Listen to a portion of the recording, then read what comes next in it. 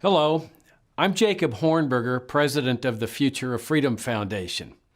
We are pleased to present you with a lecture by Douglas P. Horne. Doug is the author of a 5-volume book on the John F. Kennedy assassination entitled Inside the Assassination Records Review Board. In fact, Doug served on the staff of the ARRB, which was the official board that Congress brought into existence in the 1990s to secure the release and disclosure of government records relating to the Kennedy assassination. Doug's lecture is entitled Altered History. My name is Doug Horne, and I worked for the Assassination Records Review Board from August of 1995 through September of 1998. I was hired in 1995 as a senior analyst on the military records team and was promoted halfway through my 3-year tour to become the Chief Analyst for military records. More than 1 decade after the review board shut down, I published my 5-volume book, Inside the Assassination Records Review Board, in November of 2009. In this book, I present my conclusions about the medical cover-up surrounding the JFK assassination, about the alteration of the Zapruder Film, and about the reasons why President Kennedy was killed. I want to thank the Future of Freedom Foundation for allowing me to present the basic conclusions of my book in this presentation. The name of my presentation is Altered History: Exposing Deceit and Deception in the JFK Assassination Medical Evidence. Now, it's my conclusion that President Kennedy's assassination was not the random act of a lone malcontent, devoid of meaning or political consequences. This is what the Warren Commission wants the American people to believe. Rather, it was a domestic coup d'etat carried out by a cabal of individuals representing elements of the national security state in reaction to JFK's foreign and military policy, which was covered up by elements of the federal government. Now, that's a strong statement to make, but there's a lot of evidence in my book and in this presentation backing up those conclusions, which you will soon see. Altered History will address what crucial medical evidence was covered up, how it was done, which elements of the federal government were involved in the cover-up, and the most important question of all, why JFK was assassinated. Let's discuss, first of all, what was the Assassination Records Review Board, this organization for which I worked for 3 years? The JFK Records Act was passed in response to Oliver Stone's film JFK in October of 1992. And the intent of the act, as most of you know, was to locate and declassify JFK assassination records held by the federal government, Congress, and private individuals. The act did not authorize reinvestigation of the assassination. The act was drafted by Robert Blakey, the former staff director of the House Select Committee on Assassinations. Its intent was to simply free up a large cache of records so that the American people could draw their own conclusions about the assassination. In short, the Review Board was the enforcement arm of the JFK Records Act. Now, its primary functions were to ensure adequate searches were conducted by all branches of government, to conduct declassification review of all records that federal agencies did not want to release in full. And over the 4-year lifespan of the Review Board, over 60,000 such records were reviewed, 60,000 records which government agencies wanted to suppress. The methodology employed by the Review Board was that it was an experiment with citizen review. The Review Board was headed by 5 VIP board members who worked part-time and met 2 to 3 days every month, and a full-time staff of about 25 to 30 people, consisting largely of analysts with some clerical staff assisting. The Review Board also created new records. And when I say new records, I mean deposition transcripts and unsworn interview reports. We'll be talking more about these later in the presentation. There are now about 6 million pages in the JFK records at the National Archives. This includes all of the staff work of the Warren Commission and the House Select Committee on Assassinations and all of their documents, as well as new records created by the Review Board itself.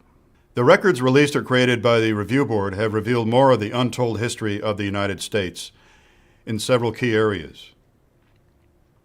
The ARRB took the depositions of some of the key CIA employees involved in the Lee Harvey Oswald Mexico City episode. So those deposition transcripts are all on file in the JFK records collection. Many House Select Committee on Assassination records that had previously been locked away or sequestered were released as a result of the JFK Records Act. Some examples are the Hardway-Lopez report on the Lee Harvey Oswald visit to Mexico City, which is now fully open and unredacted. A large quantity of HSCA staff records related to JFK's autopsy, which had been sealed for 50 years, were released in 1993 instead of in the year 2029, which was the original intent, yielding a treasure trove of information and casting serious doubt on the HSCA's medical conclusions about JFK's autopsy. In the military records arena, the area in which I personally worked, there are four categories of records which are now available to the public in the JFK Records Collection, which were not available before the work of the Review Board. We now have the full meeting minutes from the May 1963 SecDef Conference on Vietnam.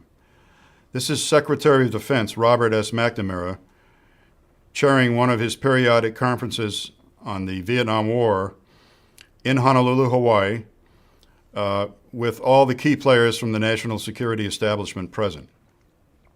During this meeting, he is implementing President Kennedy's orders to withdraw from Vietnam by the end of 1965 and to withdraw 1,000 men before the end of 1963. He's giving the orders to the people at the meeting, telling them they have to move faster and accelerate their withdrawal plans. So there could no longer be any doubt that President Kennedy was going to withdraw from Vietnam because of these meeting minutes. I believe it's a 213-page document and was found for us and provided by the Joint Staff Secretariat in the Pentagon. Perhaps the most important group of military records released by the Review Board is the Northwoods file, which comes from the spring of 1962. These Joint Chiefs of Staff records document numerous proposed pretexts for a full-scale U.S. military invasion of Cuba, attempts to create a false casus belli, or excuse for war. Now, I want to make it clear exactly what the Northwoods file is all about. The operations officer for Operation Mongoose, General Edward Lansdale, directed the Joint Staff in the Pentagon in January of 1962. He directed them to come up with pretexts for a full-scale invasion of Cuba by the U.S. military. The Joint Staff, which does the homework for the Joint Chiefs of Staff, was more than willing to comply with this request. The Joint Staff came up with several shocking proposed pretexts for a U.S.-Cuban invasion. One was to conduct a terror campaign, a real terror campaign in U.S. cities like Miami and Washington, D.C., in which anti-Castro Cubans in the United States would pose as Castro agents and actually shoot and maim individuals inside the United States, conduct terrorist attacks in the hopes of provoking a U.S. invasion. Another proposal in the Northwoods file was to sink a U.S. ship in Guantanamo Bay and to blame it on Castro's government. Another shocking proposal was to take an F-86 jet, a U.S. fighter plane from the Korean War era, paint it with markings that would be the same markings found on a Cuban MiG aircraft, and have it simulate attacks on a real airliner filled with real passengers, firing blank bullets. This is a particularly disturbing scenario because of how foolish it was. People on airplanes have cameras and they take pictures, and any photographs taken of such a presumed attack would have shown that the aircraft was really not a MiG, that it was an F-86, and the whole scenario would have unraveled. The most shocking proposal in the Northwoods papers is the proposal to take an airliner full of passengers have it take off inside the United States, have it land secretly at Eglin Air Force Base in Florida, and offload the passengers. The plan was then to take a drone aircraft, another airliner of the same model and make, piloted by an autopilot, have it take off, have it fly over Cuba.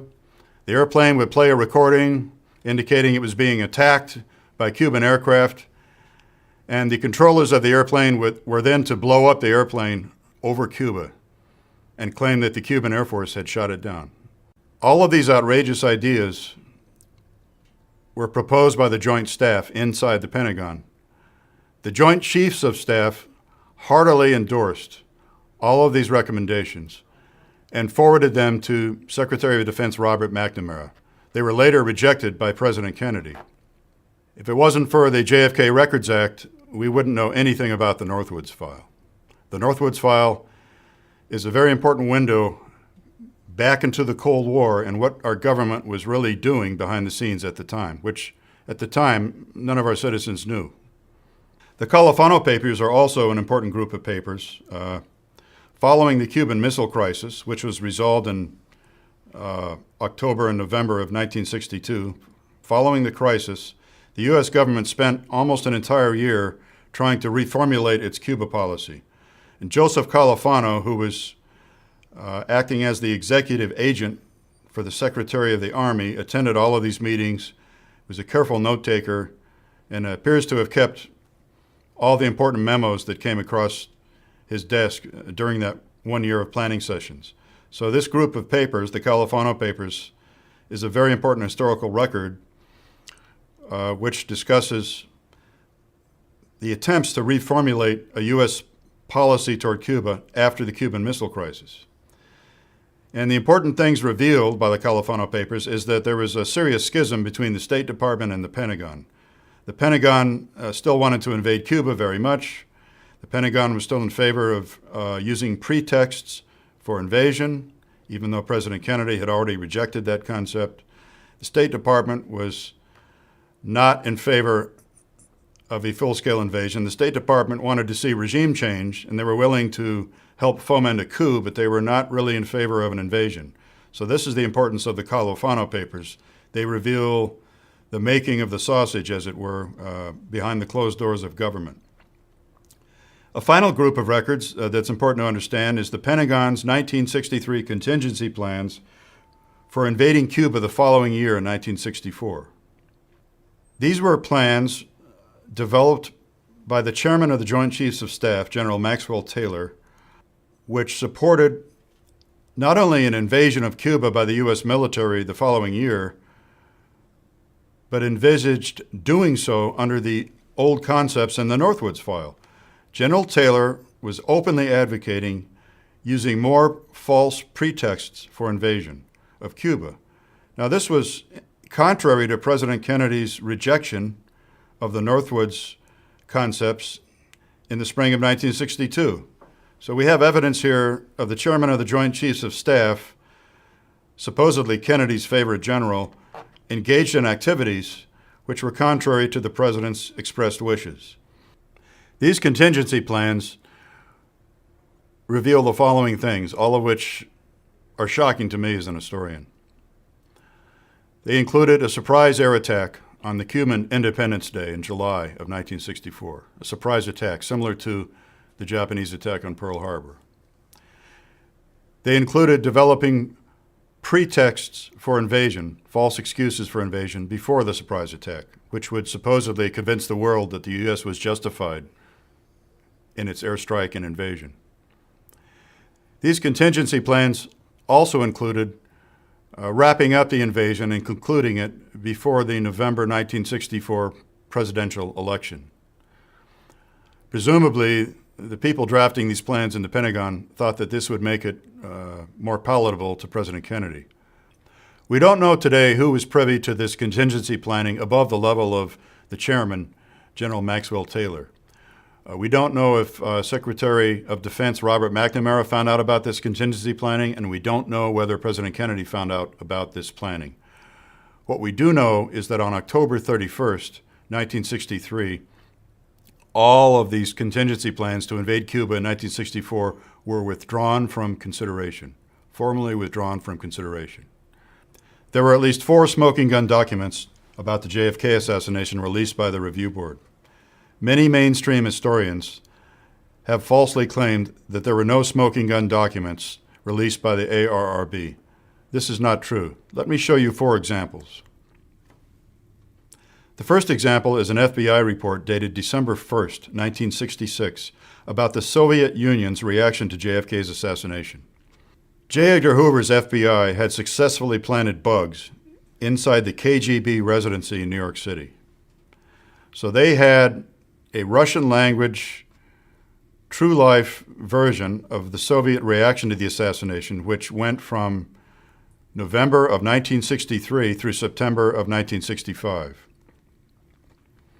The FBI translated all of their transcripts into English and wrote a summary report and distributed the summary report within the FBI higher echelons and also sent a copy to Lyndon B. Johnson. In this report, it is revealed that the KGB decided, after conducting a lengthy investigation, that Lyndon B. Johnson was responsible for JFK's assassination.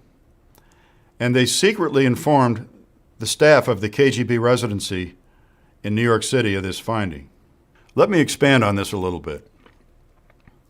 Immediately after the assassination in November of 1963, the KGB did not know what to think. They regretted the assassination. President Kennedy and Khrushchev were beginning to work together to resolve Cold War tensions, and they, for this reason, very much regretted JFK's death.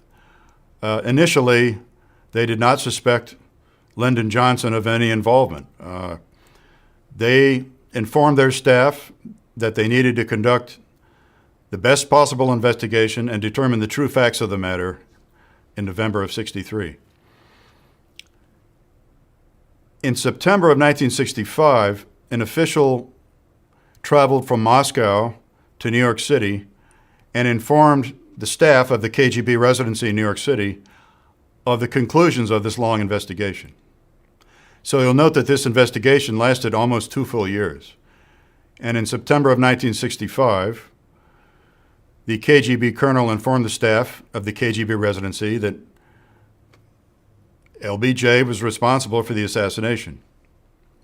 We don't know today what evidence the KGB gathered that caused it to come to these conclusions, but we do know that this was a secret finding that was not used as propaganda by the Soviet Union. This was not some conclusion released in Pravda or Izvestia or used in the Third World to try to discredit the United States.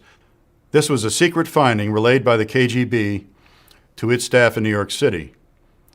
What's also interesting is that J. Edgar Hoover sat on this information for approximately 14 months before writing it up in an official report and then distributing it within the higher levels of the FBI and also to President Johnson himself. That delay is also worthy of further study. Now, presented here is the key page of this December 1966 FBI document. This is the paragraph in which the KGB concludes that Lyndon B. Johnson was responsible for President Kennedy's assassination. We don't know the extent to which this was really true because we don't know what evidence the KGB collected, but we do know that they believed it and that they were not using it as propaganda in the Third World. This was a closely held finding released by the KGB only to its own people behind closed doors. I think the document carries much more import when you can look at it yourself and actually read the words. Another very important document that I consider a smoking gun is a memo written by Secret Service Inspector General Tom Kelly. I call it the 7 Days in May memo. In this memo, Inspector Kelly was opposing legislation making the assassination of the president a federal crime because he clearly distrusted the FBI. In the document, Inspector Kelly made scathing comments clearly pertaining to J. Edgar Hoover, which implied Hoover's personal involvement in covering up the true facts pertaining to JFK's assassination. Now here you can see the key page from what I call the 7 Days in May memo. The language employed by Inspector Kelly is unambiguous and clearly indicates that he believed Director J. Edgar Hoover of the FBI was involved at the very least in covering up the JFK assassination. Perhaps the key phrase in this entire memo is the statement by Inspector Kelly that this proposed legislation could be another 7 days in May. The key word in this phrase is another. This indicates that Inspector Kelly already felt there had been a 7 days in May occur in the United States. In other words, he felt there had already been a coup in this country, and that this proposed legislation might be the means by which there could be another coup in the United States. It's a very strong statement for a federal bureaucrat to make in writing. This man was the Inspector General of the Secret Service. He knew what he was doing. He was putting himself on the record about his discomfort with the way the investigation was proceeding. As most people know today, 7 Days in May was the first book in a new genre, the national security political thriller. It was published in 1962 by journalist Fletcher Nebel. The book was about a hypothesized attempt by the Joint Chiefs of Staff to remove the president from office and take over the government. It was a sensation in 1962 when it came out because many people inside the Beltway in Washington were aware that there was considerable friction between President Kennedy and the Pentagon. That's one of the reasons the book made such a splash. The book was so popular that not only did it become a national bestseller in 1962, a #1 bestseller, but President Kennedy encouraged his Hollywood friend John Frankenheimer to make a movie out of the book. And in 1963, director John Frankenheimer did so.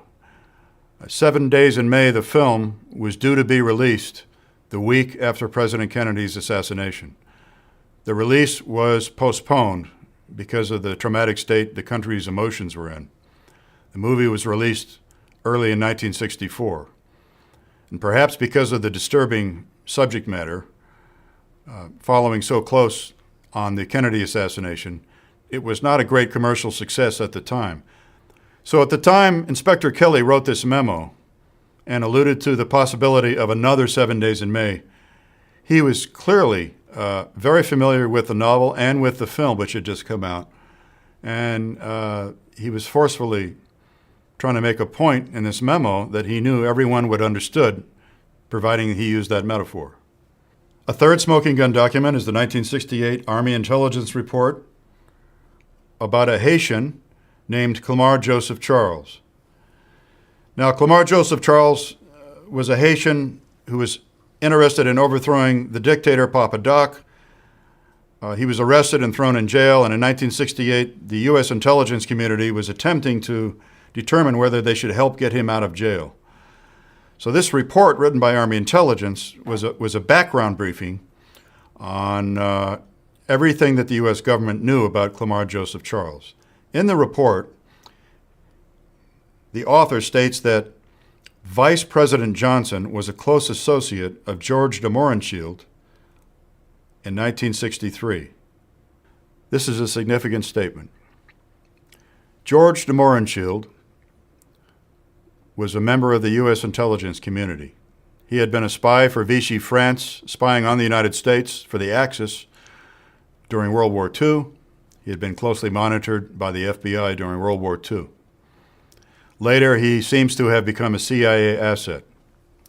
Following Lee Harvey Oswald's return from the Soviet Union in 1962, his first domestic handler appears to have been George de Mohrenschildt. George de Mohrenschildt served as Oswald's babysitter and also as his surrogate father during the first half year or more that he was back in the United States.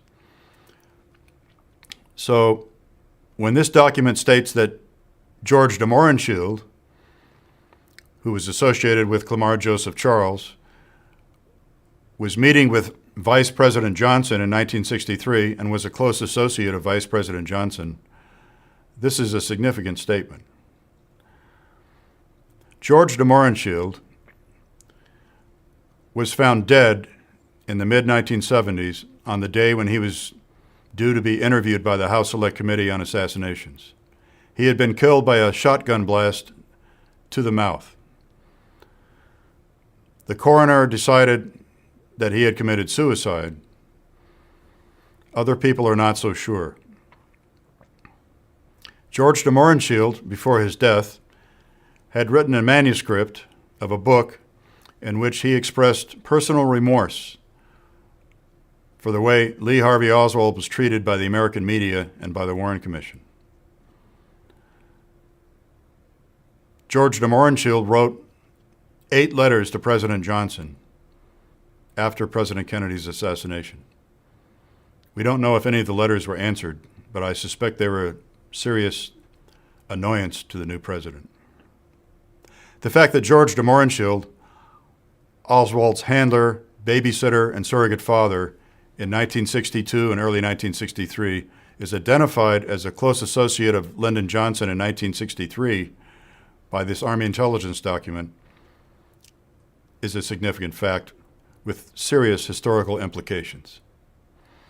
The fourth smoking gun document that I'd like to talk about today is the November 26, 1963 after-action report of U.S. Marine Corps Sergeant Roger Boyajian.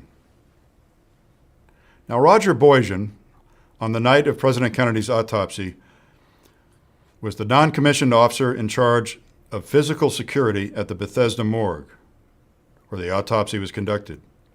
He wrote an after-action report on November 26, 1963, the day after President Kennedy's funeral, in which he described the activities the night of the autopsy of himself and his physical security detail, which was from the Marine Barracks in Washington, D.C.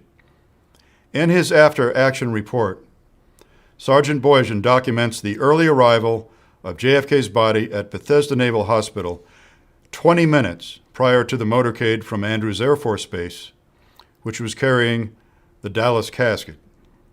The implications of the Boyajian report will be discussed later in this presentation. This is a copy of the key page in the document. It's a 2-page document. This is the front page, and you can clearly see that in the middle of the page, Sergeant Boyajian writes that the casket arrived at 1835 hours. 1835 hours is 6:35 p.m. civilian time. The only problem is President Kennedy's body was supposed to be in the bronze Dallas casket, which had been offloaded from Air Force One at Andrews Air Force Base. And that casket, inside a light gray Navy ambulance, did not arrive at the front of Bethesda Naval Hospital until 20 minutes later at 6:55 p.m. We'll be discussing this later in the presentation. As I stated at the beginning, my presentation, Altered History, is about deceit and deception in the JFK medical evidence. When I talk about deceit in this presentation, I'm talking about the destruction of records. And when I talk about deception, I'm talking about the introduction of false evidence designed to alter history and fool the American people. So let's talk about the deceit, the destruction of records. Now, much key medical evidence has either been destroyed or has disappeared. And without the missing evidence, yes, it's difficult to overturn the official conclusions. However, think about this. The destruction of such key evidence is prima facie evidence of a U.S. government cover-up in the medical evidence arena. If nothing was amiss, why destroy anything?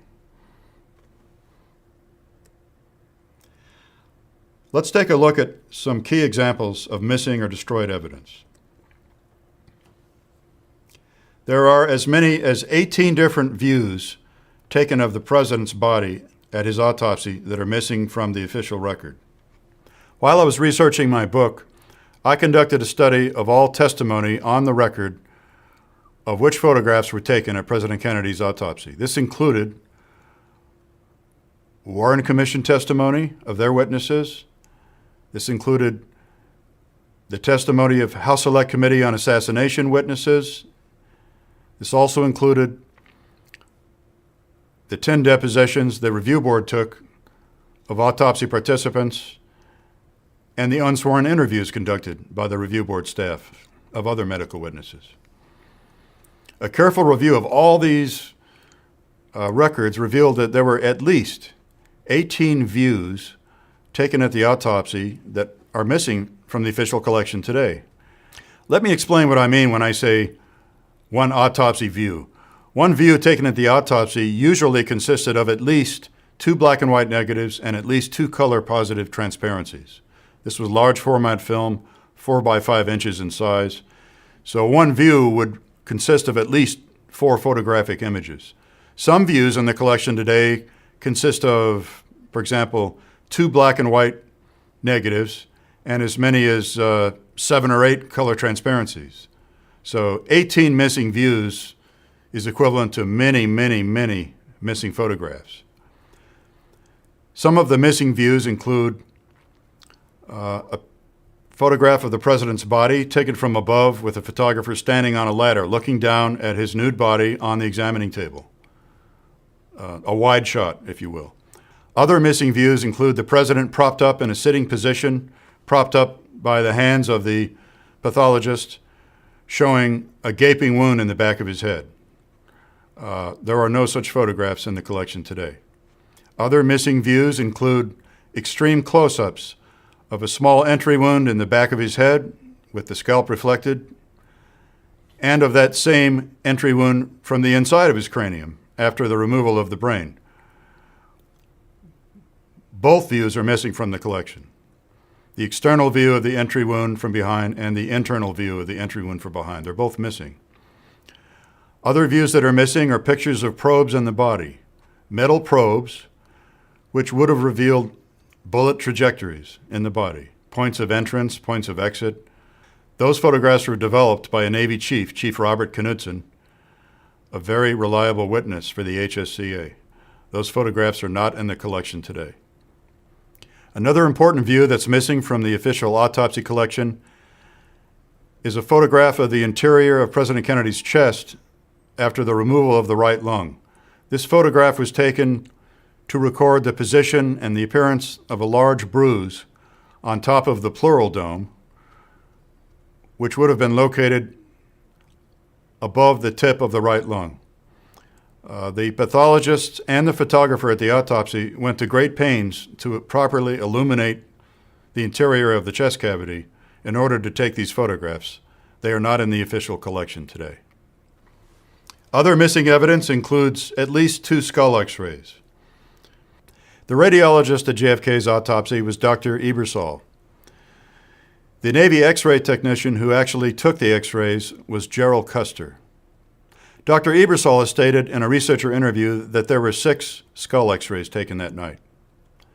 Gerald Custer, the lead x-ray technician that night, stated repeatedly over several decades that there were at least 5 and possibly 6 skull x-rays. So as a minimum, we know that there were at least 5 JFK skull x-rays. There are only 3 skull x-rays in the record today. So we know that at least 2 are missing. President Kennedy's brain is also missing. It's important to explain what I mean by this.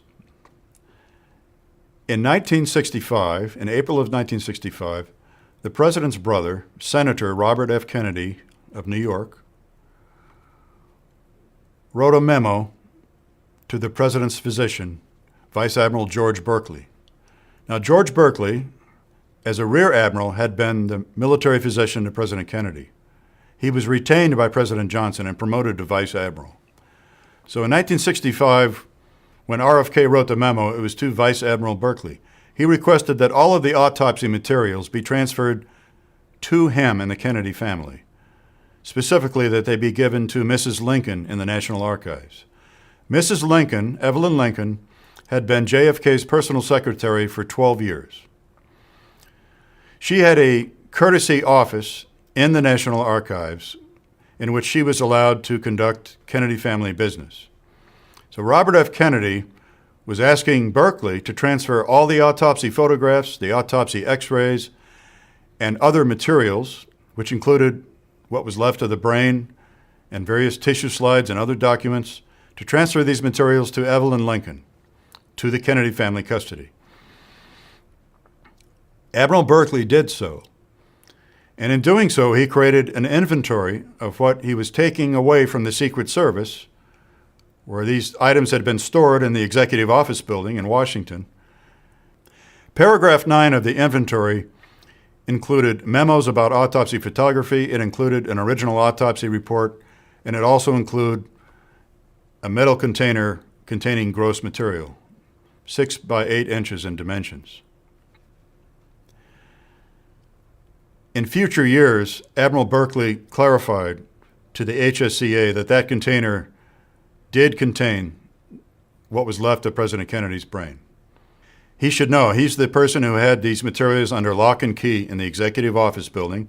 He's the person who drew up the inventory, which was signed by him and 3 or 4 Secret Service personnel in April 1965, and he's the person that delivered the materials in person to Evelyn Lincoln.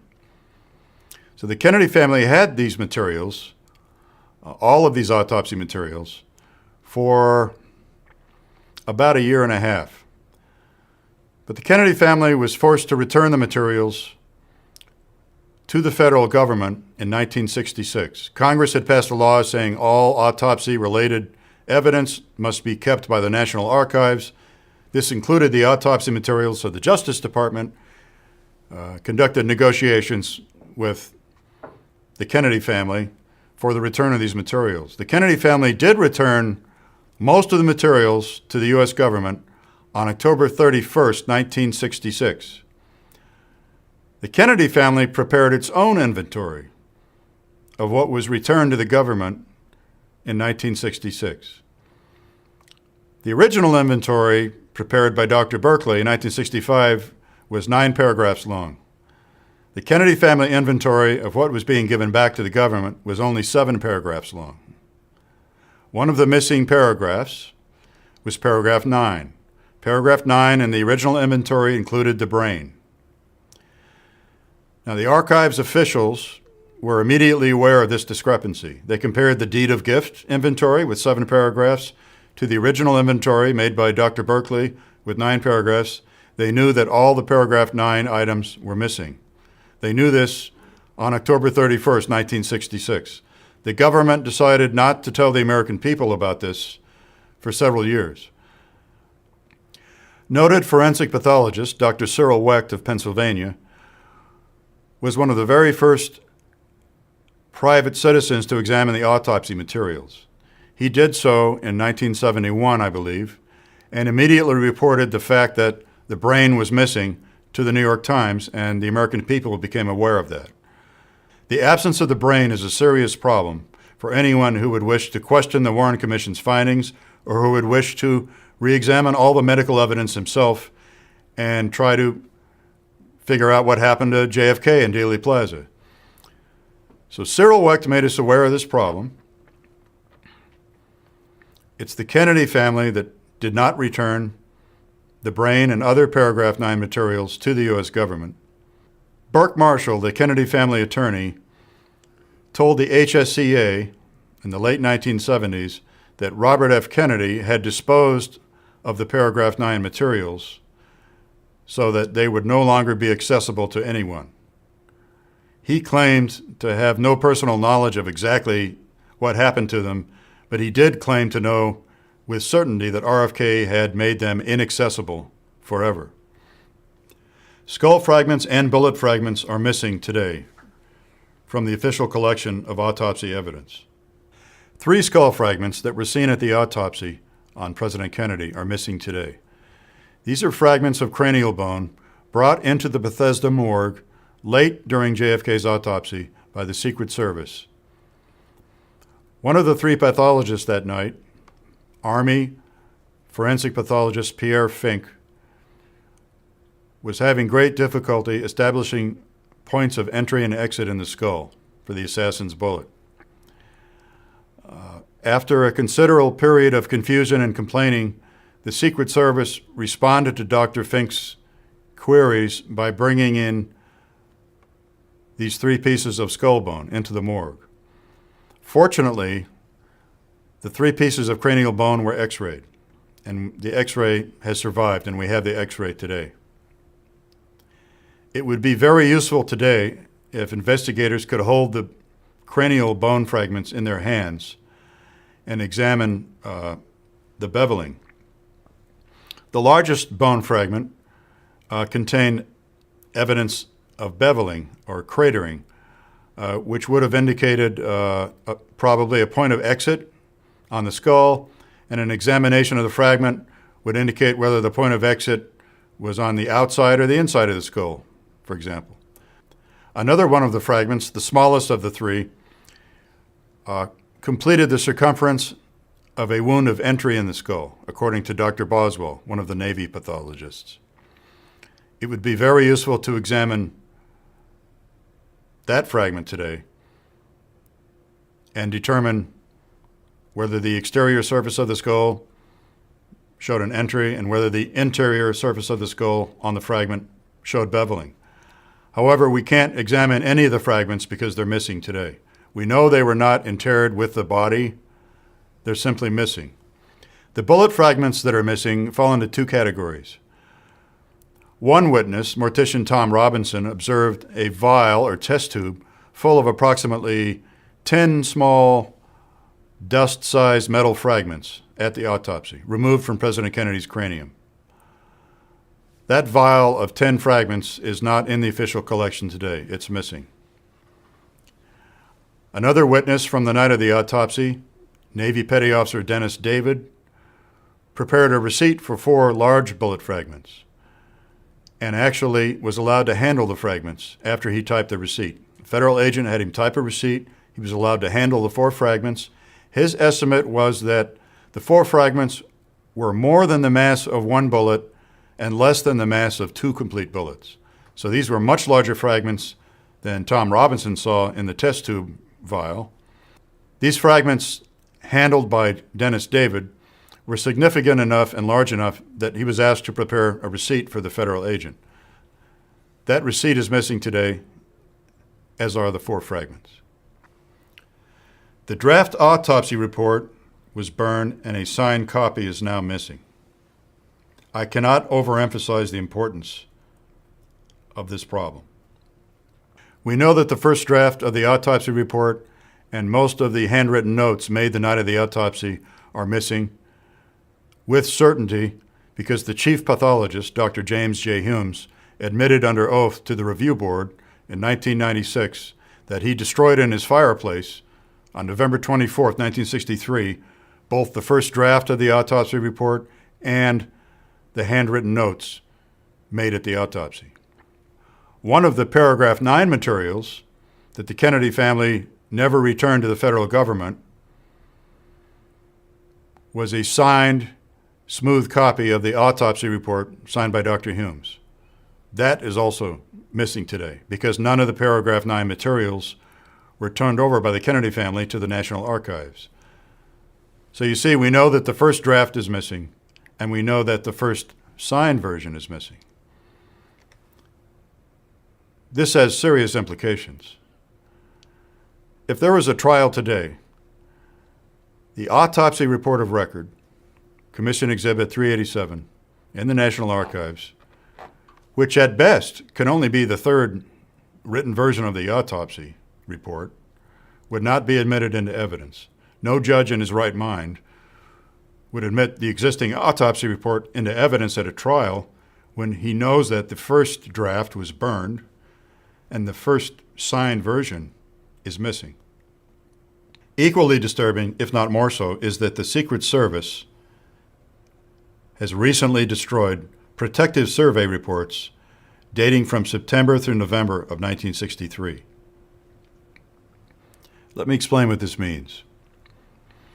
After the JFK Records Act was passed by Congress in 1992, it instructed federal agencies to search for assassination records and to either submit them directly to the National Archives immediately, if they were willing to release them in full, or to sequester those documents, to set them aside for later review by the Assassination Records Review Board if those agencies did not want the documents released.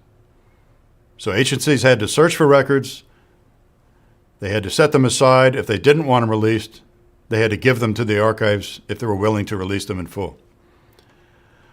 Furthermore, the National Archives briefed all federal agencies on the requirements of the JFK Records Act before the Review Board came into existence. So all of these agencies were instructed that you will not destroy any JFK assassination records. If you don't think they're important, if you want to destroy them, you're not allowed to do so. You would have to ask the review board's permission. Well, the review board's formation was delayed a little bit by the presidential election in 1992. The first President Bush, who had lost the presidential election to Bill Clinton in 1992, had in his possession the 5 names that had been nominated by professional societies to be the 5 board members of the ARRB. He decided to withhold those names from Bill Clinton and not share them with him. So as a result, after Bill Clinton took office, those people had to be renominated by the professional societies that named them. And then Bill Clinton and Al Gore, who had been very busy during their first 100 days with new activities, new legislation, had put the review board business on the back burner initially. So eventually, the Clinton administration found the time to forward the 5 nominations to the Senate for its advice and consent. Eventually, the Senate did confirm the 5 names nominated. The Clinton administration provided seed money that the review board used initially to begin hiring staff. So the review board officially began its activities on October 1st, 1994. And during the first year of its existence, proceeded to construct an office within an office building in downtown D.C. and to hire staff members. Hiring staff members was a very time-consuming evolution. It took a lot of time. So midway through this first year of activity, the head of research analysis for the ARRB, Jeremy Gunn, began to draw up a list of documents that the review board wanted from each major federal agency, documents that we wanted them to search for, documents the review board wanted to examine. About January of 1995, the review board staff made its requirements known to the Secret Service. And one of the categories of records they wanted to see were the protective survey reports on the protection of President Kennedy. Well, as it turned out, the survey reports for a specific period, September through November of 1963, were not forthcoming from the Secret Service record holders. For about 6 months, the Secret Service officials in charge of these records conducted stalling actions and provided various excuses for why they couldn't find these records. After 6 months of persistent inquiry by Jeremy Gunn and Dr. Joan Zimmerman, the Secret Service finally admitted that the protective survey reports from September through November of 1963 had been destroyed by them in January of 1995. They had conducted their destruction of these records after being told by the National Archives that it was illegal to do so, and they conducted their destruction of these records at the same time that the review board staff was holding internal discussions about which records to request of the Secret Service. The implications are very disturbing. Included in the records destroyed by the Secret Service were protective survey reports for President Kennedy's trips to Miami and to Chicago in November of 1963. Now we know today, because of an undercover police sting conducted by the Miami police at the time, we know today that there was an assassination plot in the works in Miami. And it didn't come down, it didn't take place in November of 1963, but that's probably why President Kennedy's motorcade was canceled and he flew by helicopter instead to a speaking site. We also know today that there was an assassination plot in the works in the city of Chicago in November of 1963.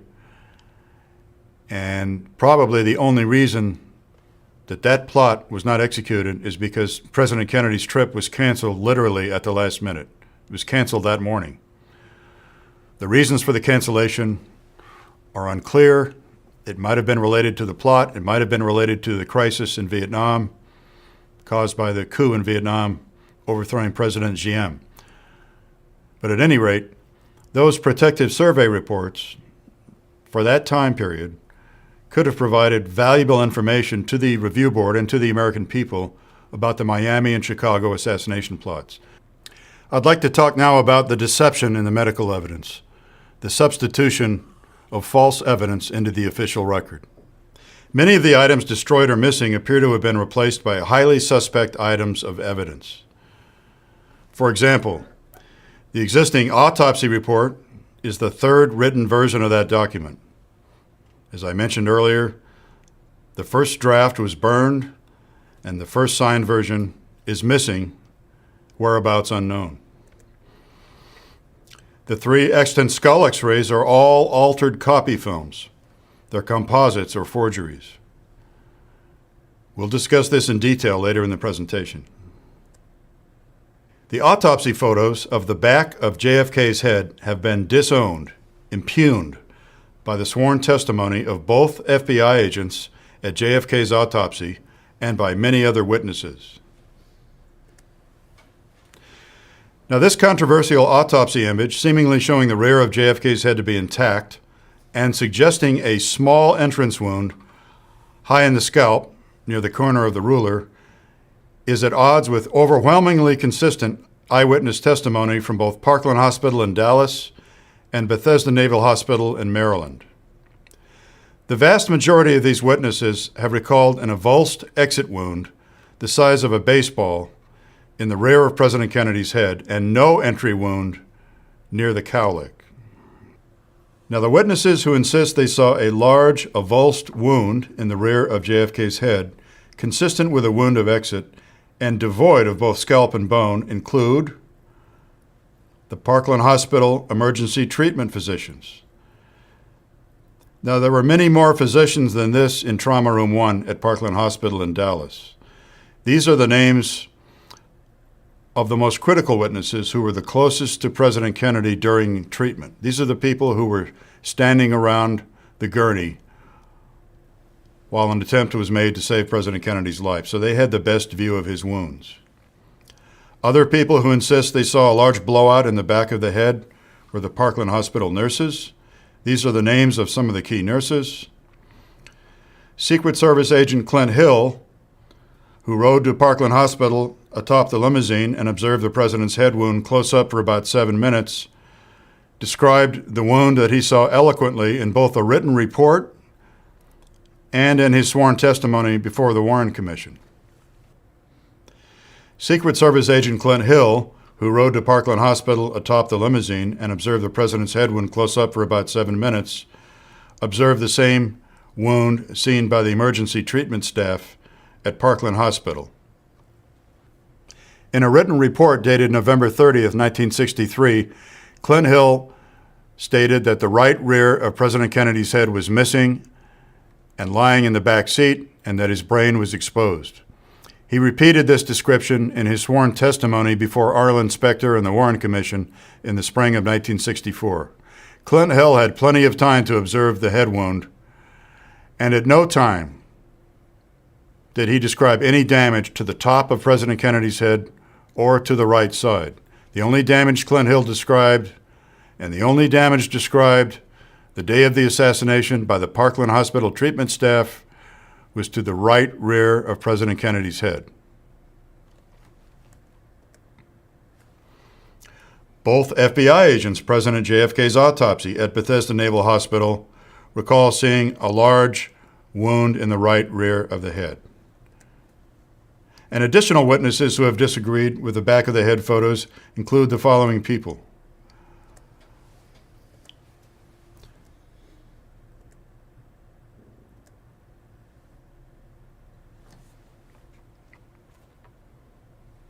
Now, at one time or another, all of these people in various interviews have disagreed with the photograph that you just examined.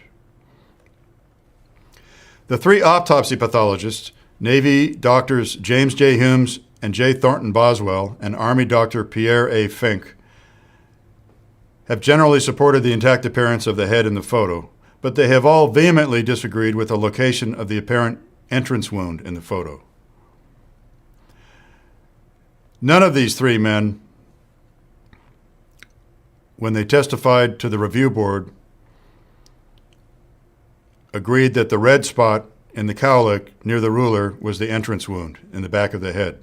The entrance wound that they observed in the back of the head at autopsy was much lower in the skull and cannot be seen in the extant photographs.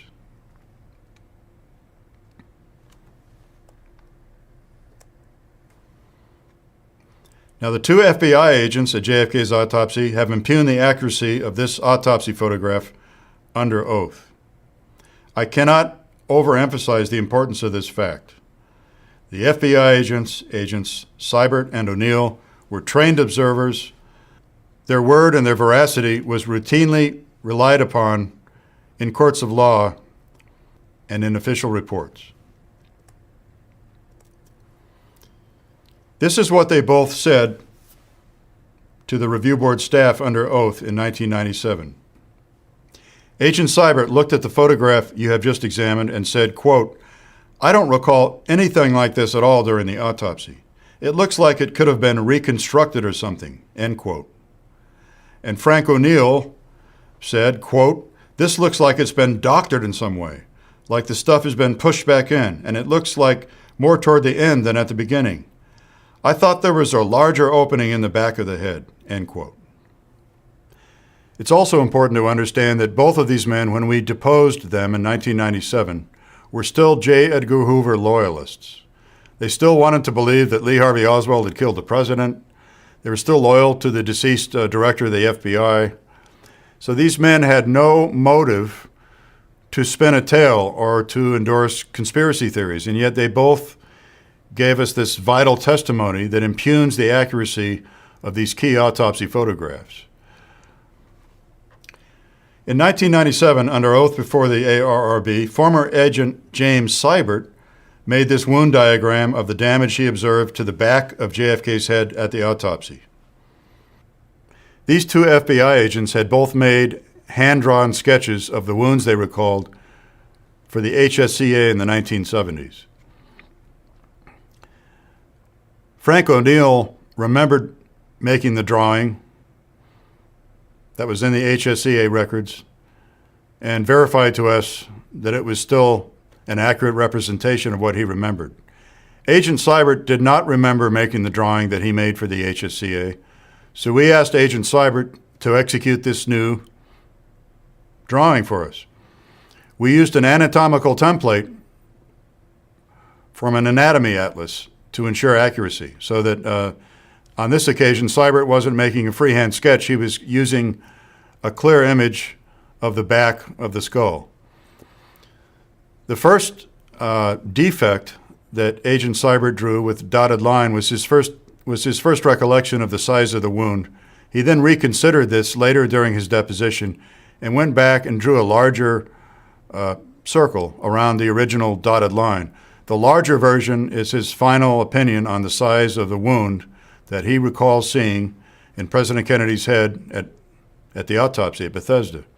This diagram by Agent Seibert and the diagram executed by Frank O'Neill for the HSCA are remarkably consistent with the wounds described by the Parkland Hospital treatment staff, as we'll see in the upcoming slides. Now, the autopsy radiologist, Dr. John Ebersol, also disagreed with this autopsy photograph when testifying before the HSC medical panel in 1978. Under oath, Dr. Ebersol gave the following comments. Quote, "My recollection is more of a gaping occipital wound than this. I can certainly not state that this is the way it looked," end quote. And, quote, "more lateral, much more lateral and superior than I remembered," end quote. Now, Dr. Ebersol gave this sworn testimony to the HSCA in 1978. The HSCA staff in its report mentioned that they had deposed him, and they sequestered the record of his deposition transcript for 50 years. They didn't want us to see what he had said about this photograph or about other things concerning the autopsy. But thanks to the JFK Records Act, we now know what he said. Now, likewise, the treatment staff from Parkland Hospital in Dallas observed a head wound on President Kennedy only in the rear of the head. All of the treatment reports written by Parkland Hospital staff on the day of the assassination described the wound as either occipital or occipital parietal or as posterior. Now, posterior means the back of your head. The occipital bone is squarely in the middle of the back of your head. An occipital parietal wound would be in the right rear of your head. None of these words they used, occipital, occipital parietal, and posterior, none of these words describe damage to the top of someone's head or to the right side. And in fact, none of them at Parkland Hospital saw damage to the top of the head or to the right side of the head. They only saw damage to the right rear. Now, in confirmation of this, several treatment physicians described seeing cerebellar tissue extruding from the president's head wound. The cerebellum is a portion of the brain located at the back of the skull. I'd like to reemphasize, none of the treatment reports written at Parkland on the day of the assassination described any damage to JFK's head on the right side, directly above or forward of the right ear, or on the top of the skull. Now, the cerebellum is located low in the skull at the rear of the brain, as you can see in this image from an anatomy atlas. The damage to JFK's right cerebellum, described by several doctors and nurses at Parkland Hospital, was consistent with the wound diagrams of posterior damage to the skull made by Bell and Crenshaw.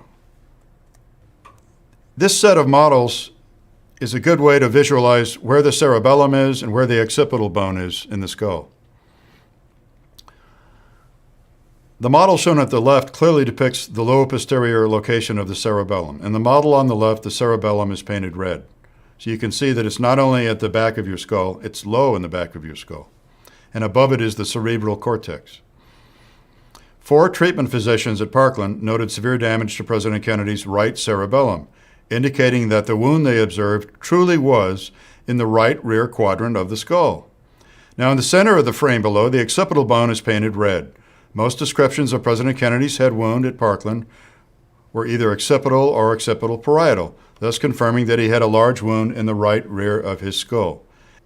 In this image in the center of the photograph, the occipital bone is red and the right parietal bone is colored light gray. So an occipital parietal wound would clearly still be in the right rear of the skull. The model just to the right of Sitter is my approximation of the wound described by the Dallas doctors and nurses in their written reports the day of the assassination. The one doctor that day who ascribed a dimension, a size to the wound was Dr. Carrico. And in his Warren Commission testimony and in his written treatment notes that day, he described the wound as about 5 by 7 centimeters in size. So on this skull model, I've created a wound that was 5 by 7 centimeters in size. Later, when we deposed Dr. Boswell, one of the 2 Navy pathologists, he explained that President Kennedy's skull was larger than this skull model. So what this means to you, the viewer, is that proportionally,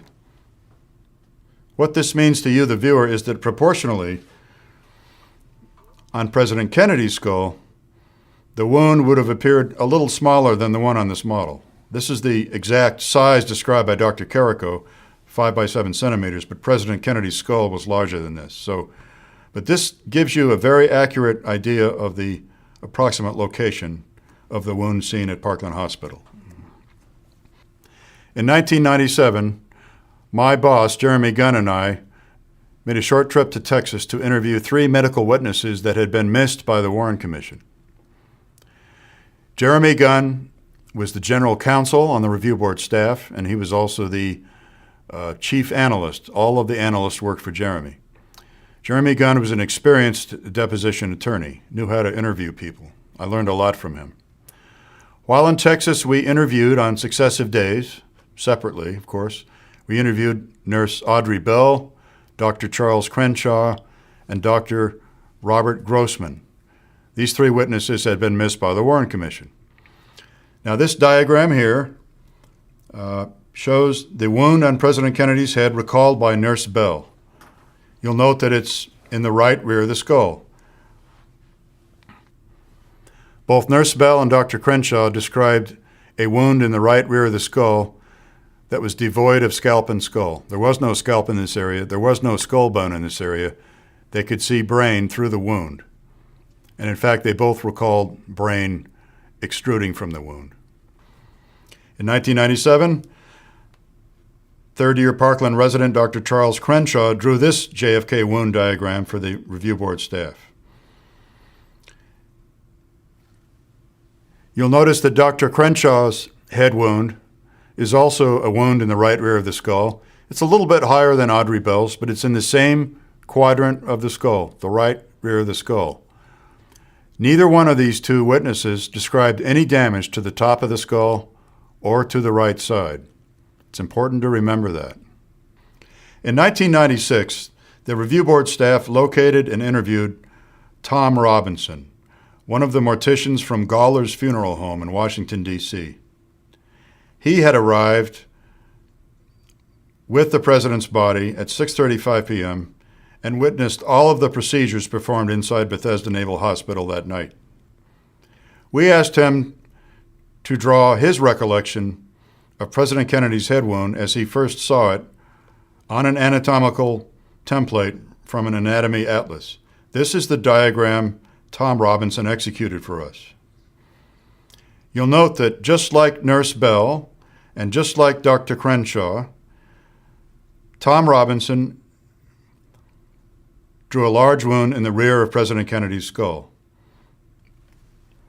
Now, the wound he recalled appears to be centerline, not on the right side, but it's still in the rear of the skull. That's the important point to take away from this exercise. The same person, Tom Robinson, drew a sketch for the House Select Committee on Assassinations in 1977. It was identical to this, except that it was a freehand sketch that just showed a hole in a skull. And you couldn't really tell whether he had drawn the right side of the skull or the top or the back. So this drawing that he executed for the review board staff in 1996 is very important historically. It's identical to what he drew for the House Select Committee, but now we know what he meant, and it's clearly a wound in the back of the skull. Now, there were confirming oral descriptions of an exit wound in the rear of JFK's head provided by two high-ranking naval officers years after the event to JFK researchers. Both of these men, like the mortician Tom Robinson, were present at JFK's autopsy. One man was Dr. George Berkeley, and the other was Captain Robert O. Canada. Now, as I mentioned earlier, Dr. Berkeley was the military physician to the president. Berkeley told Kurtz in 1983 that President Kennedy had a large wound, quote, that had all the appearances of an exit wound, end quote, in the back of his head. Captain Robert Canada was the commanding officer of the treatment hospital at Bethesda. The commanding officer of the medical school portion of the complex was Captain John Stover. Captain Canada was interviewed by Mr. Kurtz in 1968, and he said that he observed a, quote, very large 3 to 5 centimeter wound in the right rear of the president's head in the lower right occipital region, end quote. Dr. Canada said that it was, quote, clearly an exit wound, end quote, because the occipital bone was avulsed or exploded outwards. I can't emphasize enough how important this is. The word avulsed does mean exploded from within to without. The witnesses at Parkland Hospital thought they were observing an avulsed wound that exploded from within to without, which would have made it an exit wound in the rear of the skull. Dr. Canada, quoted here, clearly recalled the same wound seen at Parkland Hospital, and he also thought it was an avulsed wound. I should point out that when Mr. Kurtz published this information in 2006 in his book, he revealed that he had confronted Dr. Canada with the discrepancy between Canada's description of an exit wound in the right rear of the skull with the Warren Commission's conclusion. The Warren Commission concluded that a bullet entered the right rear of President Kennedy's skull and exited the top, exited the right front of the skull on top. That was the Warren Commission conclusion. So Michael Kurtz confronted Dr. Canada with the discrepancy between his recollection of an exit wound in the right rear of the head and the Warren Commission's conclusions.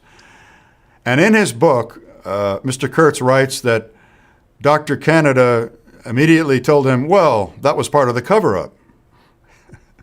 At which point, Dr. Canada then requested that Michael Kurtz withhold this description. He requested that he withhold this information until 25 years after his own death. So unfortunately, Michael Kurtz did withhold the information for quite a long time, and we didn't learn about this observation by Canada until 2006. But at least Kurtz didn't wait until 25 years after Canada's death. And so we still want to thank Michael Kurtz for conducting the interview and for finally revealing its contents to us. It's highly significant. Human skull bone, known as the Harper fragment, was found in Dealey Plaza on Saturday, November 23, 1963. It was photographed and examined by 3 Dallas area pathologists, which we'll discuss some more on the next slide. Now, I want you to examine these 2 images. Everything was done properly in these 2 photographs. They're in good focus. The bone fragment is photographed next to a ruler. So you can see the ruler is in inches in this scale. And the image on the left is the exterior surface, the outside surface of the Harper fragment. The image on the right is the interior surface. And you know it's the interior surface because you can see the markings made by several blood vessels in the bone. These photographs were made by Dallas physicians and hospital staff. That's why they were done properly. And you can see them today in the National Archives in color by special appointment. Let's discuss the significance of these fragments. Now, the examination of the Harper fragment by 3 Dallas area pathologists the very weekend after the assassination revealed that it was occipital bone from the rear of the skull. Let's talk about this. This, first of all, corroborates the observations of all other witnesses who saw an apparent blowout in the rear of JFK's head.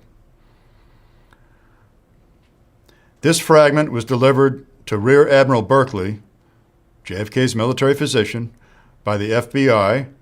He signed a receipt for it, and that receipt exists today, as well as signing for one other skull fragment found in Dealey Plaza, so-called Burroughs fragment.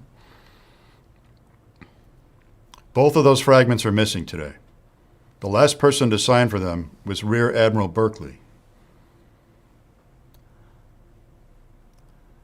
For this reason, Admiral Berkeley, who was also present during the autopsy, is the prime suspect, I think, for what happened to the 3 missing skull fragments that were x-rayed. I spoke earlier about the 3 fragments x-rayed during the autopsy, the 3 fragments brought to the morgue late during the autopsy by the Secret Service. Those have also disappeared. Dr. Berkeley would appear to be the prime suspect for disposing of those as well. Now, the independent finding that the Harper fragment was occipital bone was arrived at by pathologists Jack Harper, Gerard Noteboom, and Dr. A.B. Cairns, the head of pathology at Methodist Hospital. They arrived at this conclusion, recorded in 2 different FBI interviews, by close personal examination of the fragment itself before there was any official explanation for the assassination. I can't emphasize how important this is. These men were guided by no prejudice, by no official findings, for that matter, by no eyewitness testimony of what anyone had seen. They simply received an item of physical evidence on Saturday, the day after the assassination. They examined it. They determined that it was human bone, human skull bone. They determined that it was fresh, that the blood markings on it were very fresh, and came to a unanimous conclusion that it was occipital bone. Later, in the 1970s, the House Select Committee on Assassinations interviewed Dr. Cairns, who was the chief of pathology at this hospital and was the chief of this team of 3 people that examined the bone the day after the assassination. He was the senior member present. They interviewed Dr. Cairns, and Dr. Cairns told the HSCA staff in the late 1970s that the bone was definitely occipital, and he knew that from examining the tables of the skull and the blood vessel markings on the interior side of the fragment. That staff interview, along with all HSCA staff interviews of all autopsy witnesses, were buried for 50 years.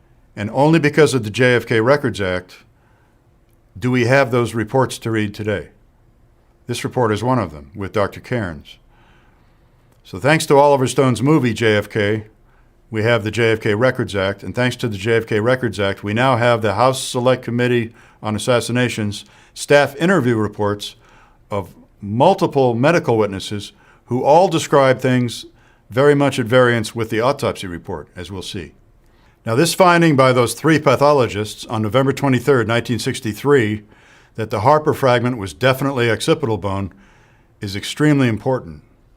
It corroborates the observations of all of the Parkland Hospital treatment staff and of Secret Service agent Clint Hill that President Kennedy had a wound in the rear of his skull, a wound in the right rear of his head, not in the top of his head and not in the right side of his head. During its deliberations, the House Select Committee on Assassinations established a forensic pathology panel. The consensus, after considerable argument and disagreement by the forensic pathology panel, was that the Harper fragment was parietal bone from the top of the head. This is by the forensic pathology panel of the HSCA in the late 1970s. The problem, ladies and gentlemen, is that they did not have the bone in their hands. They could not examine the bone with their eyes. Dr. Cairns and Dr. Noteboom and Dr. Harper did have the bone in their hands and could examine it with their eyes, and I believe they made the definitive judgment on what type of bone it was and from whence it came in the president's skull. The House Select Committee Forensic Pathology Panel exhibited a severe bias, which I believe led to serious flaws in all of their findings. They bet the farm on the authenticity of the autopsy photographs and the autopsy x-rays. They made a judgment that all of the autopsy photographs were accurate and to be trusted, and that the surviving skull x-rays, the 3 surviving skull x-rays, were accurate and to be trusted. As my presentation shows, neither the autopsy photographs nor the skull x-rays are accurate or to be trusted for various reasons. We'll go into those details momentarily. This was the serious weakness in the methodology employed by the HSCA Forensic Pathology Panel, in my view. They assumed that all the autopsy photos and x-rays, especially the skull x-rays, were authentic, accurate, and to be trusted, and forced their conclusions about everything else to fit into that paradigm. My presentation reveals that there are significant problems with almost all the autopsy photographs and with all 3 skull x-rays. Therefore, I believe the HSCA Forensic Pathology Panel's conclusions are largely incorrect.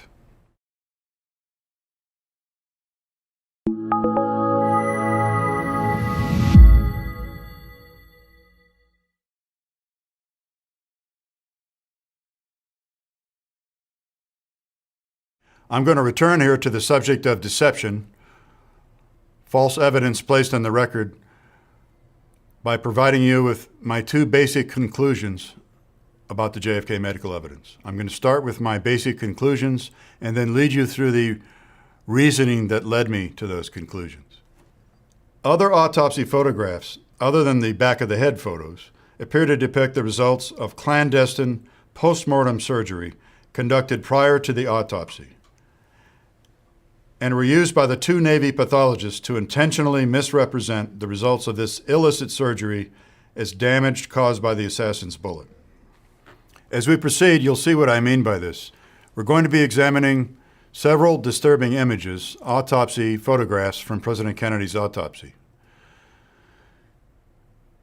These are officially considered bootleg images, but I have seen the original material 16 times in the course of my duties, and I can assure you that all of these images, although the sources are bootleg sources, all of these images do accurately represent the autopsy images in the National Archives. The images are disturbing, but they must be examined for us to understand the nature of the cover-up. My second major conclusion regarding the medical evidence is that the brain photos in the autopsy collection cannot be images of JFK's brain. Instead, they are images taken at a second fraudulent brain examination of someone else's brain. Now, extraordinary claims require extraordinary evidence, as Carl Sagan once said, and I'm about to provide you with the evidence behind these conclusions. Mortician Tom Robinson told the ARRB staff in 1996 that the damage seen in this autopsy photo of JFK was, quote, what the doctors did, unquote, and was not damage caused by the bullet. We interviewed Tom Robinson in June of 1996 in the Review Board's office. The General Counsel, Jeremy Gunn, conducted the questioning. I was the note taker. Many other people were present, including Executive Director David Marwell and I would say 4 or 5 other staff members. We showed Tom Robinson this image of the top of President Kennedy's head taken at the autopsy, and he became visibly agitated and disturbed. I would say Tom Robinson was more agitated when viewing this image than when viewing any other image that day. He's a country boy, and his exact words are still clear in my mind. He said, well, that makes it look like that's what the bullet did, but he said, that's what the doctors did. That's exactly how he phrased it.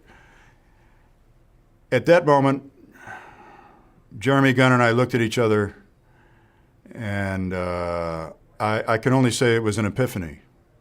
We knew that the hypothesis about clandestine surgery before the autopsy that had been proposed by David Lifton in his book, Best Evidence, in 1981 was true. The only question was, where did this surgery take place?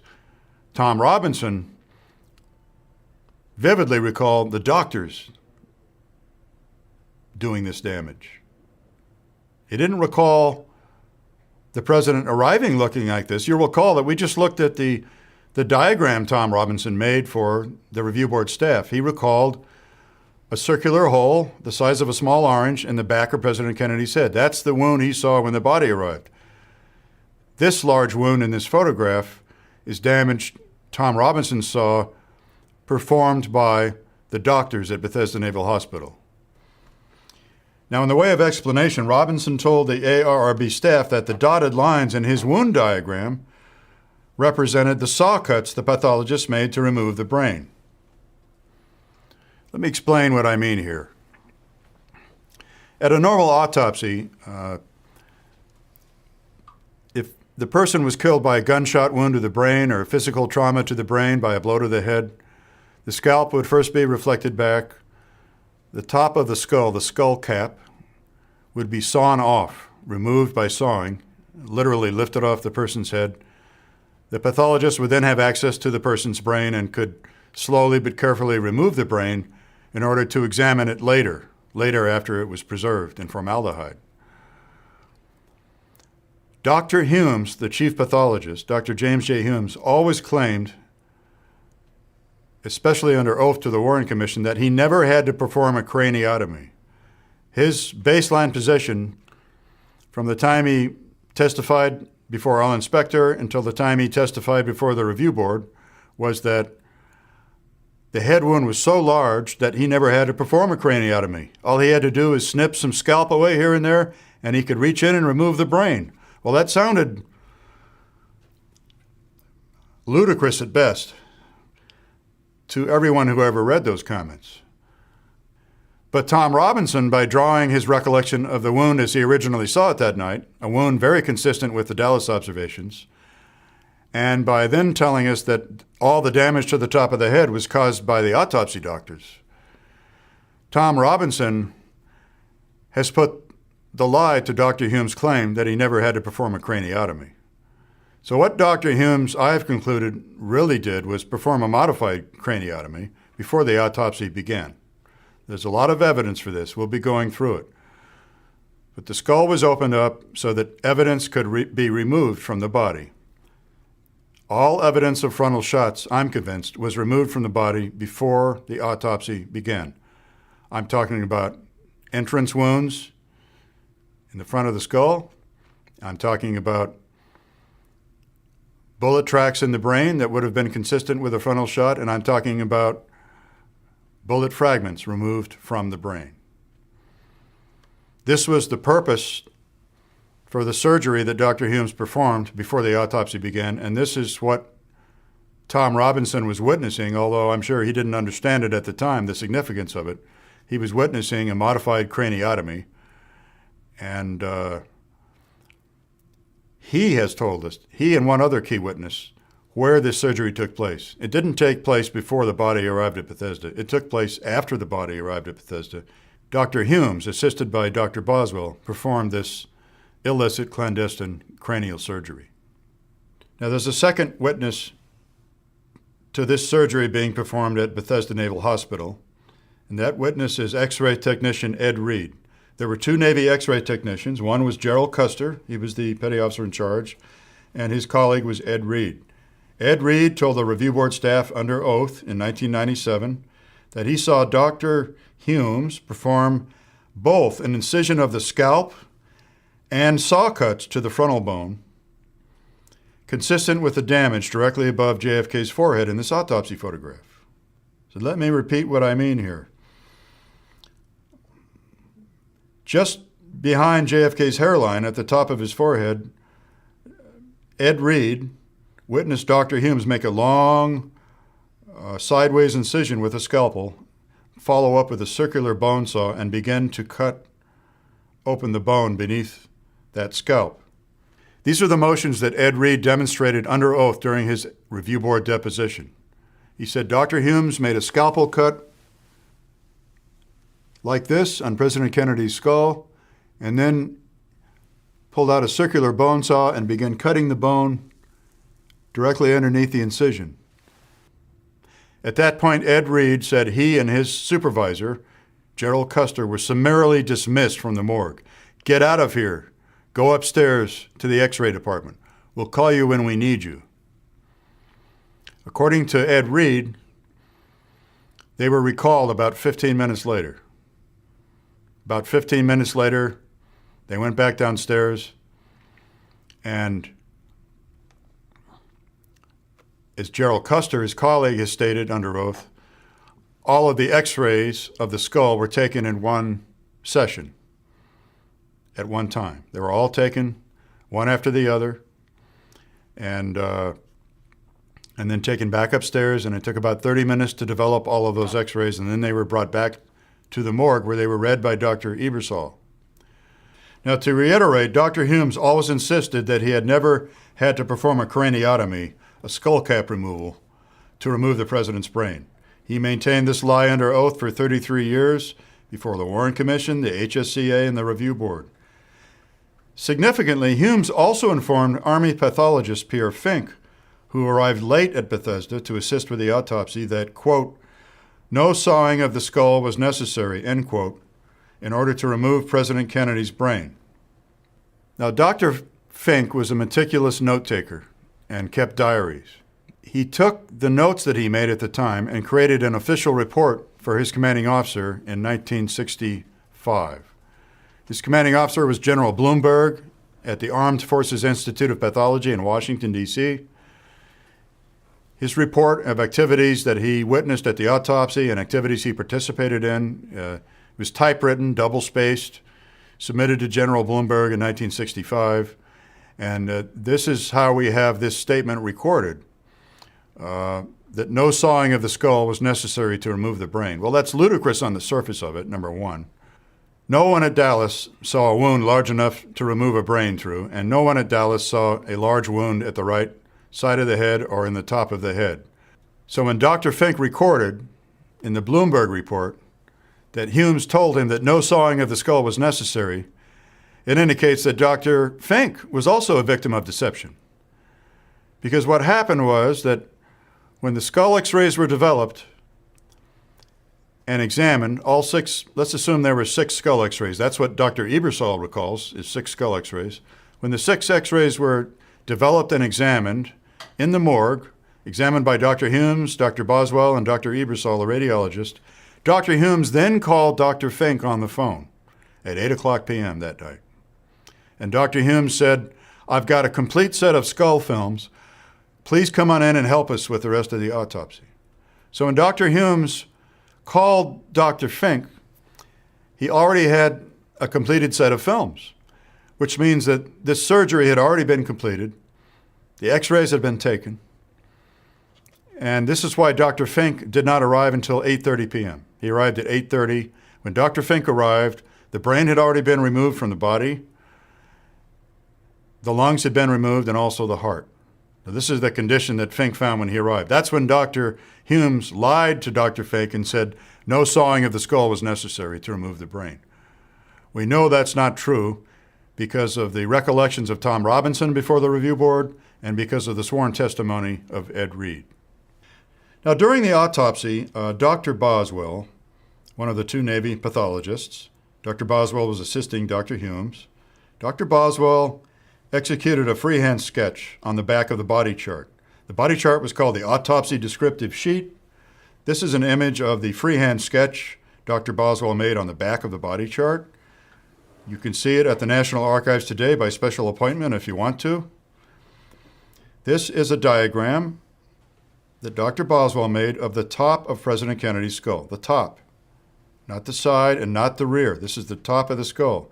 You'll notice that in the center of the diagram are the numerical notations 10 by 17 and the word missing. So Dr. Boswell explained to the HSCA that this means that the bone was completely missing from the top of the skull in an area that was 10 by 17 centimeters in size.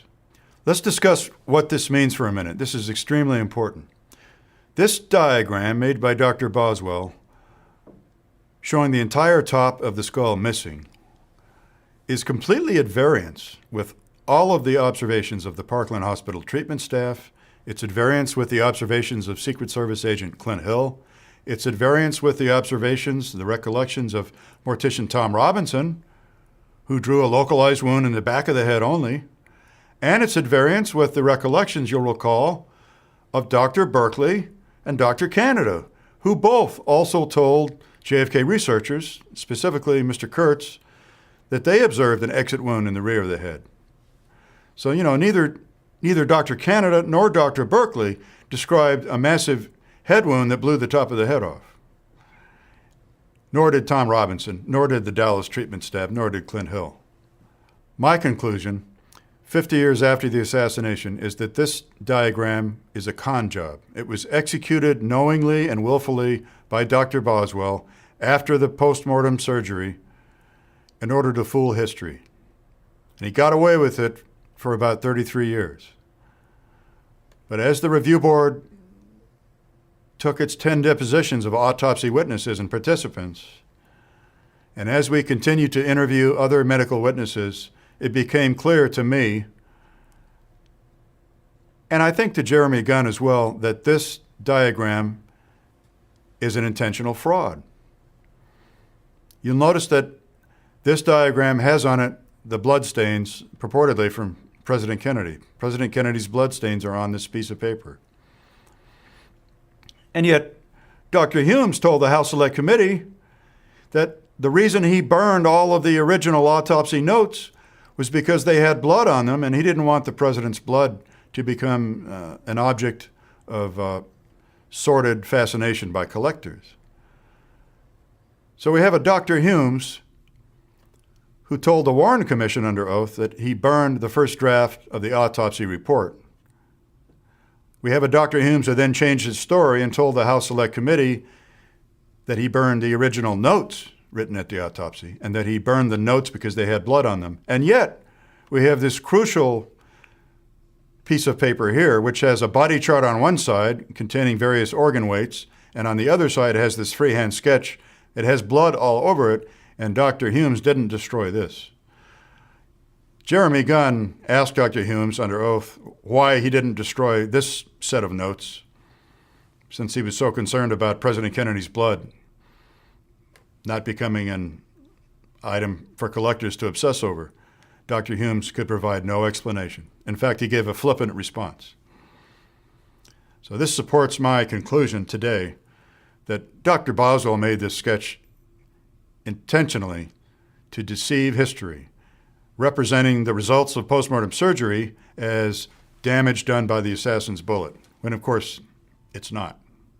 As Jeremy Gunn and I prepared to conduct the depositions of Drs. Humes and Boswell late in 1995, I suggested to my boss, Jeremy Gunn, that he allowed me to build a skull model of a human skull, and that we present Drs. Humes and Boswell with this model and ask them to draw a three-dimensional rendition of the wounds they recall at autopsy on the model, because all we had at that time was the two-dimensional sketch of the top of the skull made by Boswell. That's all we had that was made at the autopsy.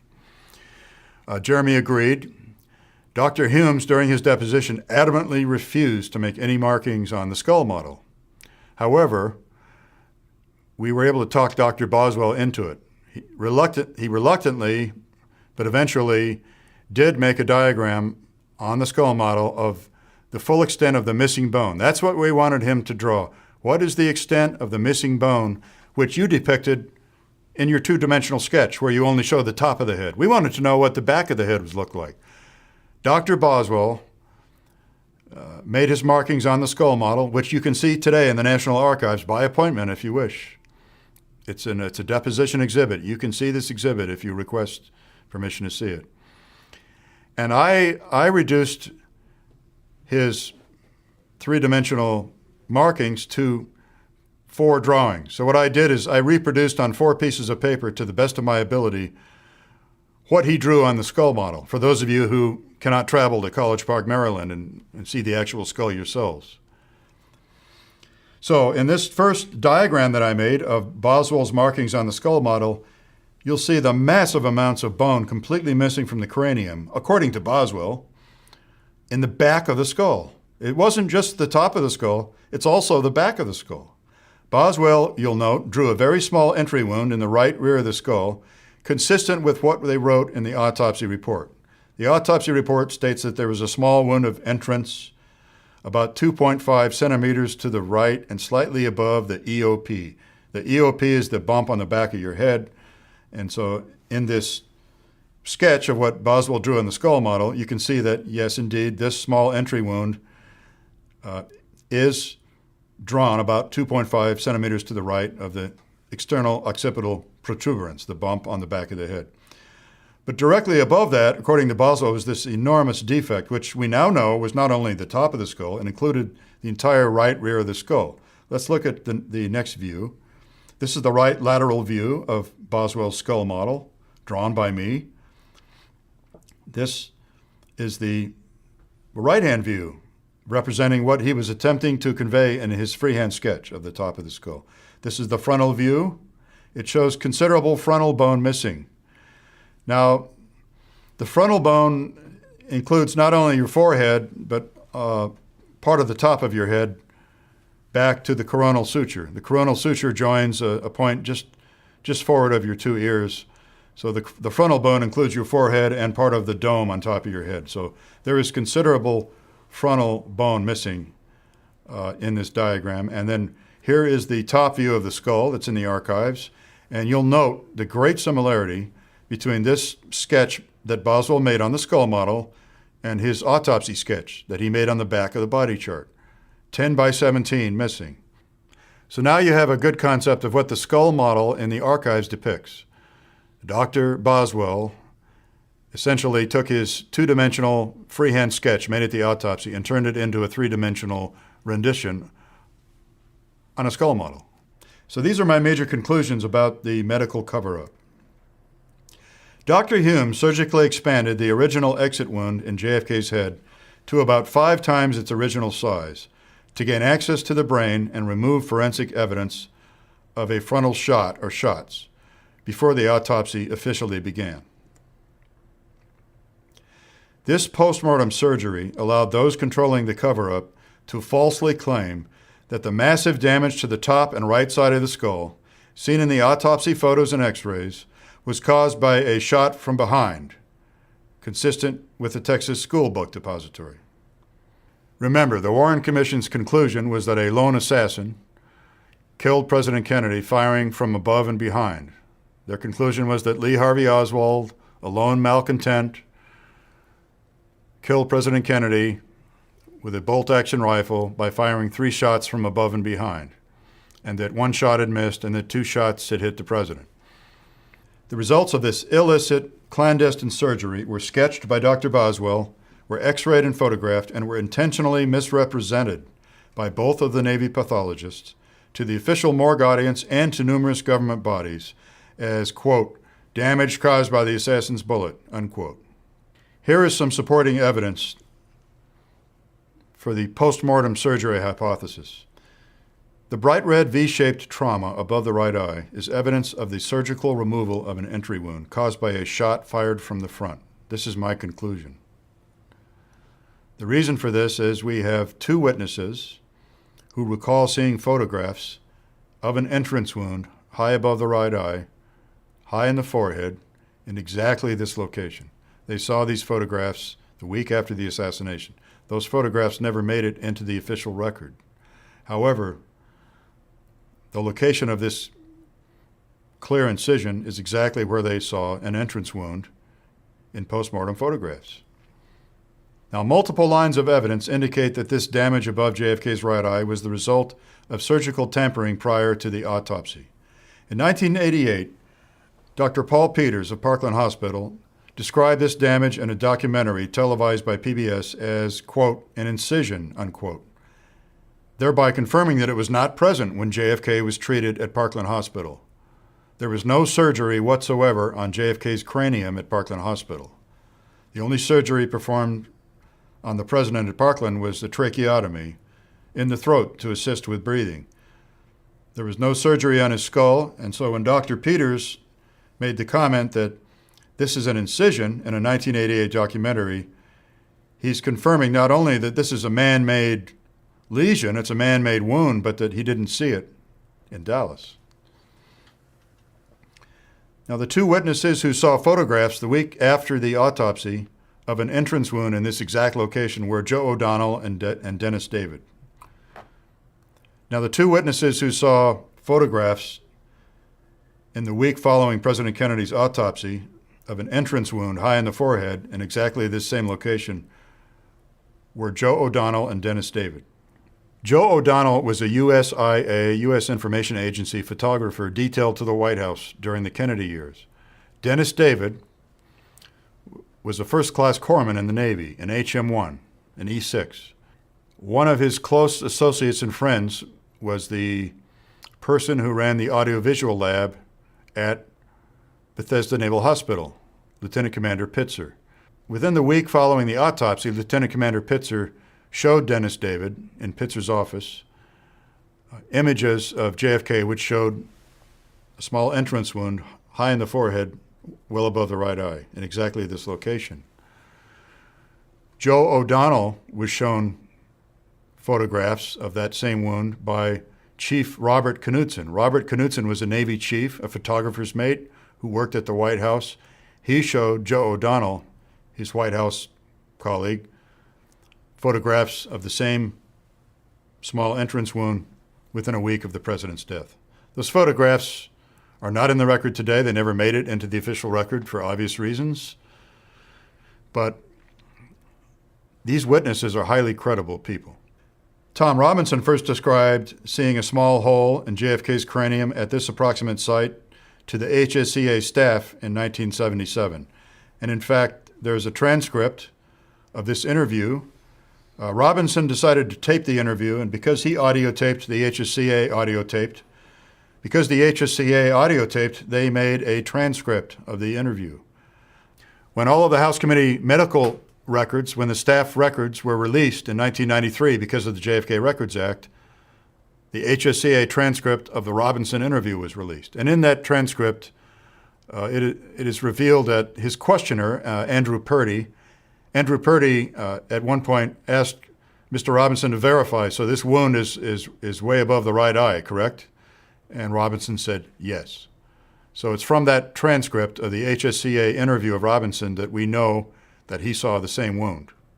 There's one other indicator that this red V-shaped damage in this autopsy photograph is a man-made incision. During his ARRB deposition, Dr. Boswell described a long laceration present on President Kennedy's skull during his deposition, and he said that the long laceration or tear came down above the right eye. On one occasion, however, I think Dr. Boswell was guilty of a Freudian slip. On one occasion, he described this damage above the right eye in the autopsy photographs as an incised wound. That's a significant statement.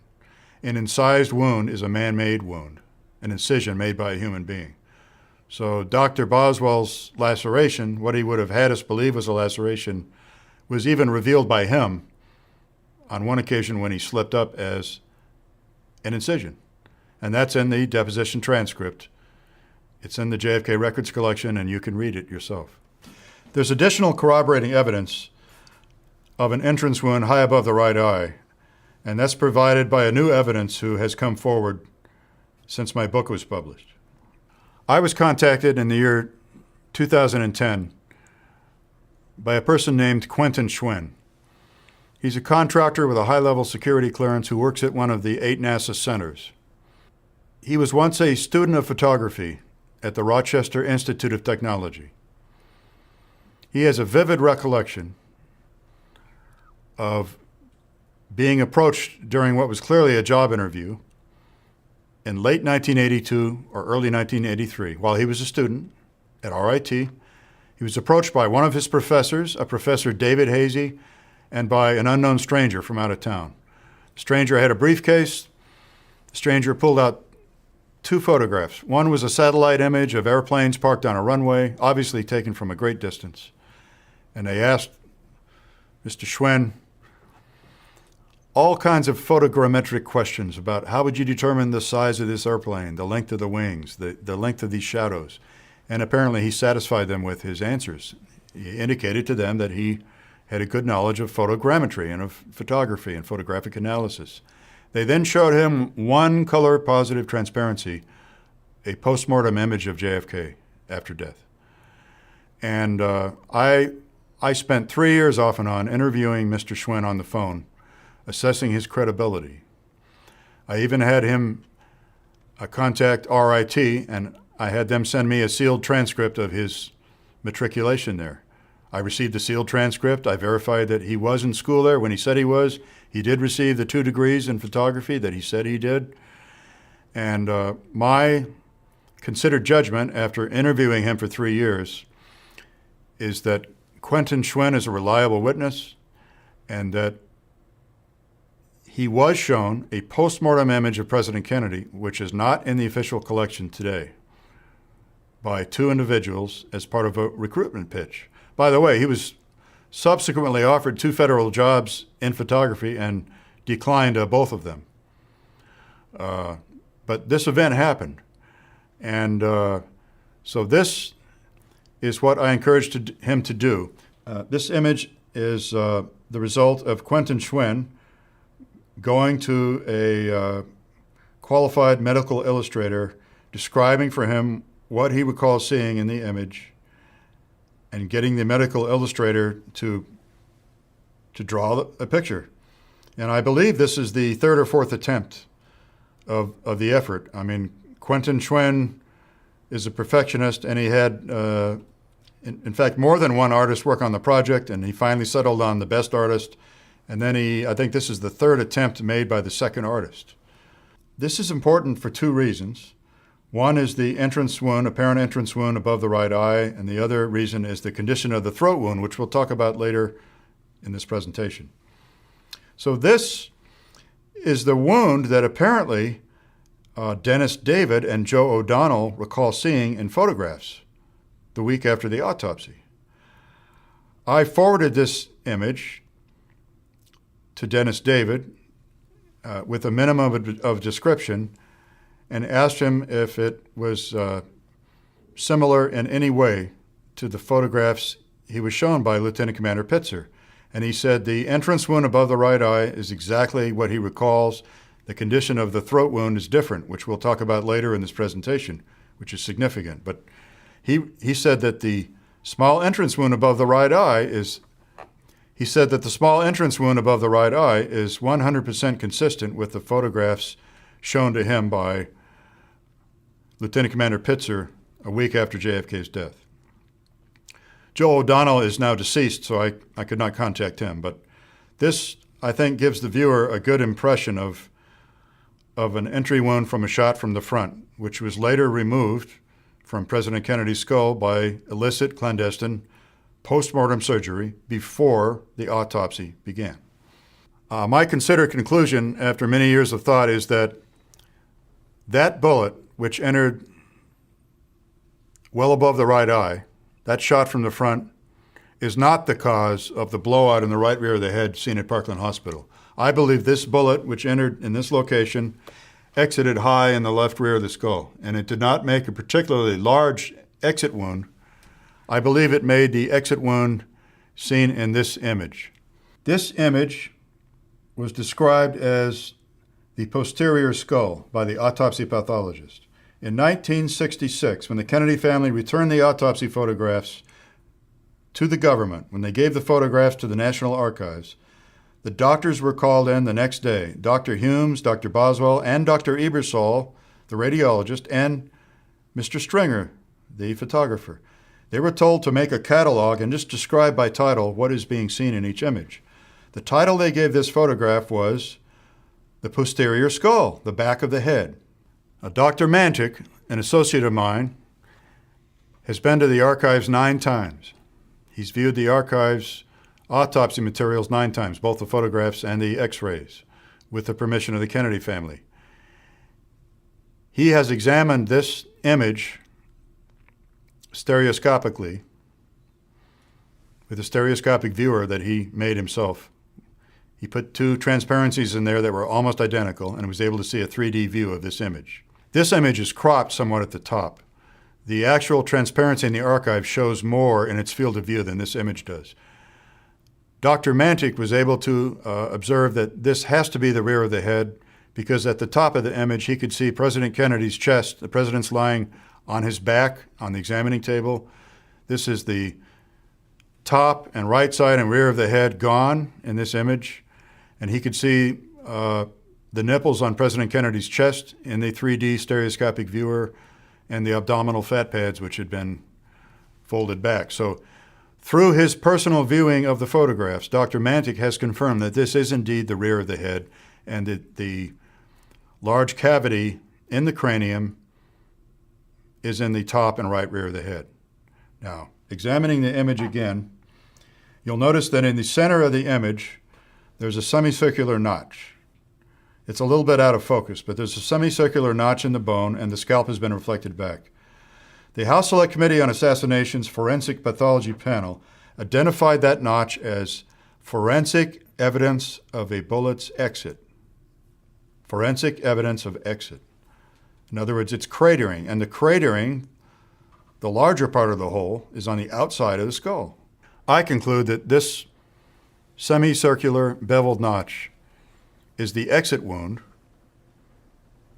for the bullet that entered right here. I don't believe this exit wound was seen at Parkland Hospital because I don't believe that the scalp underneath it was blown away from the body. I think that they were all focused on the one large head wound they could see, which was the massive void back in this area about the size of a baseball or an orange, which was devoid of scalp and skull. That's the one wound that they all fixated on and observed. So I believe that this exit wound went unobserved at Parkland Hospital. I believe this entrance wound went unobserved at Parkland Hospital because I think it was covered up by the president's bangs. The president had long hair in front, much longer than mine. It was very thick, and I think that's why they didn't see this entrance wound right in the hairline, because it was obscured by the president's bangs. I think it's a reasonable conclusion to make. Now, there's one aspect about this photograph that's very troubling, and most people don't really understand it, and I'm going to explain this controversy to you so that you understand the sleight of hand that's going on here with the U.S. government. The House Select Committee on Assassinations, their forensic pathology panel, decided to reorient this photograph, and they never told anyone when they wrote their report what they had done. They never told you that the autopsy doctors and the autopsy radiologist and the autopsy photographer had called this the posterior skull, the back of the head. They described this photograph as the right front of the head. So the House Select Committee on Assassinations and the Clark panel, which preceded them, Ramsey Clark was Attorney General, and in 1967 he assembled a panel to examine the autopsy materials, and in 1968 they wrote their report. The Clark panel decided that the semicircular beveled notch, yes, it's an exit wound, but that it's right here. But that the exit point was here, and the Clark panel and the HSCA panel, which rubber stamped the Clark panel's work, decided that this photograph really depicts this part of the skull, not the left rear. It's one thing for academics to disagree about something, but when they engage in a subterfuge and sleight of hand and withhold what they have done from the American people, it's really dishonest. The House Select Committee published an entire volume, Volume 7, about the medical evidence and their findings. Never once in that volume did they explain that their panel had reoriented this photo and that they disagreed with the description made by the people who were actually at the autopsy. Well, I choose to believe the people who were at the autopsy. Drs. Humes, Dr. Boswell, Dr. Ebersol, and John Stringer, the photographer, said this was the back of the head. Dr. Mantic has confirmed it. Paul O'Connor, one of the Navy enlisted autopsy technicians who assisted the autopsy doctors that night, confirmed prior to his death that this is indeed an image of the back of the head and that the huge cavity is in the top of the head and the right rear of the head. So I choose to believe the people who were present in the Bethesda morgue that this is an image of the back of the head, and I believe the HSCA panel's conclusion that yes, this is evidence of exit. The beveled notch is evidence of exit, but it's an exit wound in the left rear of the skull, up high. Therefore, it's evidence of a shot from the front. If you have an exit wound in the rear of the skull, it's another way of saying that the president was shot from the front. So that's my interpretation of what this photograph really means. If you read the Clark panel report or the HSCA medical volume, they'll tell you this is the right front of the skull. I don't believe it, and the HSCA panel was intellectually dishonest by not telling its audience that they had reoriented the photo 180 degrees. It's important to understand how all this focus on surgery of the head area began, and I want to give proper credit to the person who discovered this in the official records. The two FBI agents at President Kennedy's autopsy, Seibert and O'Neill, wrote a report of what they saw and witnessed a few days later. As it turns out, they wrote and submitted their report the same day that Roger Boyjan of the Marine Corps wrote and submitted his report. They wrote their report on November 26, 1963, the day after the funeral. And it's become known in the research community as the Seibert-O'Neill report. It's actually what the FBI calls an FD-302 report. That's the name of the form that it's on.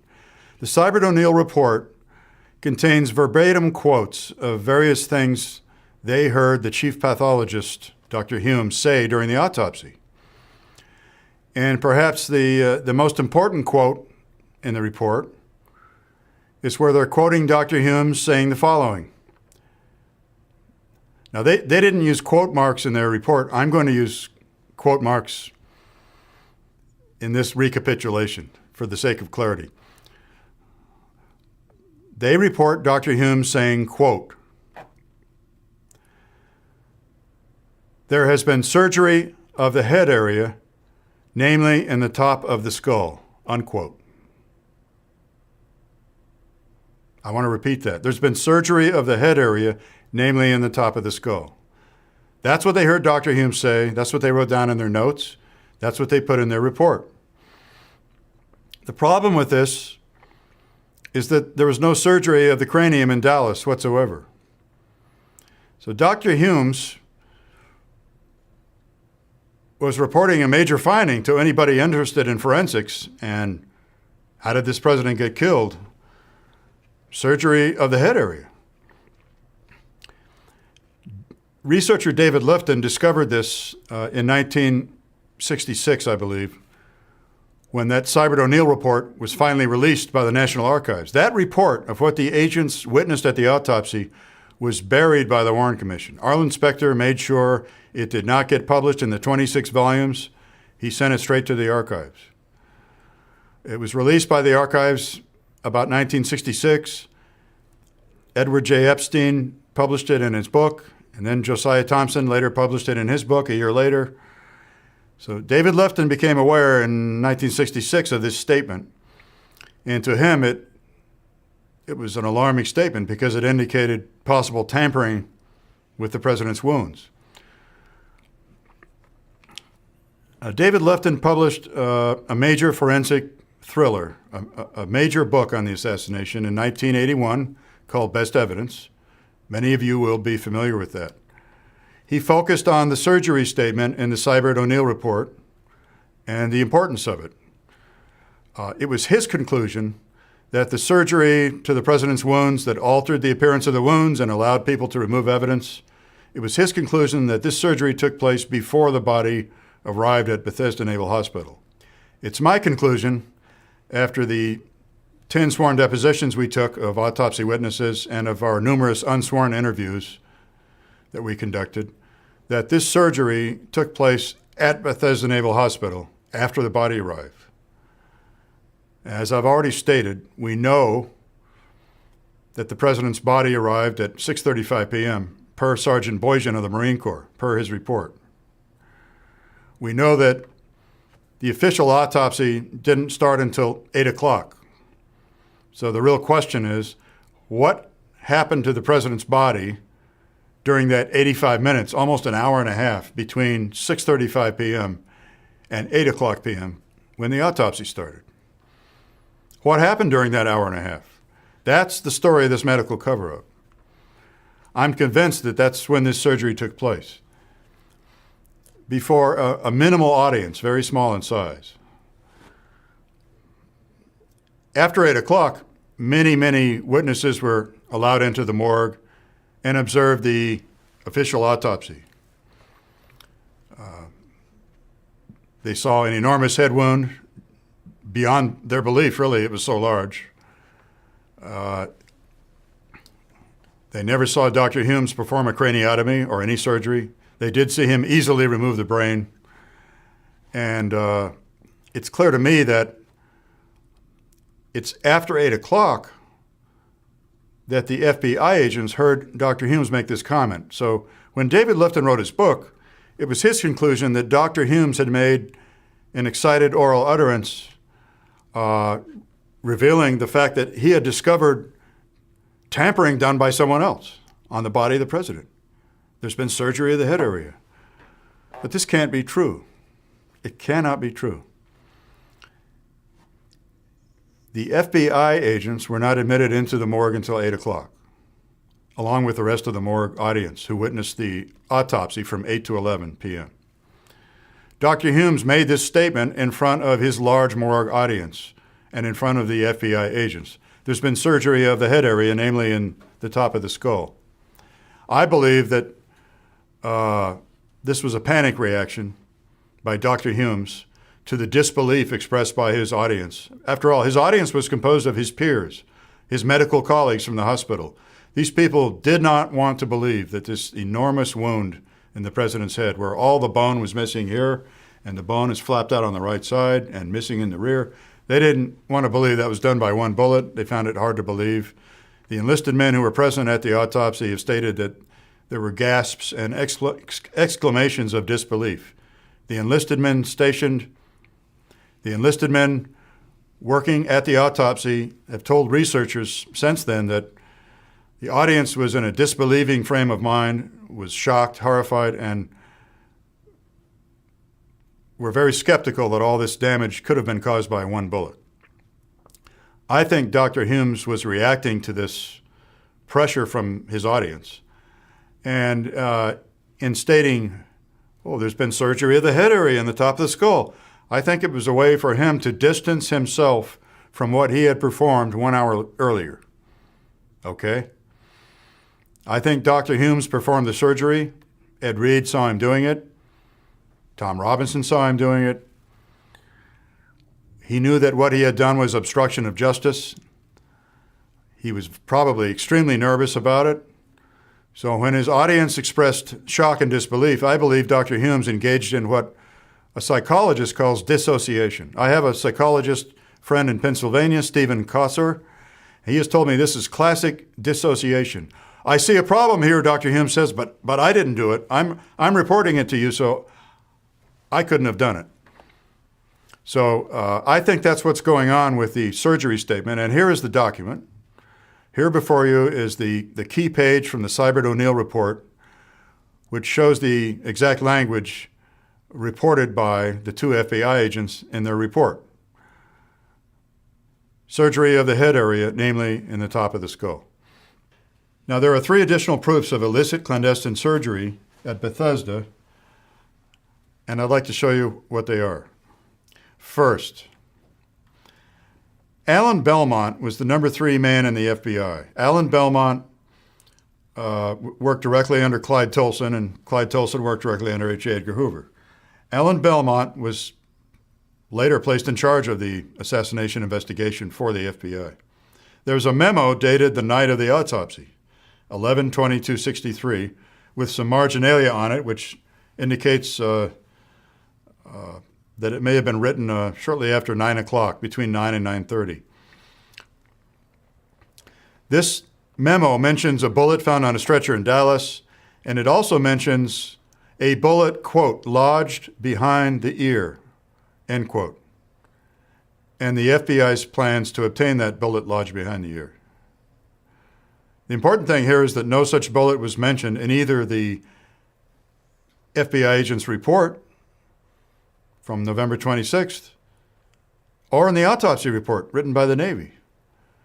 Once again, I emphasize, there's no intact bullet removed from the skull and mentioned in either the FBI agent's report, the Sybert O'Neill report, or in the Navy autopsy protocol. And yet this high-level official knew about a bullet lodged behind the ear on Friday night while the autopsy was still in progress.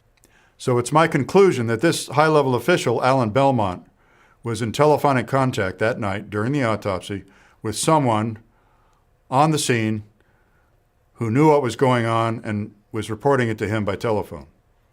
Somebody, Admiral Galloway, the head of the entire complex, Captain Stover, the head of the medical school, someone other than Sybert and O'Neill. They had not been admitted into the morgue yet. Someone present during that early clandestine surgery was reporting things to Alan Belmont on the telephone, or he would not have put this in writing in a memo addressed to Clyde Tolson. He knew there had been a bullet lodged behind the ear and that it was being recovered. That's a very important statement in law enforcement and forensic terms. Here's another indicator that there was postmortem surgery before the autopsy started, and it's the fact that mortician Tom Robinson witnessed many small metal fragments removed from the cranium and placed in a small vial or test tube. He estimated there were about 10 of these fragments during his review board interview in 1996. Now, the significance of this is that, according to the official record, there were only 2 tiny fragments of metal removed from President Kennedy's skull, according to the record. Those 2 fragments were taken by FBI agents Sybert and O'Neill to the FBI laboratory after the autopsy was over. Their remains, they've been forensically tested, but their remains still exist today. The two tiny fragments are in the National Archives, and you can see them by special appointment.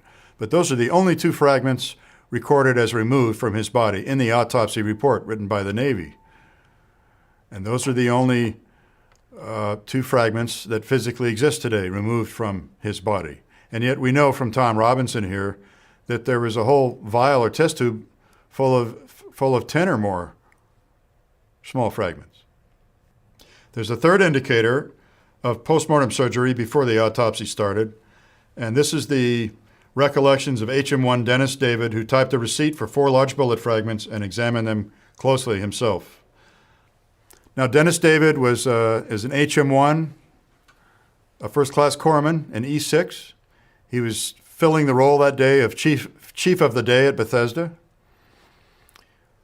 He was the person who was shown the 4 fragments by a federal agent and who was required to type a receipt for the 4 fragments, documenting their transfer from the Navy at Bethesda to a federal activity.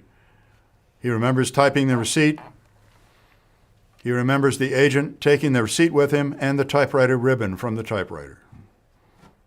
He also remembers being shown the fragments and being allowed to hold them in his hand, which is not good forensic procedure, but he says that's what happened. The agent let me hold the fragments, and he said there were 4 fragments, more mass than 1 bullet, less mass than 2 complete bullets.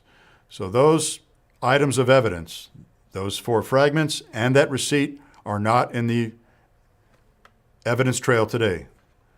No one knows where they are or what happened to them. So to wrap this up, these 3 additional indicators, other than the red incision, which removed the entrance wound here, these 3 additional indicators are proofs that there was clandestine surgery taking place at Bethesda before the autopsy began at 8 o'clock, because the records from the official autopsy, the FBI report and the autopsy protocol, only talk about 2 tiny fragments, which are minuscule in size. It's almost impossible to see them. You need a magnifying glass. So I've concluded, as I said, that there was clandestine illicit surgery to the president's cranium before the autopsy began to remove evidence of shots from the front, before the autopsy began. Was there time to perform this activity before the autopsy began? Well, my conclusions are yes, and here are the reasons why I'm convinced there was more than enough time to perform this obstruction of justice. We know from the Boysen report that a casket arrived at 6:35 p.m. You'll recall that earlier I mentioned the report written by Marine Sergeant Roger Boysen, summarizing the activities of his physical security detail at the Bethesda morgue the night of the autopsy, in which he stated that the casket arrived at 18:35 hours. That's 6:35 p.m. civilian time. A key question as we study the JFK assassination medical evidence is, was there time available to perform the clandestine surgery on President Kennedy's wounds between the time the body arrived at 6:35 p.m. and the time the autopsy began in front of an audience at 8 o'clock p.m.? My conclusions are the answer is yes. We're about to discuss a sequence of key events that occurred between 6:35 p.m. and 8 o'clock p.m. that night, involving 3 separate casket entries. To understand what went down at Bethesda Naval Hospital the night of the assassination, one must study the sequence of events, the timeline of events between 6:35 p.m., when the president's body arrived at the Bethesda morgue loading dock, and 8 o'clock p.m., when the public autopsy record began.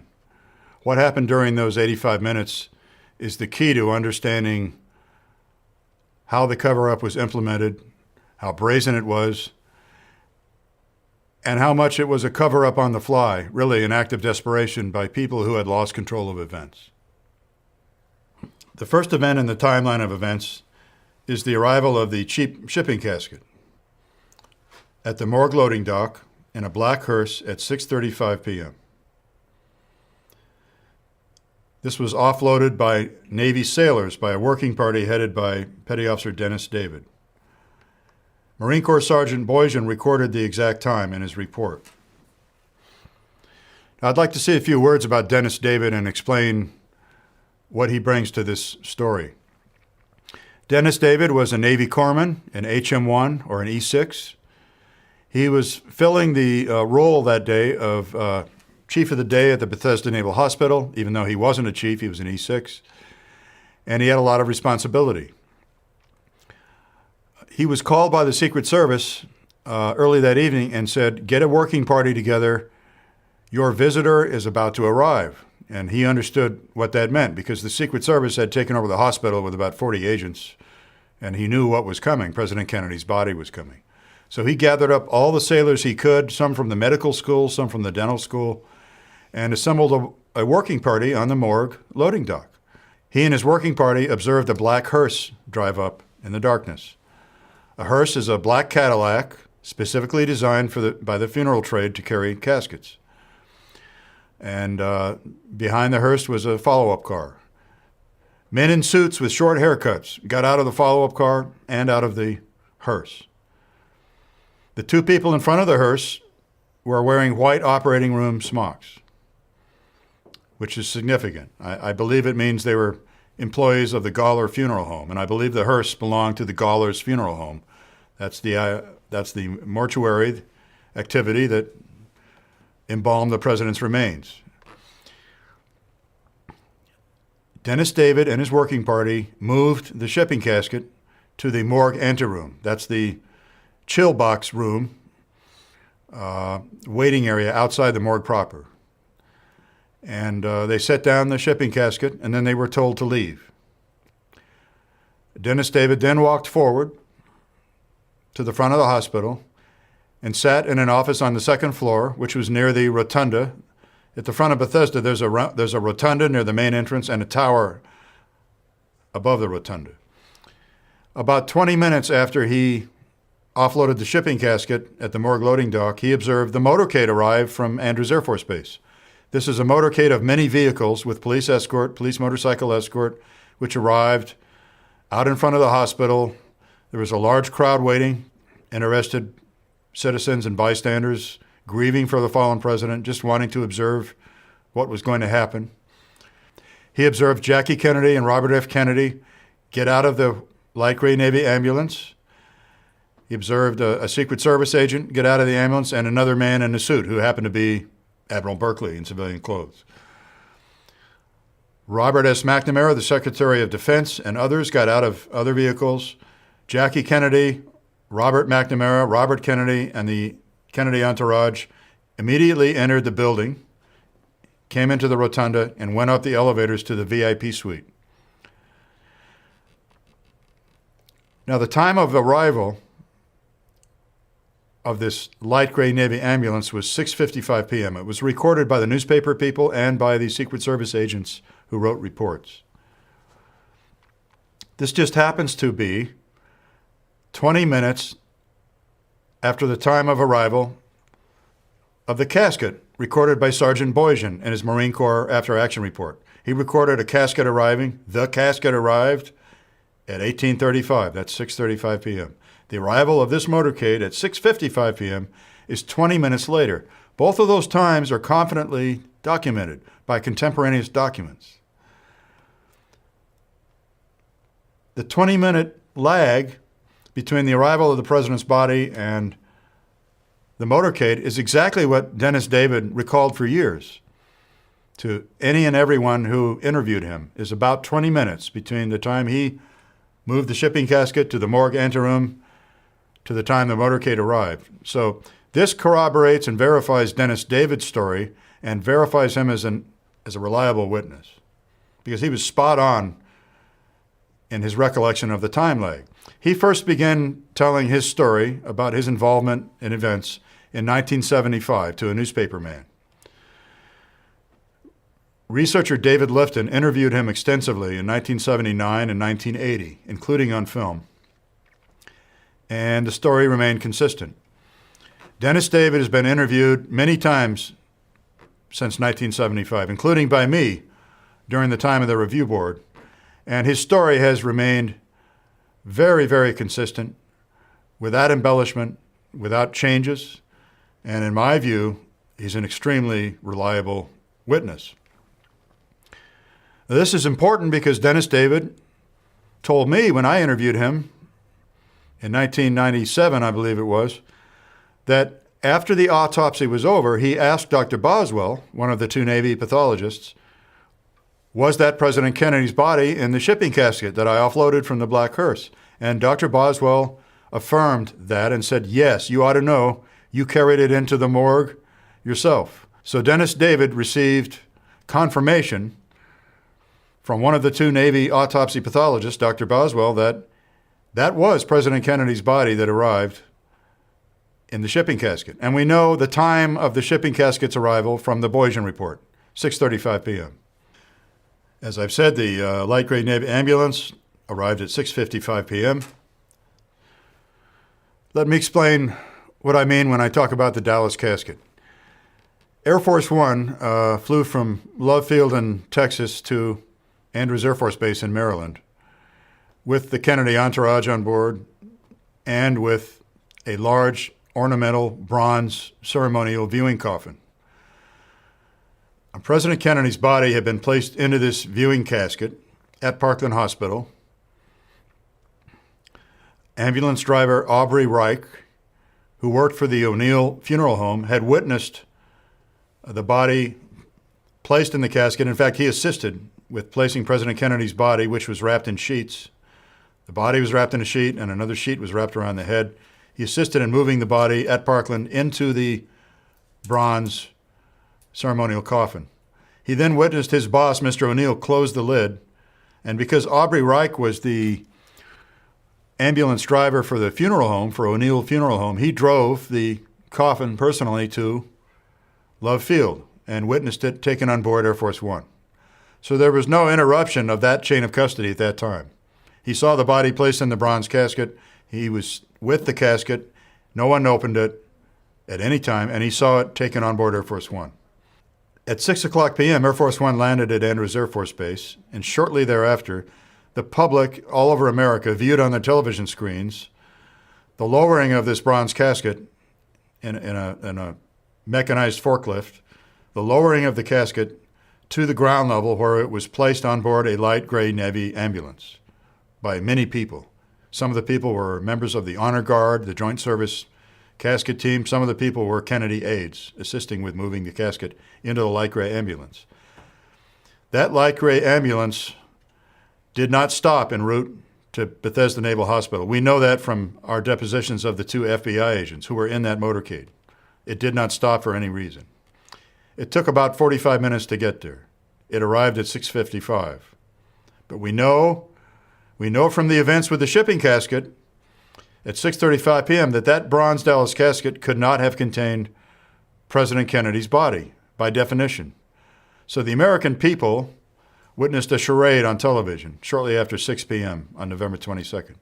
They thought they were watching the president's body put on board a light gray ambulance and driven to Bethesda from Andrews. But what they were really watching was a casket which, unbeknownst to almost everyone around it, was empty.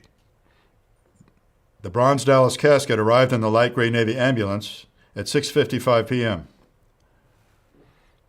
After the light gray Navy ambulance arrived, the newspaper reporters out front who wrote stories the next day documented that it sat out front without moving for 12 minutes.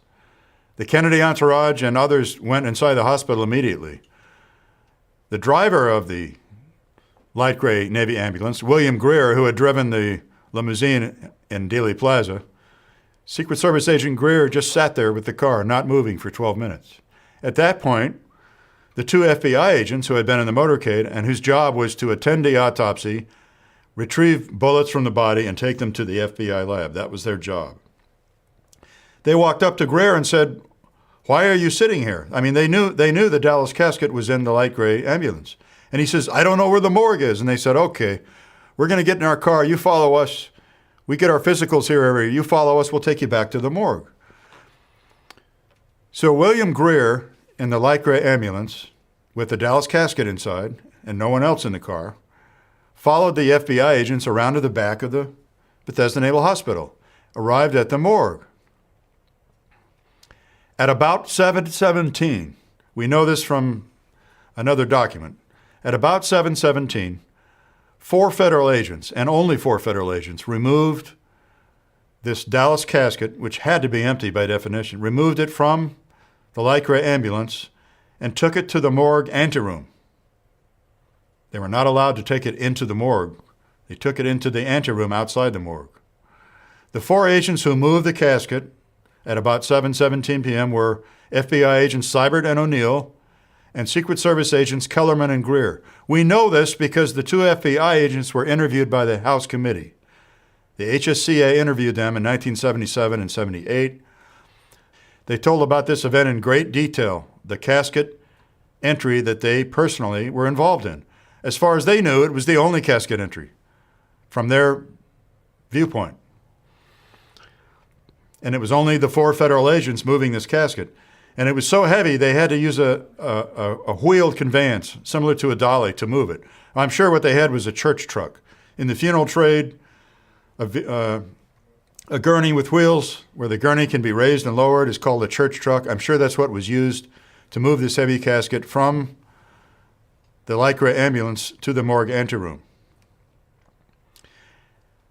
Now, we know the FBI agents were not admitted immediately for 2 reasons. There's 2 items of evidence supporting that. In their official report, and you can here see the document, here you can see the page of their own report in which they state, a tight security was immediately placed around the morgue by the Navy and the Secret Service. The Bureau agents, namely themselves, advised the Secret Service of the Bureau's interest in this matter. Ladies and gentlemen, I'm here to tell you that that's bureaucratic language for they wouldn't let us in, and we were upset about it. These guys were denied immediate entry into the morgue, and the casket was sitting there in the anteroom, and the agents were with it, and they didn't understand why. In his deposition with the review board, Agent Seibert confirmed that they set the casket down in the anteroom, not in the morgue proper. In subsequent years, the agents always denied that anyone kept them out of the morgue and always denied that they failed to maintain a good chain of custody on the body. They always denied that. I think it was nothing but CYA. Everybody lies at some point in their life for some reason. These guys were lying for years to protect their reputations.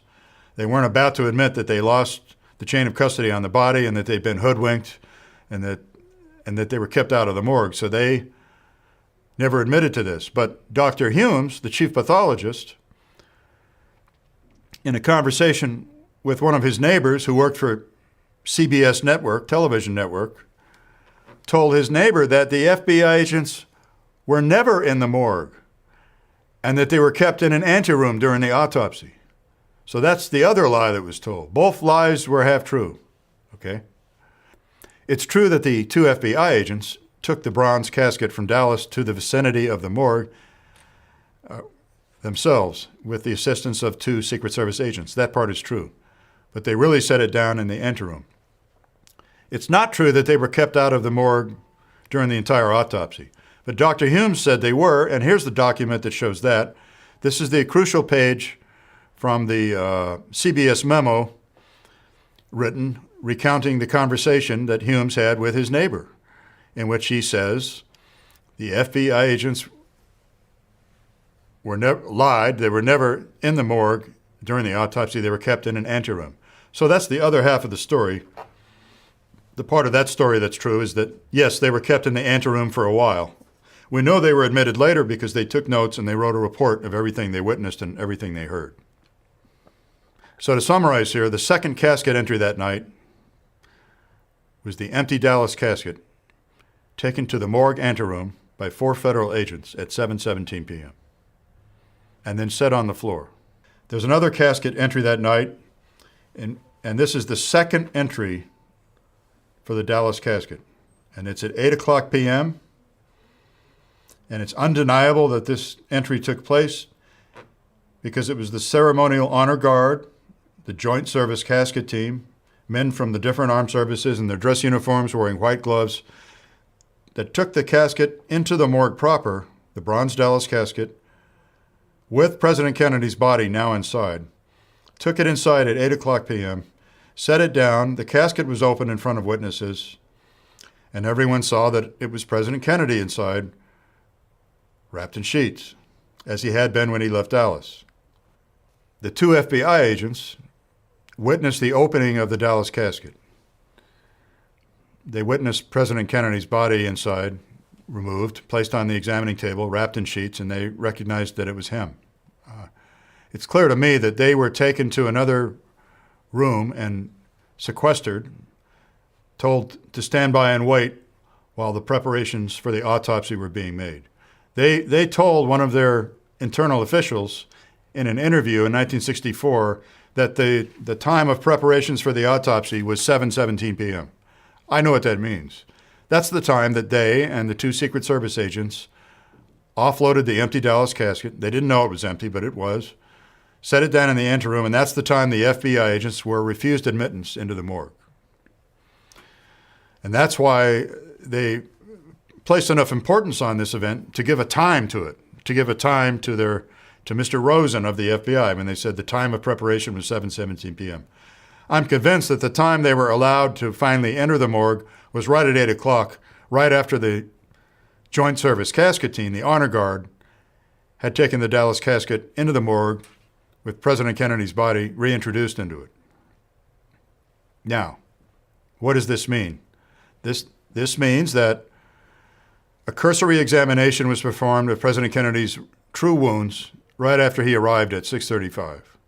Some photographs were taken of the real wounds. We know that from eyewitness testimony.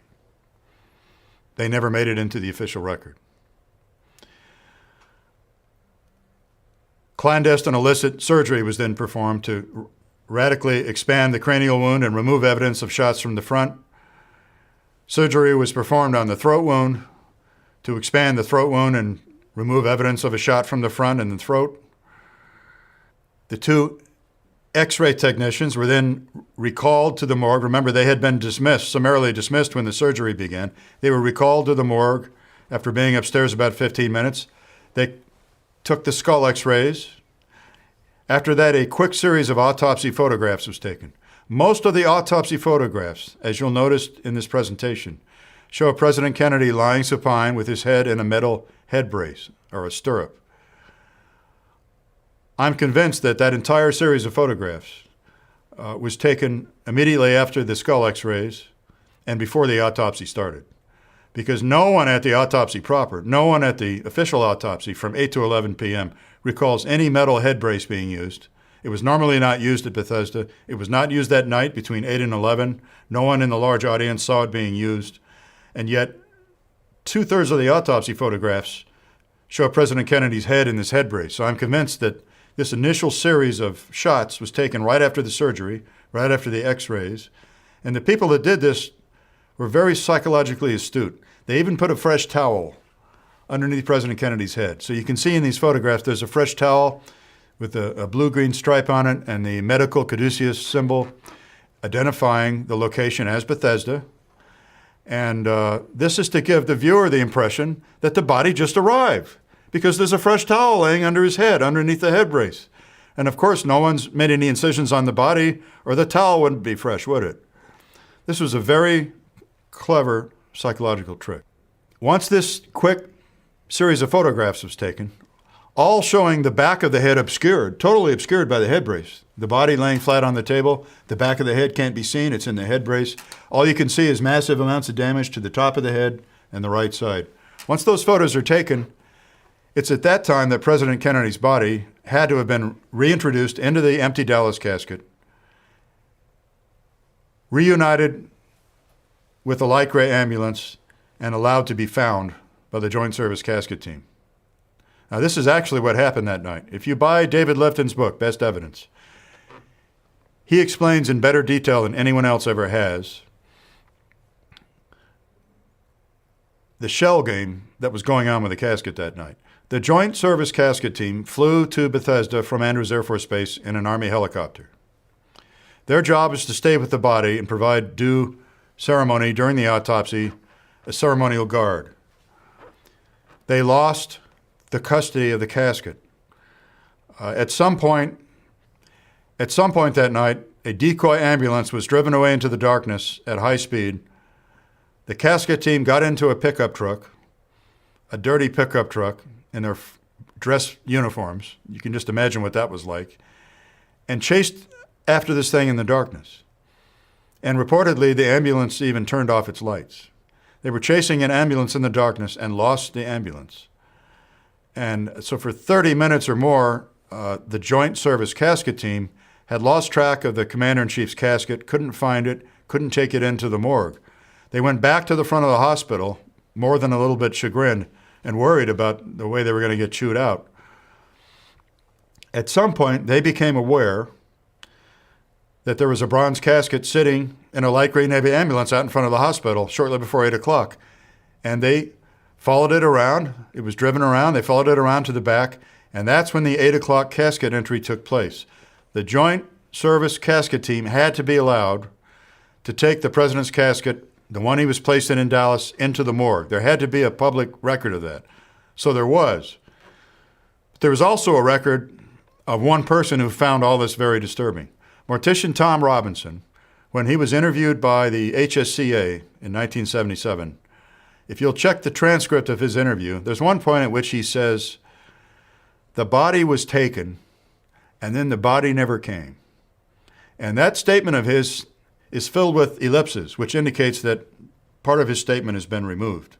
I mean, that's generally the meaning of ellipses in written text. But he does say the body was taken, and then the body never came. So I think Tom Robinson was the witness to the body being taken away out of the morgue. It's reintroduced into a casket, into a Dallas casket. And then later it was returned, but much later. So summing up, we have a shell game that night. We have a cover-up on the fly, which only succeeded because it was compartmentalized. There were 3 different casket entries, and there were 3 different audiences to the 3 casket entries, and that's the only way these people got away with it. So the first audience to the first casket entry, to the shipping casket from the Black Hearse, is Dennis David and his sailors, but then they're dismissed. And that's the only casket entry they see. The second casket entry is the empty bronze Dallas casket. The audience is the 2 FBI agents and the 2 Secret Service agents. That's the only casket entry the 2 FBI agents ever see. The third casket entry is the second entry for the Dallas casket. JFK's body has been reintroduced into the casket. The witnesses for that are the 2 FBI agents shortly after 8 o'clock and the Joint Service Casket Team, the Honor Guard, and all the other people that were being allowed into the morgue at that time to witness the autopsy record. There were at least 35 witnesses to the autopsy sitting in the gallery. It was a teaching hospital, and there was a row of bleachers, a 3-tiered row of bleachers in the morgue. So as strange and unsettling and disturbing as this story is, it's all true. It's all clearly documented in the record. The Joint Service Casket Team wrote an after-action report, and they recorded the time of their casket entry as 2000. That's 8 o'clock p.m., civilian time. Sergeant Boyajian recorded the time of his casket entry, which was the president's body, at 6:35. And the 2 FBI agents recorded the details of their casket entry, the second one, the empty Dallas casket, to the House committee in the late 1970s, and they reiterated those details to the review board in their sworn depositions in 1997. So these things really took place. And the point I want to make here is that the chain of custody is just as important with bodies as it is with bullets. If you have a bullet that has a broken chain of custody, and several people were to tell a judge at a trial that, "I don't recognize this as the bullet that I saw the day before. I don't see my initials on this. I don't recognize this bullet," the bullet would not be admitted into evidence. It would be thrown out of trial. It would not be admitted into evidence. This is the story of the magic bullet, by the way, Commission Exhibit 399. It has a broken chain of custody. And many people interviewed by the FBI in the summer of '64 said they could not positively identify it as the bullet they saw the day of the assassination. So that bullet has a broken chain of custody. The body has a broken chain of custody. What does this mean? It means that all the conclusions that derive from the autopsy itself, like the autopsy report and even the autopsy photographs and x-rays, are now suspect. because the question becomes, what happened to that body between 6:35 p.m. and 8 o'clock? And if one doesn't precisely know, then how can one admit the autopsy report into evidence? So this broken chain of custody of the body indicates tampering with a crime scene. This is very important. This broken chain of custody with the body indicates tampering with a crime scene. It's extremely important to understand that. The illicit surgery on President Kennedy's wounds, which took place between 6:35 and 8 o'clock before the autopsy started, was in effect someone's attempt to sanitize the crime scene, to remove evidence from a crime scene. His body is the crime scene. Expanding wounds on his head by a factor of 5, the original exit wound was expanded from 35 square centimeters to 170 square centimeters. That's 5 times bigger. In order to remove evidence, that changes the geometry of the shooting. It brings into doubt where an entrance wound was, where a real exit wound was, and it would invalidate any conclusions reached by the ensuing autopsy. So the crime scene was sanitized. At the very least, it's obstruction of justice. And that's why this shell game, the story of the 3 casket entries, is so important. It indicates that something is very, very wrong the evening of November 22nd, 1963. If a lone assassin killed the president and it was a simple murder and there was no controversy about what happened, none of this would have been necessary. Now, in the last item, you'll see that the first autopsy incision was at 8:15 p.m. That's correct. That was recorded by the 2 FBI agents in their report. But we know from the Joint Service Casket Team that the casket was actually taken in the final time at 8 o'clock. And I'd like to add one more clarifying comment. When President Kennedy's body first arrived in the shipping casket at 6:35 p.m., it was not only in a cheap aluminum shipping casket, but the body inside was in a zippered body bag. And that's significant because President Kennedy's body was not placed in a body bag at Parkland Hospital. The body was wrapped in a sheet, his nude body was wrapped in a sheet, and his head was wrapped in a sheet at Parkland. So the fact that this body arrives in the wrong casket and in the wrong wrappings at 6:35 indicates a definite break in the chain of custody, and therefore all the conclusions that flow from the autopsy are suspect at the very least. When his body was reintroduced into the Dallas casket before it was allowed to be found again at 8 o'clock, it was once again wrapped as it had been in Dallas. Somebody was the battalion commander on the ground for this cover-up and knew what to do to at least fool the audience. I might add that it was common knowledge at Bethesda that night amongst the Navy enlisted personnel, it was common knowledge that there was a decoy ambulance. Everyone was talking about it. The Secret Service admitted it to some of the enlisted men. And in fact, Lieutenant Lipsey, Army Lieutenant Lipsey, who was the aide to General Wheel was the commandant of the Military District of Washington. He was an Army general in charge of all Washington ceremonies. His aide, Lieutenant Lipsey, even informed the House Select Committee on Assassinations when they interviewed him in the 1970s that he knew there was a decoy ambulance and told them that it was common knowledge, and it was done to fool reporters. So he acknowledged a decoy ambulance. It was common knowledge among the enlisted men, and that's what the Joint Service Casket Team tore off after in a pickup truck chasing in the dark was the decoy ambulance. And while they were gone, President Kennedy's body was reintroduced into the Dallas casket, driven back out in front of the hospital in another light gray ambulance. So that's why there was a decoy ambulance. It was to get the honor guard out of the way. So here are my conclusions about the morgue timeline that night.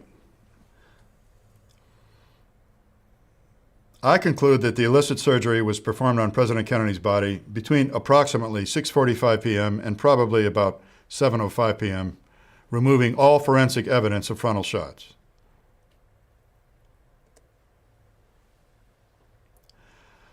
Following cranial surgery to remove evidence of shots from the front, misleading x-rays and photos were taken between about 7:05 and 7:30, and the damage to the cranium caused by surgery was misrepresented for over 3 decades as the exit wound caused by a shot from behind.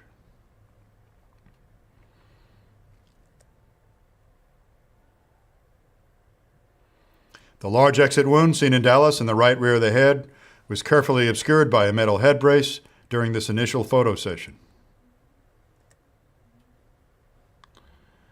And finally, JFK's body was placed inside the bronze Dallas casket shortly before 8 p.m. and was found by the casket team, which promptly brought the body in at 8 o'clock p.m. So the important conclusion to derive from this is that everything that took place, almost everything that took place between 8 o'clock and 11 o'clock p.m. before the large morgue audience was a charade performed by actors in front of an audience. The actors were Drs. Humes and Boswell, the two Navy pathologists.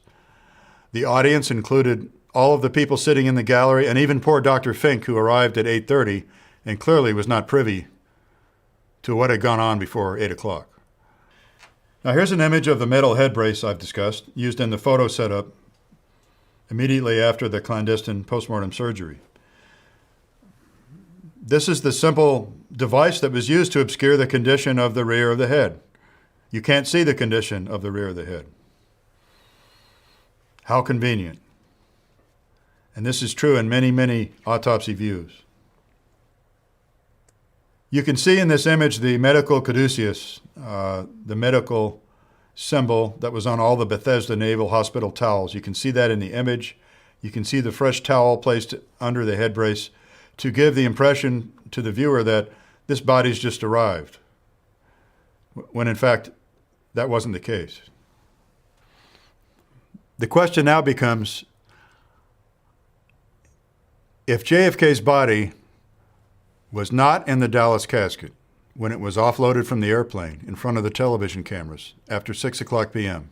on 11/22/63, when was it removed and why? It's clear to me and to David Lufton and others who have studied this problem that the body was removed very soon after it was taken on board the airplane, almost immediately, and certainly was removed before the swearing in of President Johnson. So the body was removed almost immediately, and I think it was done out of simple fear that the Dallas authorities might show up and demand to do a Texas autopsy. After all, the Secret Service had had a confrontation with Dr. Earl Rose, the county coroner at Parkland Hospital, as the body left the building. Dr. Rose had insisted that an autopsy be performed immediately under Texas law. He was the county coroner, it was his job, and the Secret Service had adamantly refused to allow him to perform his duty. At the time, the assassination of a president wasn't even a federal crime, and this crime was subject to Texas state law at the time. And so Dr. Rose was entirely within his rights to demand that an autopsy be performed. If he had been allowed to do so, all of American history would likely be different today. I mean, significant events that have happened in the last 50 years would be completely different. The cover-up of the JFK assassination would not have been possible.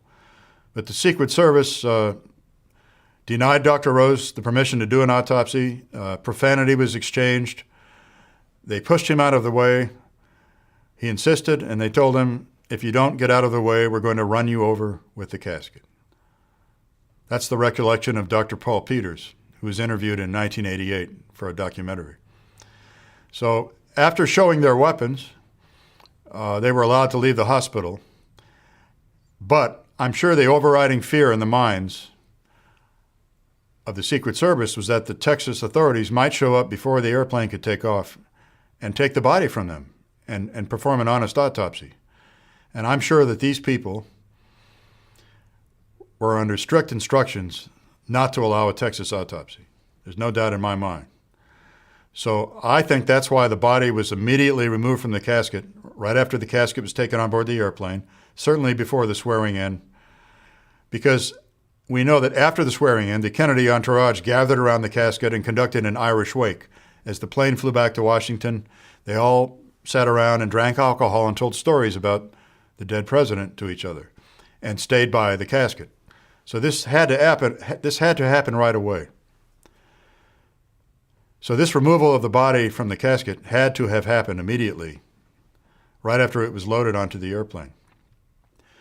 The question then becomes, how did President Kennedy's body arrive at Bethesda Naval Hospital before the Andrews Air Force Base motorcade. I've told you already that the body arrived 20 minutes before the bronze casket. And the question becomes, how did it get there and was there enough time? The answer is there was enough time, and now I'll explain to you exactly what happened. Let's run very quickly through this series of events. Air Force One landed at 6 o'clock. It was on the blocks at 6:04. The bronze casket from Dallas was driven away in the light gray Navy cardiac ambulance at 6:09 p.m. LBJ's Hilo, Army 1, took off at 6:19 p.m. As soon as that happened, the television lights were turned off, extinguished almost immediately, and the television feed from Andrews Air Force Base terminated. I've watched the recordings on DVD, and that's the source for these times and for these observations. We know that Johnson's Hilo landed at 6:26 p.m. at the south lawn of the White House. Therefore, we know the length of that trip. The length of that trip was 7 minutes. And we also know that Washington, D.C. is a very small city, and that Bethesda is very close to northwest Washington, D.C., very close. And the White House is in northwest Washington. Bethesda is very close by. So we know that JFK's body would only have taken a little bit longer than the time it took Johnson's Hilo to get to the White House to get to Bethesda. Was there enough time available? And the answer is yes.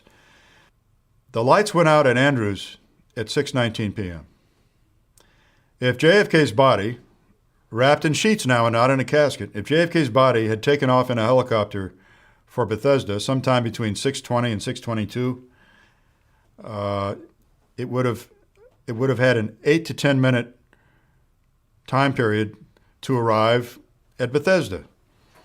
And I judge that that's adequate to get there. It took 7 minutes to get to the White House. I'm sure Johnson's helicopter was not speeding. I'm sure that pilot that night, after what had happened in this country, was taking his time and flying very carefully to the White House. So to get to Bethesda would only have taken 1 or 2 minutes longer. And as it turns out,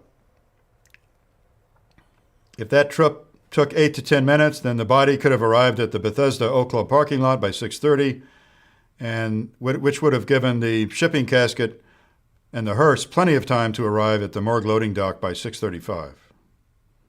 Now let me amplify on some of this. We know from Paul O'Connor, one of the Navy enlisted autopsy technicians who was at the autopsy. We know from Paul O'Connor and his interviews with William Law in the year 2003 that a helicopter did land in the Oak Club parking lot. He heard this. He said that noise was very loud. It was distinct and different from the helicopters that landed in front of Bethesda at the normal landing pad. So the helicopters that landed in front, he knew that they were landing on the normal helo pad, and that would have been the Army helicopters carrying the honor guard from Andrews. Paul O'Connor knew that the Oak Club parking lot, the Officers Club parking lot, was very close to the morgue. He heard a helicopter land in what could only have been the Oak Club parking lot. So, and his story was consistently that a very short time later, after he heard that helicopter land close by in the parking lot, the morgue doors burst open and the shipping casket was brought in.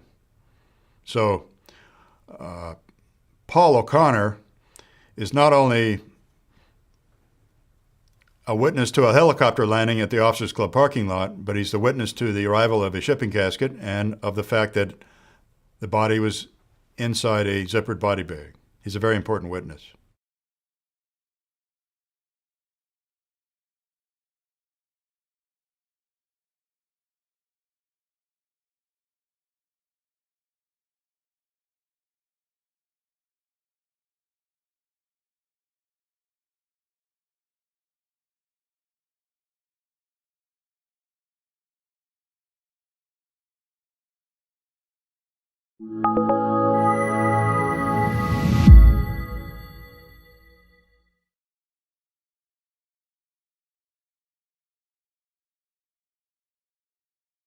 My next topic of discussion is the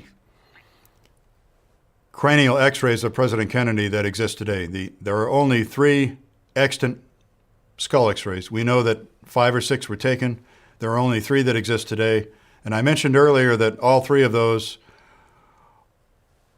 are copy films. They're not originals. They're forged composite copy films. They're altered images. So let's examine what happened to the skull x-rays, why, and how it happened. 2 of the 3 skull x-rays were altered following the autopsy to remove evidence of exit at the rear of President Kennedy's skull. Now, 2 of the x-rays total, 2 or 3, were destroyed. They're not on the record today. On some occasions, Gerald Custer, the x-ray technician, said that 5 x-rays were taken. On some occasions, he said 6. Dr. Ebersol, the radiologist, told Dr. David Mantic in an interview that there were 6 skull x-rays exposed. This means that either 2 or 3 skull x-rays were destroyed. A minimum of 2 were destroyed. Dr. David Mantic, a radiation oncologist, an MD, and a PhD in physics, as I mentioned earlier, has visited the National Archives a total of 9 times to study primarily the JFK skull x-rays, as well as the autopsy photographs. His conclusions after his 9 visits are that the surviving 3 skull x-rays are composite copy films, forgeries, not originals. The 2 lateral skull x-rays, the side views, show an impossibly dense white patch in the right rear of the skull, obscuring the exit wound seen in both Dallas and at Bethesda Naval Hospital. The 1 AP x-ray, which is the anterior-posterior view, the x-ray beam went from the front of the skull to the rear of the skull. The AP x-ray has had an apparent bullet fragment, conveniently matching the accused assassin's weapon, superimposed on the image. Let me explain what I mean. This is an image of the right lateral skull x-ray. This is an enhanced image of the x-ray made by the HSCA staff. The reason they felt it was necessary to make an enhanced image in the first place is because the JFK skull x-rays are very unusual in appearance. They show a very high degree of contrast that is not normally seen in a skull x-ray. So they had to make an enhanced image to better study it. And instead of a blowout in the right rear of the skull, which would be evidence of missing bone behind the right ear and missing brain tissue, you see a very bright or lucent area. You can see it in this image. Now in an x-ray, light areas indicate that the x-rays pass through very dense material and couldn't quite all make it through the material. And dark areas indicates that the x-rays pass through very thin material or areas where there was just air, and that's why they're dark. Dr. Mantic used the science of optical densitometry to study the skull x-rays in the National Archives. Basically what he did was to use a device called a densitometer and study the amount of light coming through each skull x-ray at hundreds of different locations. This is a technique used in radiation oncology, which he adapted to the study of the JFK skull x-rays. And his empirical data that he gathered over his 9 visits revealed that this white patch in the rear of the skull behind the ear transmits about 1,100 times more light than the frontal region of the skull x-ray. So area F in this image is the frontal region of the right lateral skull x-ray. And the reason that it's very dark is because there was a lot of brain tissue missing in this area, and there was a lot of air in the skull at that point. That's why it's very dark. There's not a lot of tissue for the x-ray to pass through. The very dense region, the very lucent or bright region on the x-ray, which is labeled P for patch or P for posterior here. Normally that, on a normal skull x-ray, the brightest area on the skull should only emit 2 or 3 times as much light as on the darkest area on the picture. And once again, let me explain that. In a normal skull x-ray, area P should only admit, in a normal skull x-ray, first of all, you wouldn't see this high degree of contrast. It's just very unusual. It's very abnormal. And second, in a normal skull x-ray, area P, the brightest area, would only emit 2 to 3 times more light than the darkest part of that skull x-ray, which is area F in this picture. But in the JFK lateral skull x-rays, area P emits 1,100 times more light than the frontal region. Dr. Mantic has concluded that area P was created by light blasting that region when the lateral x-rays were copied. This alteration of the lateral x-rays was performed to hide the blowout in the right rear of the skull. So let me explain in layman's terms what was involved in making these altered copy films of the JFK skull x-rays. Once the authentic x-ray was developed, you had a large sheet of film with an image on it. All one had to do in those days was to go into a darkroom, place a sheet of copy film underneath the developed x-ray. So you have an x-ray that's already developed, place a sheet of copy film underneath it of the same size, and then turn on the room lights for 10 to 20 seconds. So no x-rays were involved in making copy films in those days.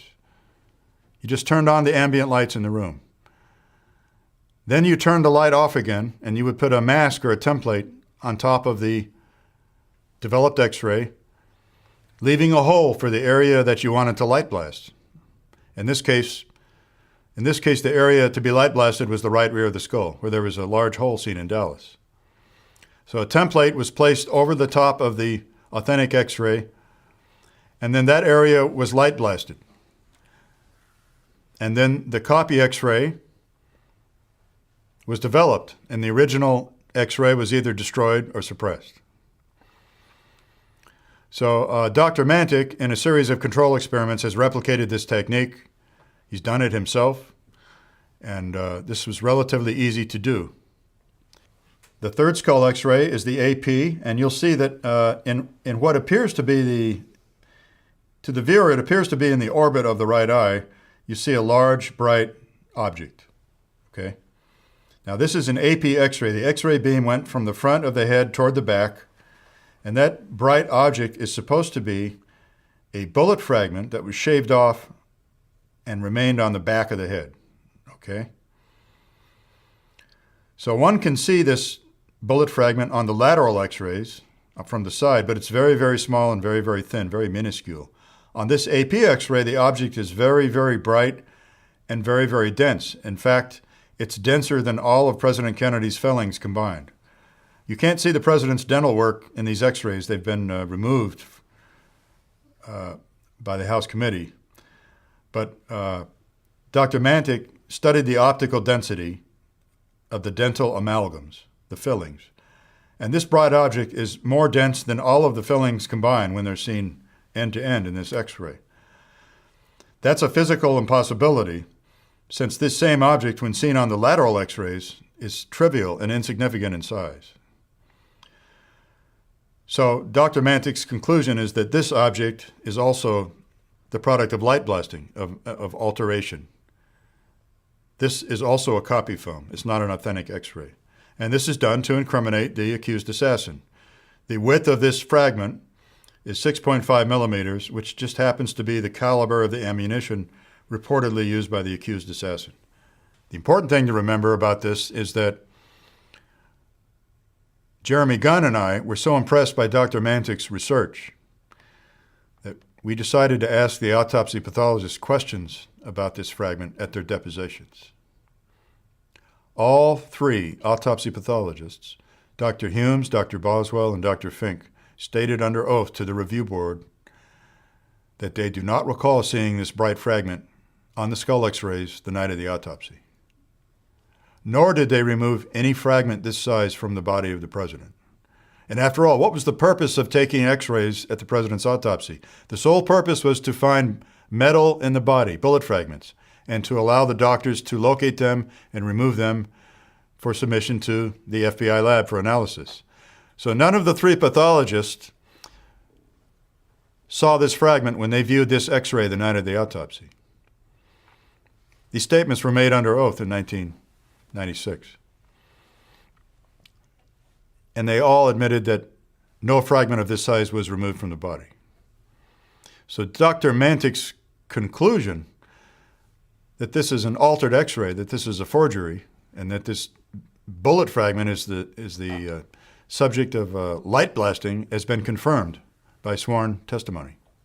So here's a recapitulation of what I just explained. In addition, both Dr. Humes and FBI agent Frank O'Neill both testified under oath that the two lateral X-rays, they were looking at the originals when they were under oath, looked very peculiar to them and displayed a degree of extreme contrast not seen when the films were examined during the autopsy itself. For example, this extremely dark void in the frontal region of the skull troubled both Dr. Humes and Agent O'Neill during their review board depositions. Neither man recalled seeing a skull X-ray that looked like that the night of the autopsy. My conclusion is that the high degree of contrast in the extant skull X-rays is an artifact of alteration. It's an artifact left by the forgers who did imperfect work. The longer the lights were left on during the copying process, the higher the degree of contrast. So the forgers didn't do a perfect job. And the high degree of contrast in the surviving X-rays today is proof of imperfect alteration. It's that simple. The final act of deception in the medical evidence arena was the placement of substitute brain photos in the official collection. As an aside, I'd just like to say that I believe that the brain photos in the National Archives, which cannot be and which are not images of President Kennedy's brain, are the single strongest evidence of a cover-up in the Kennedy assassination. This evidence is that important. So let me explain what the problem is here. The pattern of damage seen in the brain photographs in the archives is not consistent at all with the pattern of damage seen in Dallas, or at the autopsy for that matter. The photographs of a brain in the archives show the right cerebellum to be undamaged, completely undamaged. And the damage seen in the photographs to the top of the brain, to the cerebral cortex, appears to be generally consistent with a shot that might have been fired from behind. There's also too much mass present in the brain photographs. We'll talk more about that in just a moment. In 1996, my boss, Jeremy Gunn, asked me to conduct a timeline showing what happened to President Kennedy's brain after the autopsy on his body. I was happy to perform that study, and the results were startling. After the autopsy on the body, the brain has been removed and is always placed in a formalin fixation, that's formaldehyde, for preservation. The brain cannot be further cut and examined until it's preserved and solidifies somewhat. So President Kennedy's brain was placed in a bucket in a formalin solution, 10% formalin solution, 10% formaldehyde, and it was preserved by two methods at the same time. One method was the soaking, called exfusion, and the other method was called infusion. There was a drip created, and formaldehyde was fed into the brain. The brain was placed into the bucket upside down. Formaldehyde drip was let into the brain through a tube into the remaining arteries in the brain. So that combined technique was called perfusion. And that's the technique used to preserve President Kennedy's brain. Normally, there's one brain exam after the autopsy on someone's body. You're only going to examine a brain once because normally when you examine the brain, it's cut up like a loaf of bread. The so-called bread loaf incisions are called coronal incisions. They're made in this manner, from fore to aft, or from behind to the front. And the goal is to show bullet tracks in the brain, the pattern of damage. So once you conduct a brain exam one time, you can't do another one because the brain has essentially been cut up and destroyed. But what you do when you conduct the sectioning is you take pictures of each section. So that's the normal procedure. Most brain exams are conducted 1 or 2 weeks after an autopsy because it takes that long normally for the brain to fix and to become hardened enough so that it won't fall apart when it's cut. President Kennedy's brain was preserved by this joint technique called perfusion, both soaking and injected drip, so it was able to be examined sooner than it would normally have been. It was examined Monday morning, November 25th. We know that for a fact. What's disturbing is that my timeline analysis revealed that there was a second brain exam, supposedly of President Kennedy's brain.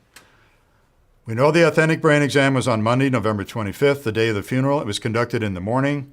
The very reliable witnesses to that procedure are John Stringer, the photographer, and Dr. Boswell, who were consistent over the years with both the HSCA and the Review Board about when this was conducted.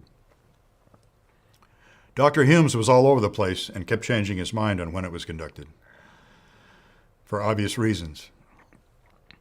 There was a second brain exam conducted, my timeline study showed, about a week later. Sometime between November 29th and December 2nd, the second exam was conducted. We know this because Dr. Fink recorded in his notes to General Bloomberg that Dr. Humes called me on November 29th and said the brain will be examined and invited me to participate. So we know the phone call took place on November 29th, long after the authentic brain was examined. Dr. Fink was called, come down and help us with the brain exam.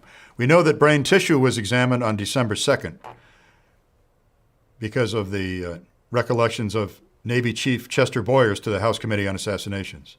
So that exam, that second exam, took place between November 29th and December 2nd.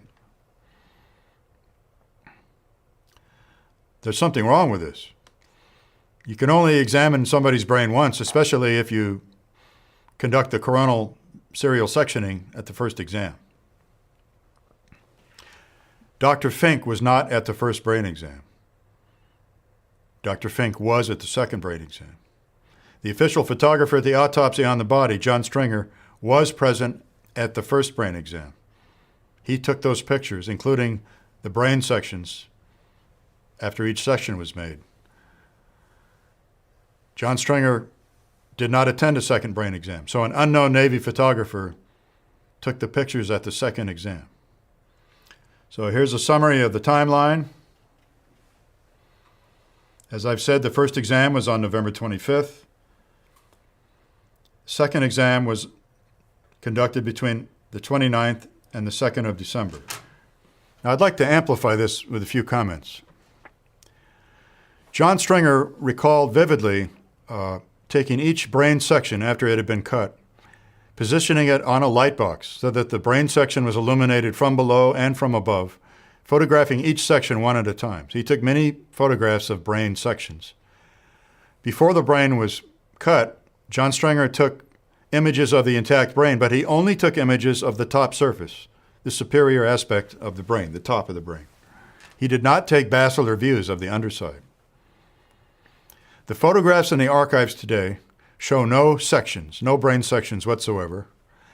And the photographs in the archives show both superior views of the intact brain and basilar views taken from underneath. So the views in the archives show views that Stringer knows he did not take. And this collection in the archives does not show views that Stringer knows that he did take. Not only that, John Stringer recalled for us under oath, before he examined the photographs, he recalled the types of film that he used. He used a certain type of black and white film, Pan-X negative film for his brain photographs, and color positive transparency Kodachrome E3 film for his color shots of the brain.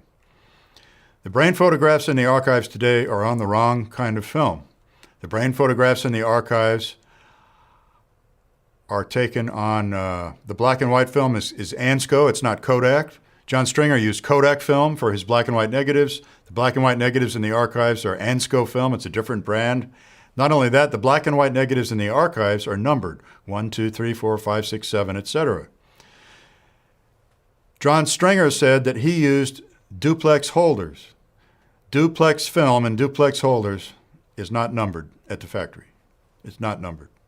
So the fact that the brain photos in the archives are numbered today indicates to John Stringer that they were taken using a film pack, one continuous roll of black and white negative film, which was later cut into individual negatives that are numbered.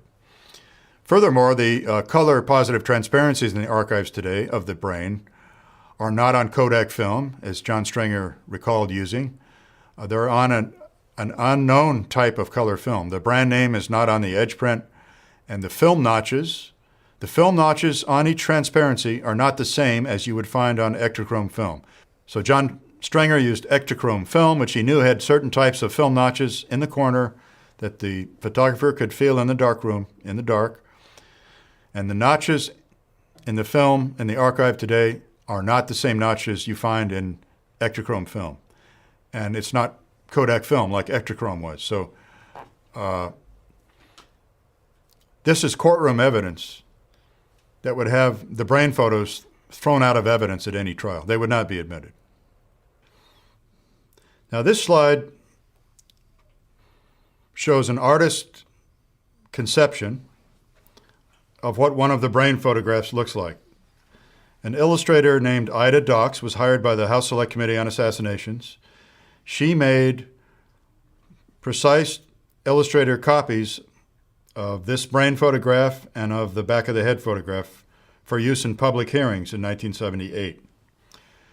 So there are no bootleg photographs of the brain photographs, but we do know what one of them looks like from this artist illustration published in a House Select Committee report.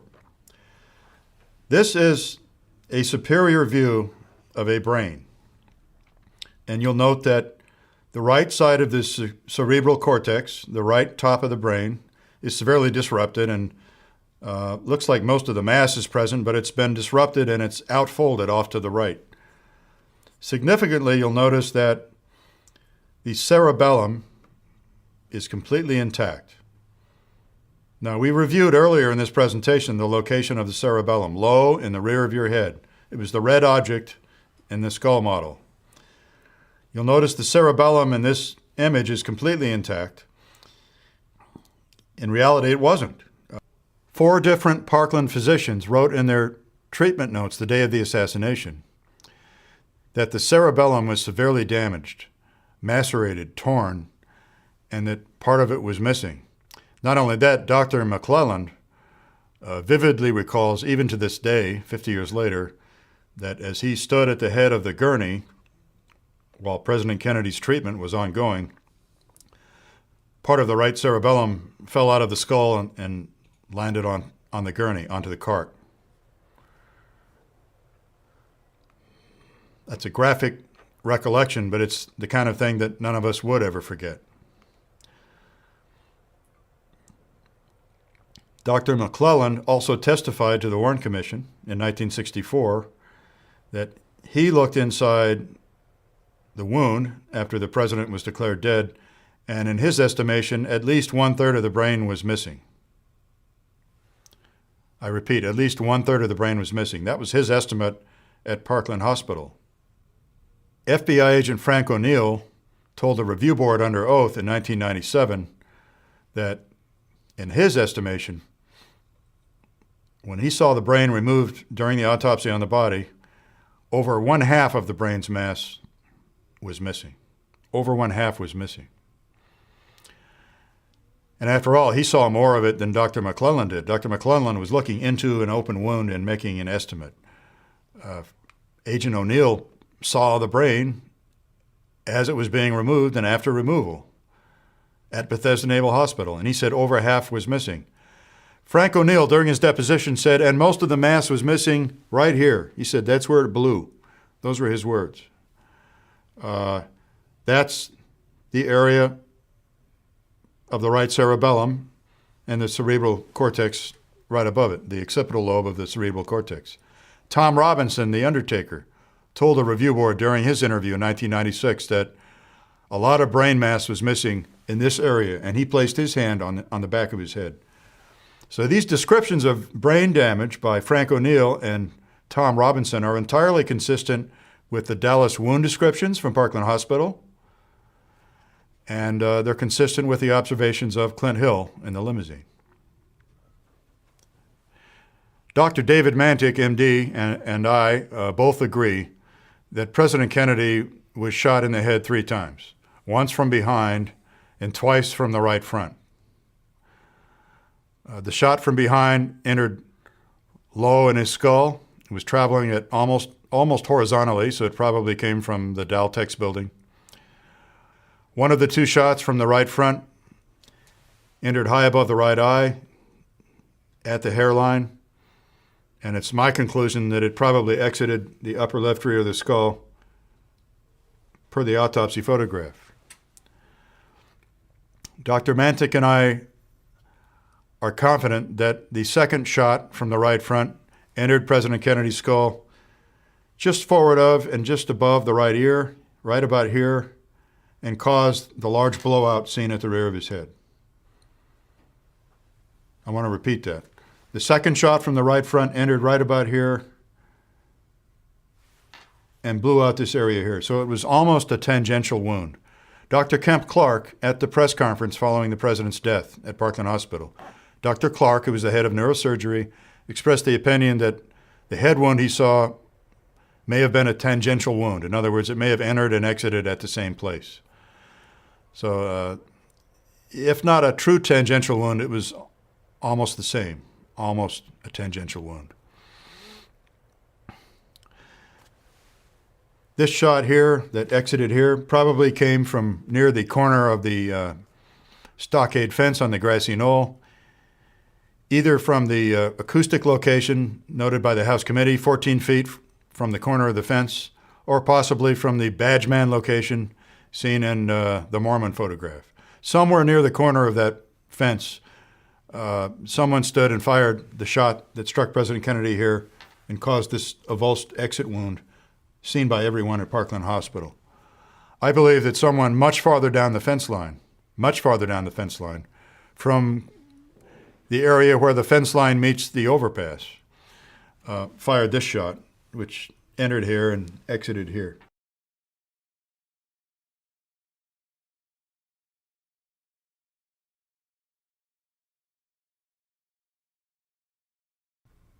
So now that you've examined this simple schematic of where those 3 shots entered the skull, now that you've had time to look at that, let's summarize these conclusions. Okay. 1 shot from behind, entered low in the rear of the skull, probably did not exit. This would explain why the orbit of the right eye was cracked, the right eye was displaced, and the vomer was crushed, per Dr. Boswell's notes. The vomer is the bone in the middle of your nose. So the right eye was, the orbit was cracked, the vomer was crushed, and of course, no one saw any exit wound on the front of President Kennedy's face. So this shot probably stayed in the body, and this bullet was probably removed during the surgery prior to the autopsy. Another shot from the immediate right front came from near the corner of the stockade fence.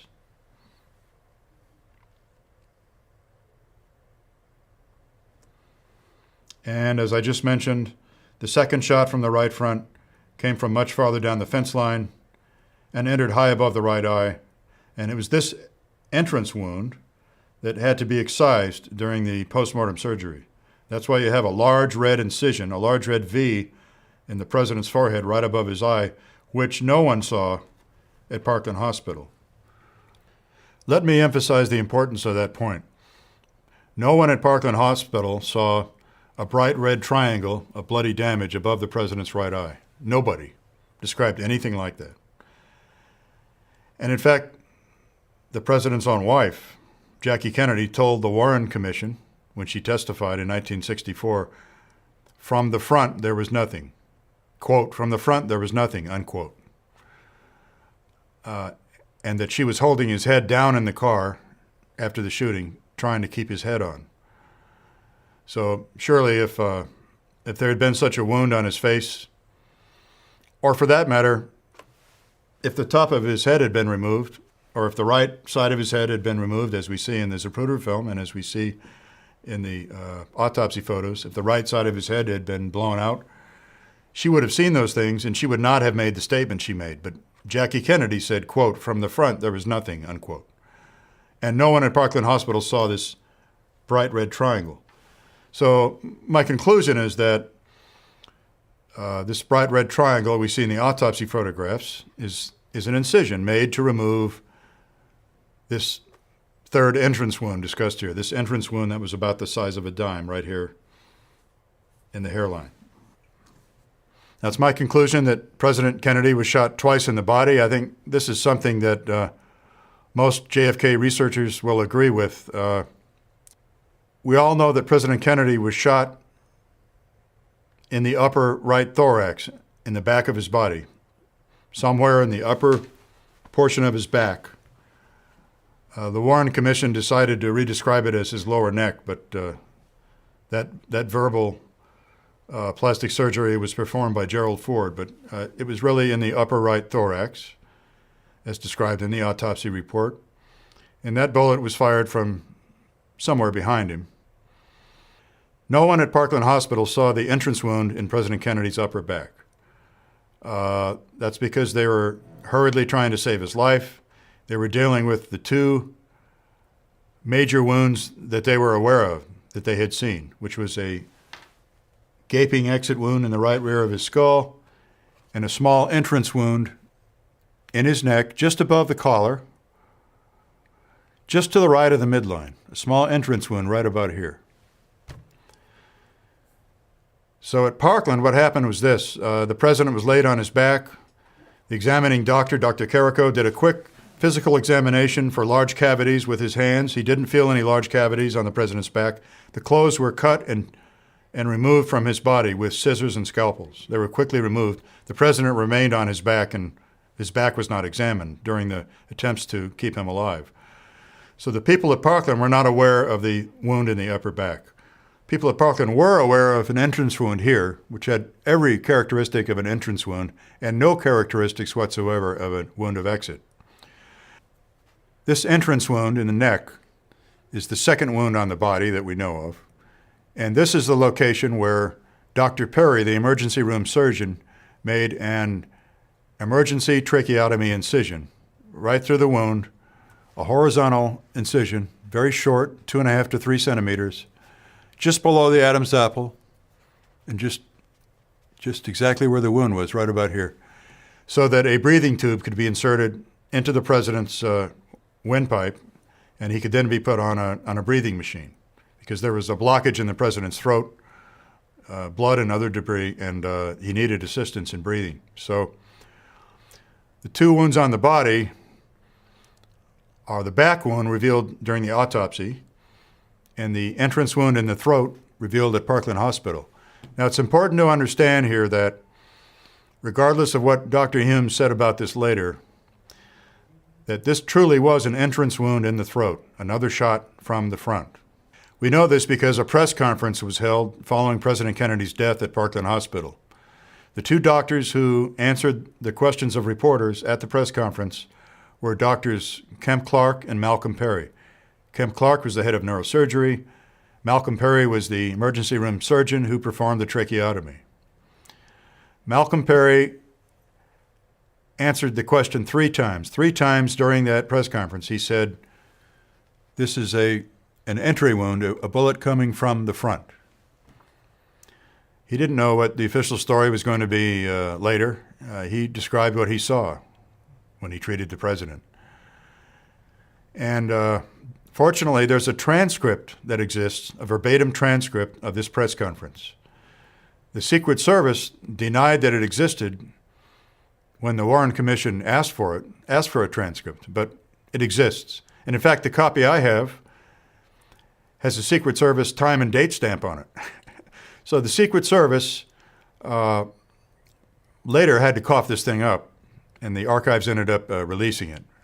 So this is White House transcript 1427C. There was a stenographer named Wayne Hawks who was traveling with the presidential party to Texas, and he sat there with his stenotypist machine and made the transcript as the reporters asked the questions, and the doctors provided their responses. So 3 times Dr. Perry verified that this was an entrance wound in the throat.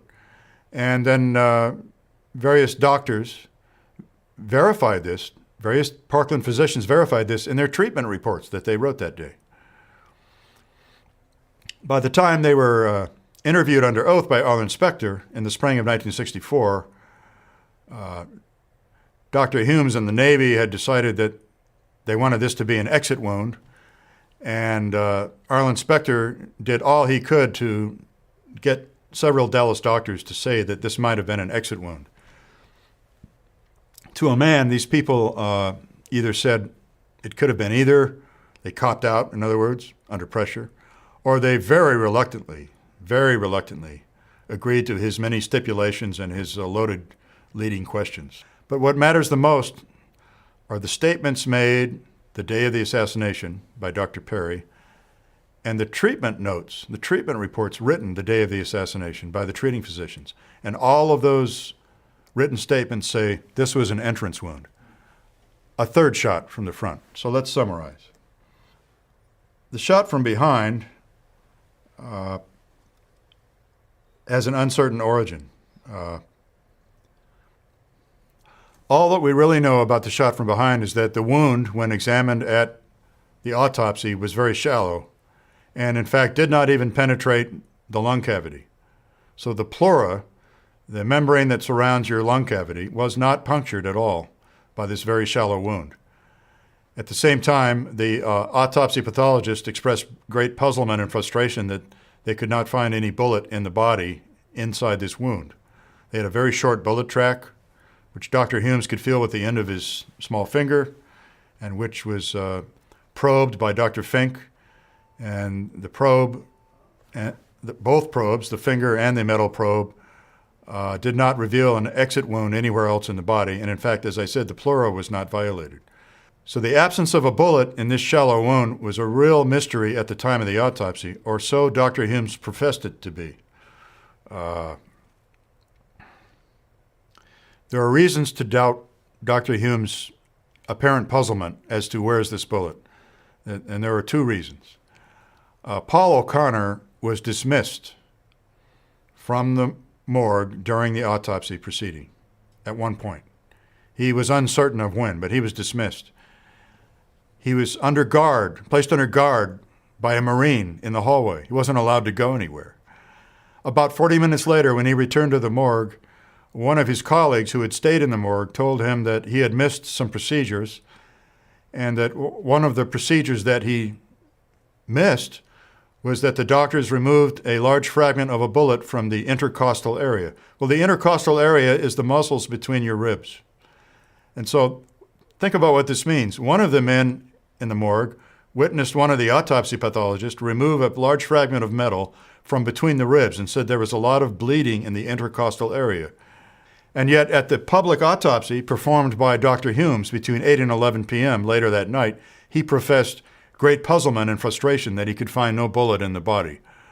But what Paul O'Connor was told by his colleague puts the lie to that.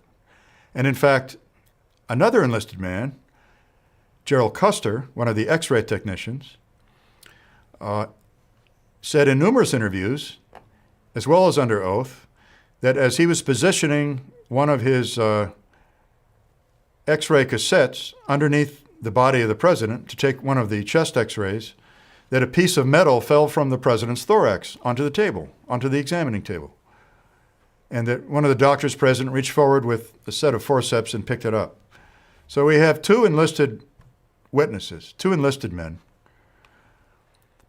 who told the truth years later, that there was evidence of some piece of metal in the body from the bullet that struck the president in the back, but that evidence has simply disappeared from the record, that's all.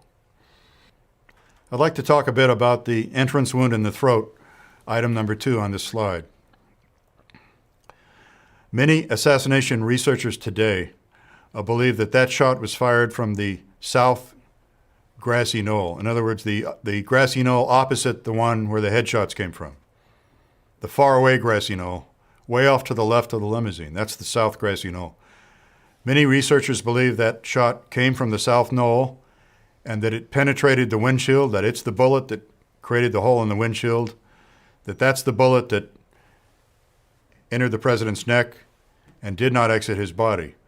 You'll recall, anyone who's seen the Zapruder film, you'll recall the president reacting sharply to a frontal stimulus. And that's clearly him reacting to a frontal shot, this shot right here. Most researchers now believe it came from the south knoll, off in this direction to his left. That bullet did not penetrate the body. Dr. Clark, the attending neurosurgeon during President Kennedy's treatment, told a New York newspaper the weekend of the assassination in an interview, he told the New York Times, I believe it was, that he thought that bullet ranged downward into the chest and did not exit the body. So based on what they saw at Parkland Hospital, they did not see an exit wound for this entry. So we have a puzzle. Dr. Humes writes in the autopsy report, the version that survives today, that there was a large bruise inside the upper chest on the right side, and the bruise was on top of the pleural dome, right on top of the right lung, such that, as Dr. Humes explained during his sworn testimony before the Warren Commission, such that after the lungs had been removed at autopsy, the inside of the chest had to be illuminated, and then photographs were taken of this bruise on top of the pleural dome, which would have been right on top of the top portion of the lung. In Dr. Humes's mind, he claimed that this was evidence of the passage of a bullet from behind, through the neck, and out the front. That's utter nonsense, but that's what he claimed at the time, and that's why he said he photographed the bruise. He considered it important at the time. I believe the bruise is not evidence of a transiting bullet from behind. The bullet from behind didn't transit. It was going downward at a sharp angle, and the two autopsy technicians, Paul O'Connor and James Jenkins, both remember that the probing of this shallow back wound. They remember seeing the probe pushed and making a dent in the pleura after the lungs had been removed. And they remember that the indentation in the pleura from the probing of this shallow wound were somewhere below the heart, actually at the level of the descending aorta, such that if that bullet had continued to travel in a more or less straight line, it would have exited at or below the heart, and it certainly could not have gone through anyone's neck. So it's possible, in my view, that this bruise on top of the right lung, if that's really where it was evidence of a shot from the front, striking the president in the neck, being deflected by the tracheal rings. The tracheal rings were damaged, being deflected and going downward in his chest, as Dr. Clark had speculated, and then coming to a stop. A bullet which had transited the car's windshield would have lost a lot of momentum, a lot of velocity would have been lost. And that could explain why it would enter, be deflected by the trachea, and then go downward in the chest and stop. So that for many years was my speculation on the cause, for the real cause for the bruise on top of the pleural dome. What's interesting today is that this photograph is missing from the official collection. I now think I understand why, and it's a completely new interpretation of this part of the evidence that I've never written about before. One of the two enlisted autopsy technicians, James Jenkins, spoke at a JFK assassination conference in Dallas on the 50th anniversary of the assassination. This is last November, 2013. James Curtis Jenkins, a very shy and retiring man who does not enjoy publicity at all, finally came and appeared at a research symposium and answered people's questions. He said he did not remember any bruise on top of the pleural dome. He remembered seeing a bruise on the middle lobe of the right lung itself. Now think about this. He remembered seeing a bruise on the middle lobe of the right lung. If that's the truth, then that bruise would line up with the shallow back wound. You see? The shallow back wound, which Humes claimed there was no exit for, was traveling downward at a steep angle. The FBI agents heard Dr. Hume say this. In fact, they recorded in their report that Dr. Hume said at the autopsy that the back wound was going downward at a 40 to 60 degree angle. No building was really that tall in Dealey Plaza, but that would have been the pathologist's estimate at the time. They recorded what he said. That type of trajectory going steeply downward from a wound entering the back could very well be the cause of a bruise on the middle lobe of the right lung.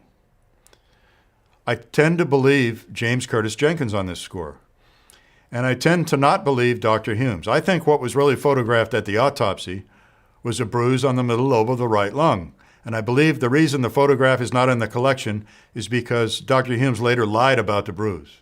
I believe he lied about it in the autopsy report and changed its location, saying in the autopsy report the bruise was way above the tip of the right lung on the pleural dome. I no longer believe there was such a bruise on top of the pleural dome, way above the top of the right lung. I believe Jenkins, the bruise was in the middle lobe of the right lung, and I believe that's what was photographed, and I believe that's why the photograph of the bruise is missing from the collection, and I believe that Hume's statements that the bruise was much higher in the autopsy report are simply a fiction. This is an image of the back wound. There are so many questions about this wound that they will never be answered unless there's an exhumation of the president's body. If there ever is such an exhumation, it may not take place for many decades until a lot of the emotions surrounding this subject have attenuated. But some of the questions people have, is that the actual wound we see near the top of the ruler, off to the right of the ruler? Or is it the other dark spot below the big dark spot? Is the real wound underneath the ruler, and is someone hiding it for some reason? We could never get any of the autopsy pathologists to explain why there was a ruler in this photograph. No one could explain why. I found that rather strange. Unless there's an exhumation, we'll never really know if this is the wound described in the autopsy report. We need to move on to the throat wound because the throat wound was also the subject of tampering at Bethesda Naval Hospital prior to the beginning of the autopsy. Now, this disturbing image is the so-called stare of death photo. You can see that it's taken early that night because the president's head is in the metal head brace. You can see the bar for the metal head brace off to the left. You can see the fresh towel that's been placed underneath his head and shoulders. And the wound in this image is a horrible-looking gash. It bears no resemblance whatsoever to the incision made by Dr. Perry. Now, Dr. Crenshaw, a third-year resident who was present in Trauma Room 1 at Parkland during President Kennedy's treatment, he was interviewed in depth by ABC News in 1992 for a big news story. And one of the things he had to say was that when he looked at this autopsy photograph, in his opinion, someone had tampered with this wound and greatly expanded the size of the tracheotomy incision. He said he had never seen a tracheotomy incision that big in his life. He said Dr. Perry was a master with the blade and made a very, very small incision. When David Lifton interviewed Dr. Perry in the 1970s, Dr. Perry told him that the incision was only 2.5 to 3 centimeters wide. In the autopsy report, Dr. Humes describes this incision as 6.5 centimeters wide, and yet in his sworn testimony in 1964, Dr. Humes said this gash was 7 to 8 centimeters wide, really enormous. And in the autopsy report, Dr. Humes says it's 6.5 centimeters wide and it has widely gaping irregular edges. Dr. Crenshaw said in the news piece in 1992 that after the breathing tube was removed from the president's neck following death, the small incision closed of its own volition and was a neat, small, horizontal incision, no wider than 3 centimeters at the most, and it had closed. So, based on Dr. Crenshaw's recollections, And based on what we see in this photograph, this wound has been severely tampered with. The purpose would be twofold. One would be to try to obtain access to whatever bullet went in from the front and remove evidence of a shot from the front. That was the whole purpose of this surgery prior to the autopsy, was to remove evidence of shots from the front. So this would have been along that same line of thought. In addition, enlarging this wound to try to obtain access to the bullet would have had the added benefit to the people doing the cover-up of making this look like an exit wound. Because right now, except for the possible hint, you see the hint of an entrance wound at the bottom of the gash. You see it looks like part of a small, possibly part of the small actual wound of entrance. Most of it is just a large unformed gash. And indeed, the final version of the autopsy report, the one in the archives today, claims that this is an exit wound, that it's not an entrance wound. Now we have some other evidence related to this wound, and that is the artist's illustration made for Quentin Schwen by a medical illustrator this past year. You'll recall that this is the best recollection Quentin Schwen has of the color transparency shown to him in 1982 or 1983 during a recruiting pitch by the federal government. Not only does this image depict an entrance wound above the right eye, but it depicts a different stage of tampering for the throat wound. Quentin Schwen described this eloquently to me during many interviews on the telephone. What is shown here by the artist is that he recalls a vertical incision bisecting the horizontal incision. So when the body left Parkland Hospital, President Kennedy only had a short horizontal incision which had closed after the trach tube was removed. Quentin Schwen remembers seeing a transparency with a vertical incision at 90 degrees to the horizontal one, which bisected it, and he said the vertical incision was actually longer than the horizontal incision, and that the four edges of the skin flaps had been peeled back. Just like if you cut a cross shape into an orange, you could peel back the skin of the orange to try to see what was underneath. He vividly remembers this. So what I conclude we're looking at here is an interim stage of this tampering. So the Dallas observations were an entry wound in the throat, about 5 millimeters wide, very small. This, I believe, is an interim photograph showing what the wound looked like after a first stage of tampering or investigation, and then the large, unseemly gash that we have in the existing autopsy photos is the final stage of the alteration when the butchers got done with their work. So to conclude, I believe 5 shots definitely hit President Kennedy from 3 directions. 2 shots from behind, 1 shot from the left front, and 2 shots from the right front of the limousine. This constitutes undeniable evidence of crossfire and therefore of conspiracy. There's an important point I'm trying to make here. Once a researcher crosses this threshold and is convinced that there was a conspiracy, you need to get out of Dealey Plaza and focus on the cover-up. Continuing to obsess over the details of what happened in Dealey Plaza, because the complete story can never be known, reduces the assassination to a parlor game and trivializes it. Studying the cover-up and how quickly it was implemented and by whom reveals that America experienced a coup d'etat in 1963. So the proper question, once you believe there was a crossfire and therefore a conspiracy, the proper question then becomes, why was JFK removed from office? And I'll be covering this at the end of this presentation. Many people do not know that the autopsy conclusions following President Kennedy's death were quite malleable during the first 2 weeks after the autopsy. They were changing, they were being revised very quickly. Most people don't know this. There were 4 sets of conclusions that we can identify in time. And I'm going to explain what those were below, but the implications should be very disturbing. Truth was not the only client. If it was, there would have only been one set of conclusions. The fact that there were 4 sets of conclusions, each different from the other, indicates that the people behind the cover-up were trying to decide what they could sell to the American people and to future investigations. That's all they were concerned about. So let's talk about these 4 sets of conclusions. The first set of conclusions was reached before 11 o'clock p.m., before the FBI agents left the morgue. We know that because these conclusions were recorded by the 2 FBI agents in their report, the report dated November 26, 1963, the Sybert O'Neill report. The conclusions grandly announced by Dr. Humes to the entire morgue audience and the FBI agents were that the pattern was clear.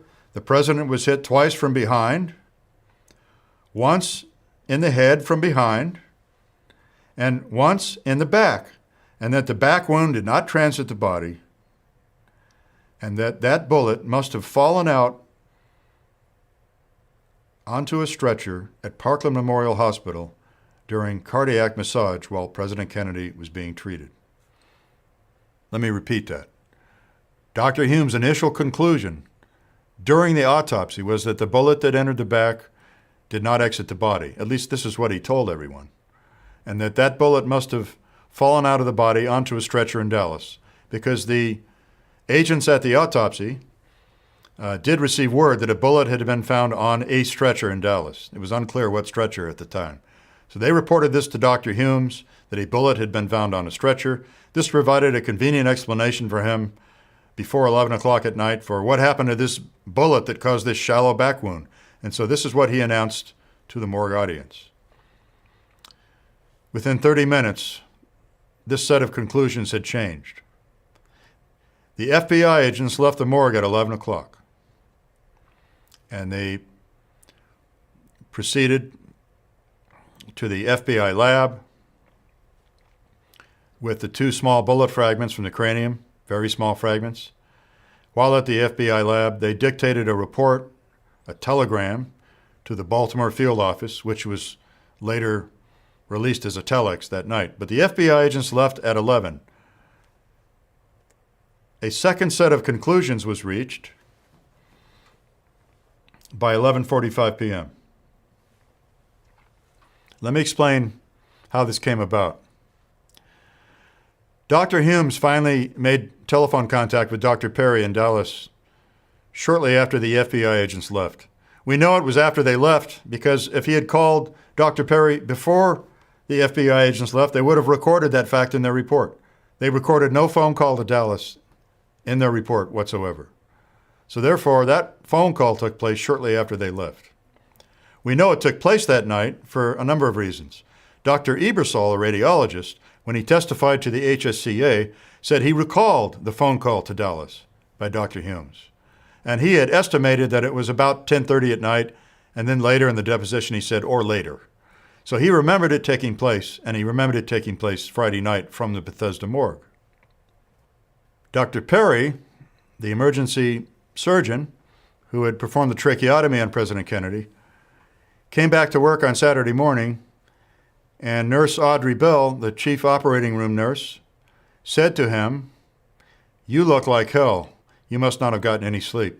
And he told her at the time, "I didn't get much sleep because they were on the phone all night long from Bethesda, badgering me, trying to get me to change my mind about the entrance wound in the throat. They wanted me to say it was an exit wound." So we learned this from Nurse Bell when we interviewed her in 1997, and it's on the audio tape that's in the National Archives. You can listen to it. You can listen to it for yourself. It's a pretty damning piece of information. So we know from the Perry statement and from the Ebersol statement that there was a phone call to Dr. Perry from the Bethesda morgue Friday night during the autopsy. A third indicator that there was a phone call with Dr. Perry Friday night is Dr. Perry himself. He testified before the Warren Commission more than once.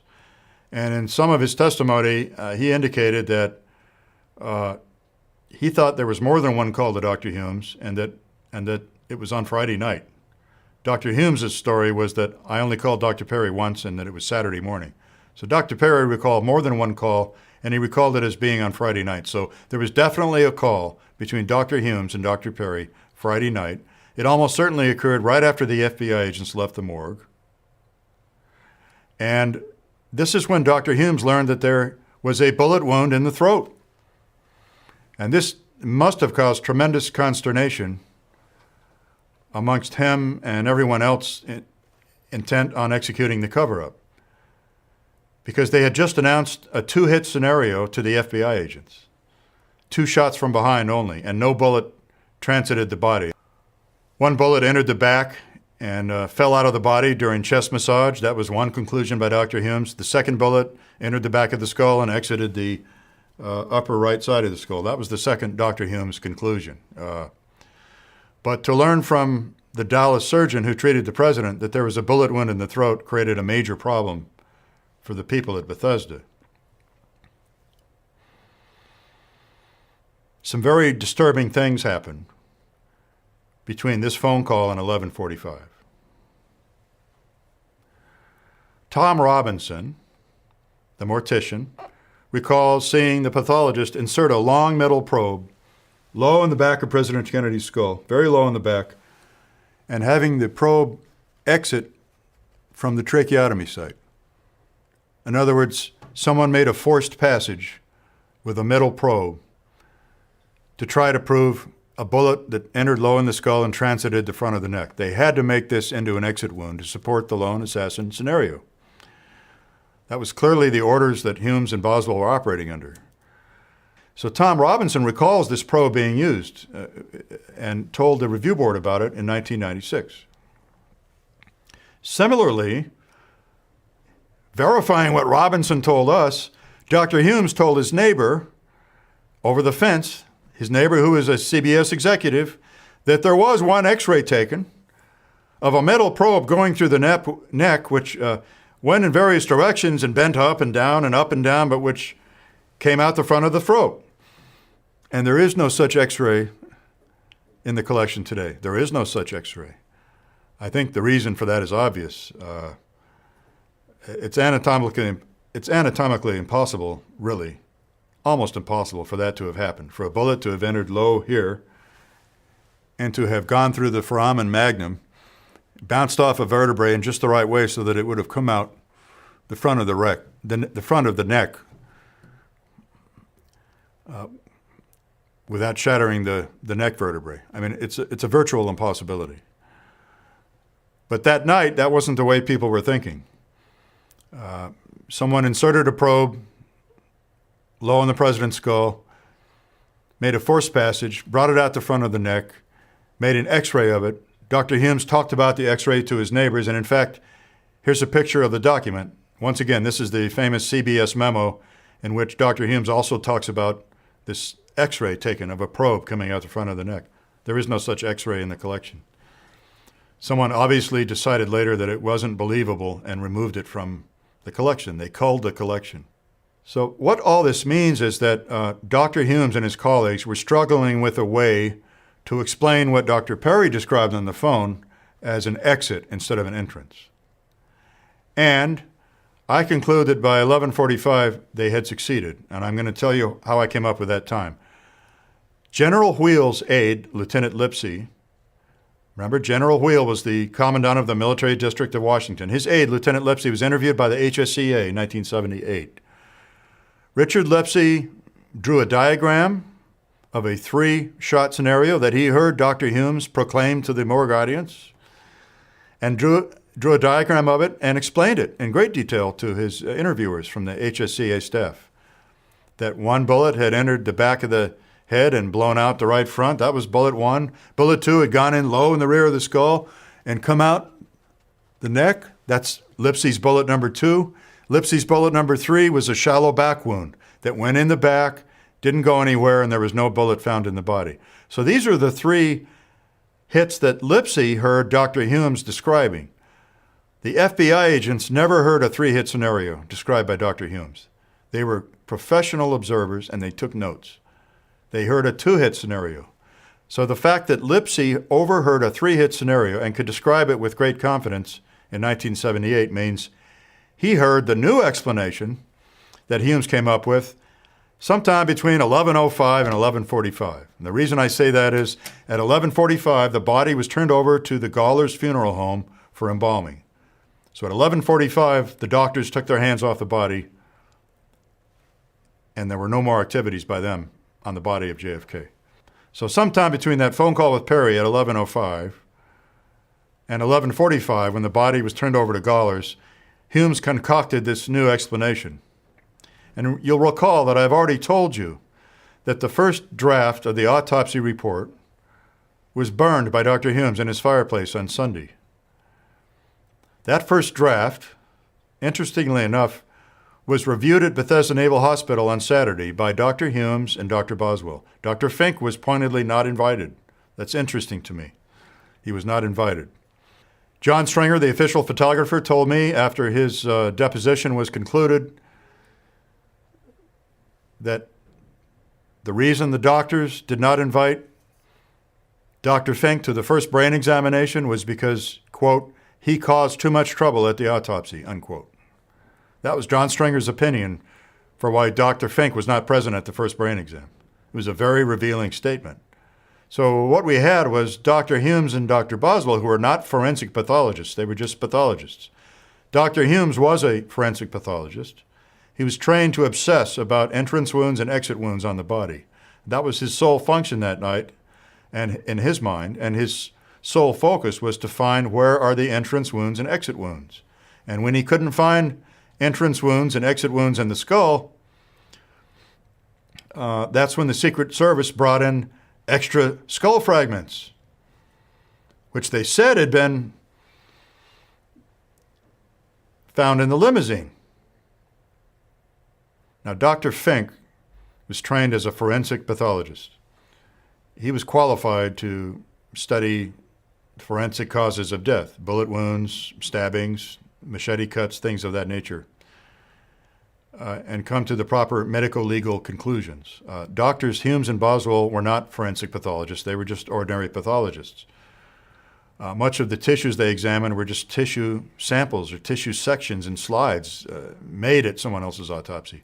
Or autopsies that they performed when they were younger were autopsies on people who died through disease, not through gunshot wounding, not through stabbings. So Dr. Fink was a forensic pathologist. His sole focus the night of the autopsy was entrance wounds and exit wounds. And he made such a stink about it that at one point the Secret Service felt compelled to bring in these 3 skull fragments. And they actually used the words when they presented them to Dr. Humes in this charade in front of this audience. They said these were removed. They used the word removed. They didn't say they were blasted out by a bullet. They said these were removed. And the FBI agents wrote that language in their report, that the 3 skull fragments were brought in. Dr. Humes was instructed by the Secret Service that they had been removed. That's really interesting language. As John Stringer told me, it was his opinion that the reason Dr. Fink was not invited to the brain exam of President Kennedy's brain was because, quote, he caused too much trouble at the autopsy, unquote. Now this tells me that Dr. Fink, who is a board-certified forensic pathologist, was a meticulous professional and was obsessing, as he should have, over entrance wounds and exit wounds during the autopsy, and was dissatisfied, which is why the other 3 fragments were brought into the room by the Secret Service when Dr. Fink was unhappy. I think this same personality trait of Dr. Fink, this same tenacity of his obsession with the basic facts, is one reason why he was not invited to review the first draft of the autopsy report on Saturday. Well, we know from the review board's deposition of Dr. Boswell that Boswell and Humes met at Bethesda Saturday, late in the morning, and reviewed the first draft of the autopsy report. Dr. Fink was not there. So I think we know why. He caused too much trouble at the autopsy, per John Stringer. That first draft, however, was reviewed by Captain Canada. This is the same Captain Canada I've discussed earlier. He reviewed the first draft, and undoubtedly others did as well. I'm sure Admiral Galloway looked at it. He was the head of the entire complex, and probably Captain Stover as well. But in the letter of transmittal for the existing autopsy report, it states that Captain Canada reviewed the first draft. Someone Saturday found that draft unacceptable. Now, it's always been my assumption, and it still is today, that the content of the first draft was the three-hit scenario that Richard Lipsey recalls hearing. He recalls hearing it, obviously, shortly after the FBI agents left the morgue and after the phone call with Dr. Humes. He recalls hearing it, probably at about 11:30 or 11:45. And this was undoubtedly the content of the first draft. Someone found it unacceptable Saturday. We know from the work of the HSCA that Dr. Humes went home Saturday afternoon and Saturday night, he struggled for several hours and rewrote the autopsy report. And then, by his own admission, he burned in his fireplace the first draft on Sunday morning. I think I know why the authorities at Bethesda rejected the first draft of the autopsy report. The official story was that there were 3 shots fired that day. And everybody knew that Governor Connolly had been shot. And everybody knew that President Kennedy had been shot in the head and shot in the back. That's what the world knew at that time. So that's 3 shots. I think someone Saturday said, uh-oh, Governor Connolly was shot too. You can't have all 3 shots hitting President Kennedy. I think that's what happened on Saturday. So the 3-shot scenario was rejected. And Dr. Humes wrote another version of the autopsy report, as I said, Saturday night, and he burned the first draft on Sunday. Now let's talk about the next version. The next version is item 3 on this slide. And the scenario has gone from 3 hits from behind back to 2 hits. So President Kennedy, who Humes announced late Friday, was hit by 3 shots, and which he put in the first draft. It's now back to 2 hits. And I think I know the contents of this first signed version. I think I've figured out what the contents were of this second written version of the autopsy report. By the way, this is the signed version that the Kennedy family never returned to the U.S. government. This would be the signed autopsy report signed by Dr. Humes that was mentioned in paragraph 9 of the Dr. Berkeley inventory in April 1965, which disappeared into the custody of the Kennedy family and was never returned to the government for whatever reason. So this first signed version, I believe, said the following. 1 shot to the head, a bullet from behind, low in the head, exiting somewhere up here. A shallow back wound again, shallow back wound that did not exit the body. And I believe it said that the wound in the throat was caused by a fragment from the headshot. We have good evidence for believing that that's how Dr. Humes dealt with the wound in the throat problem. Remember, he talked to Perry on Friday night. He had to explain this in some way because the Dallas doctors had seen it and they were going to be talking about it and testifying about it eventually to various investigations. So the evidence we have that Dr. Humes tried to explain this away as a fragment from the headshot coming out the front of the neck is from the Chief Counsel of the Warren Commission, J. Lee Rankin. And this is from an executive session transcript, which at the time was classified top secret. This executive session transcript from January of 1964 is Rankin meeting with the commissioners. I believe it was for the first time. And he's saying, we have to figure out how to deal with this throat wound, in so many words. And he says, because it says here in the autopsy, he uses the word autopsy. He doesn't say autopsy report. He says, it says here in the autopsy that the throat wound was caused by a fragment. So what did he mean by that? Well, there were 2 newspaper stories in December of 1963, one in Philadelphia and one in Washington, and they both mentioned that the throat wound in the front of the neck was caused by a fragment from the headshot.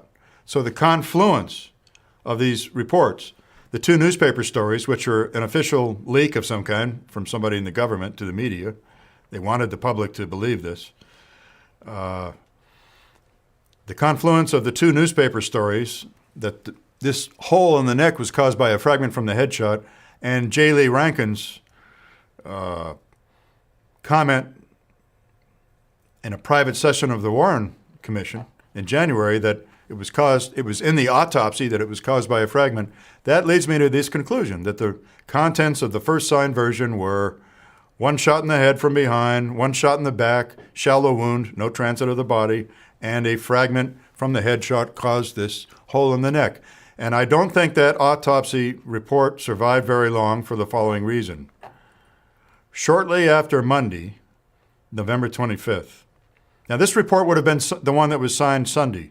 The missing signed version, in my view, has to be the autopsy report signed on Sunday, the one the doctors talk about in their testimony. It's the signed version we don't have anymore. And the reason I think this didn't survive more than 2 or 3 days is because everybody started watching the Zapruder film. Everybody in the government after Monday the 25th, copies of the Zapruder film started to proliferate. The FBI borrowed a copy from the Secret Service, and then they made second-generation copies from it.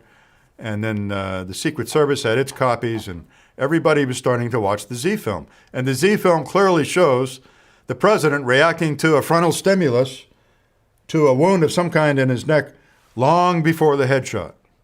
Long before the headshot. In fact, he begins reacting to the frontal stimulus in frame 225, when the car emerges from behind the road sign. So that's why that autopsy report didn't survive very long. And so the final item on this slide here is the autopsy report we have in evidence today. The extant autopsy report, Commission Exhibit 387, is also a two-hit scenario. This one, however, posits the one shot to the head from behind and a shot in the back, which suddenly, miraculously, is said to have transited the body for the very first time. This is the very first time this final version of the autopsy conclusions, the fourth version of the conclusions, the third written version, is the one that says a bullet in the back transited the region of the neck, came out the front of the neck, creating this exit wound. Months later, Arlen Specter and Dr. Humes together invented the single bullet theory, saying that that's the same bullet that hit Governor Connolly. But initially, this concept of a transiting bullet that went through the upper back, somehow went through or around the neck without damaging it, and then came out the front of the throat, that concept is first written down in the third written version of the autopsy report. So there's no reason we should have any confidence in it. In fact, the stories that surround the nature of the throat wound are really remarkably varied. Let me tell you what I mean by that. Dr. Fink, who testified before the Shaw trial in New Orleans in 1969, I believe, said that the autopsy surgeons were prohibited from probing. They were told not to probe the incision in the throat by someone of a very high rank during the autopsy. They were directed not to probe the throat wound or the tracheotomy incision. They were told not to probe it. That's one story that comes from the pathologist. Another story is Dr. Boswell, who is telling, I think, the closest version to the truth, the closest version. Dr. Boswell told both the HSCA staff in the late 70s, and he told the review board that, oh yes, he said, we realized we had an exit wound in the throat by the end of the autopsy. That's a very interesting statement because it's in conflict with what Dr. Humes always said on the record. Dr. Humes always said that there was no phone call to Dr. Perry on Friday night, that he didn't call Dr. Perry until Saturday morning. We know now that's not true. Dr. Perry said it wasn't true, and Nurse Bell said it wasn't true, and Dr. Ebersol said it wasn't true. Dr. Humes claimed in his testimony before the Warren Commission that Saturday morning when he called Dr. Perry, it was only then that he learned there had been a wound of some kind in the throat, and it was then Dr. Humes claimed that he had this aha moment where he connected the dots of entrance wound in the back, bruise on top of the right lung, gash in the throat, and he purportedly, supposedly went, aha, and the light bulb came on, and supposedly after he's relinquished the body, after he has given up any chance of finding this magical bullet track, he decides that, okay, that bullet that went in the back transited the neck and came out the front. So when you have three people who can't keep their story straight, it means that the official story isn't true and that they're all lying, or at least two of them are.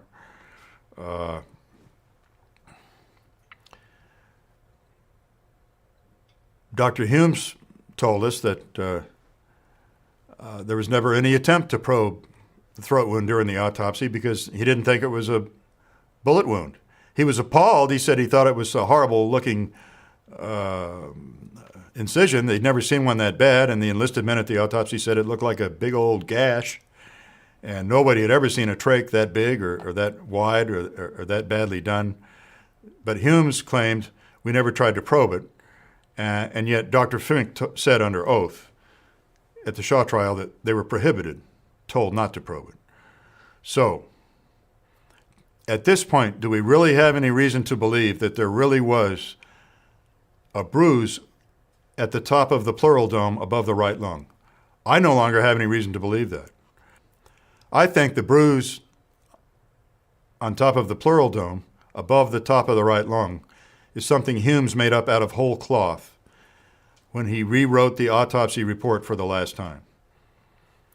I think there was probably a bruise in the lung area, but it was probably in the middle lobe of the right lung, like James Jenkins revealed last November.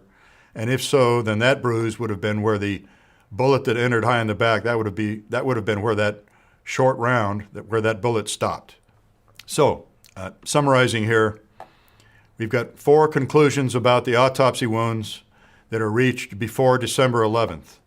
That's a pretty rapid transformation of conclusions. We know that on December 11th, the final version of the autopsy report, the one that exists today in the archives, was taken to Dallas by Secret Service agent Elmer Moore and was shown to all the Dallas physicians who had been in treatment room 1. They were told to read it. This was the government's way of telling them, you're wrong. There was no entrance wound in the throat. It was a wound of exit. The bullet transited the body. And oh, by the way, the government knows that that's the bullet wound you missed in Dallas. You didn't know the president was shot in the back. That bullet came out the front of his throat. So you guys didn't know what you were totally doing and saying. And we're telling you, as the authority, the U.S. government, that you were wrong and that the wound in the throat was an exit. So by December 11th, when Moore took that report to Dallas and forced everyone to read it, by then these conclusions were finalized.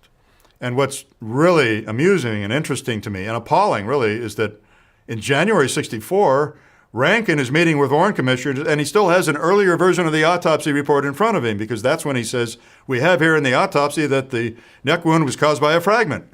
He's talking about the previous version. So this is an amazing, almost a comedy of errors. And if it wasn't for the secrecy in place at the time, and the lack of openness in government, these people would not have gotten away with this. In fact, if there had been a trial, if the accused assassin had not been murdered, and there had been a trial, as I've said before, most of this evidence would not have been admitted into the courtroom by the judge. The autopsy report would not have been admitted because of the chain of custody problem with the body and because it was rewritten so many times. The autopsy photographs would have been shown to the Dallas physicians. The defense counsel would have asked all of the Dallas doctors and nurses if these were the wounds they saw on the body, and as soon as they said, no way in hell, that's not like anything like I saw, the jig would have been up. That would have been it. And then the defense counsel would also have called many witnesses from the autopsy, other than the pathologist. They would have called the enlisted autopsy technicians and the FBI agents, and this cover-up would not have succeeded if there'd been a trial. It would have been blown wide open. As it was, the Warren Commission got away with a fast one. They succeeded in never showing the autopsy photographs to the Dallas doctors and nurses. The key Dallas treating physicians and the key nurses that treated the president did testify under oath to the Warren Commission. Some of them did so in Dallas, and some of them came to Washington. None of them were shown any of the autopsy photographs. And so they had no chance to say whether these images did or did not comport with what they saw. The thing you need to understand is that when Jeremy Gunn was questioning Drs. Humes and Boswell under oath in 1996, he asked them if this wide series of autopsy shots, all the shots of the head and the head brace, he said, are these pictures taken before incisions or after you made incisions on the body? And both pathologists, both Humes and Boswell, said they were taken before we made any incisions on the body. So that's their official story. They're sticking to it, but we know now that that cannot be true. It cannot be true. The surgery was witnessed by Tom Robinson and Ed Reed, and Robinson, Berkeley, and Canada observed the same exit wound in President Kennedy's head that was seen in Dallas right after the body arrived. Therefore, the surgery took place at Bethesda. Case closed. Before we move on to the subject of the Zapruder film, I'd like to revisit one more time the importance of the back of the head photo, the famous or infamous photographs from the autopsy which appear to show the back of President Kennedy's head intact. As discussed earlier, there are many reasons not to have any faith or confidence in this photograph showing the back of President Kennedy's head intact. Those reasons include the observations of the Parkland Hospital treatment staff, the observations of Secret Service Agent Clint Hill, the observations of mortician Tom Robinson, the observations of Rear Admiral Berkeley, of Captain Canada, and of FBI agents Seibert and O'Neill. There is one other witness that I have not discussed yet whose recollections were crucial in disproving this as a photograph that we can have any confidence in. The review board took 10 depositions, as I've mentioned, of autopsy participants or witnesses. One of those depositions was of former Navy Petty Officer Sandra Spencer, who was a first-class photographer's mate in the U.S. Navy at the time of President Kennedy's assassination. She was not at the autopsy. However, she did develop a lot of post-mortem photography of the president taken after death. And she developed those images the weekend following his assassination. Sandra Spencer, in the opinion of Jeremy Gunn, our general counsel, was the most credible witness we had before us in the medical evidence arena, the most credible witness we had. That's a heck of a statement coming from Jeremy Gunn. I found her very credible also. Sandra Spencer described to us seeing numerous photographs of President Kennedy taken at the autopsy. She thought they were taken at the autopsy. When we brought her to Washington and took her deposition and showed her the autopsy photographs in the collection today, she visibly blanched and became disturbed. And she said, he really looks beat up. She said, I did not see the president in any condition that I see in these photographs today in the official collection. So we said, well, would you please describe what you did see?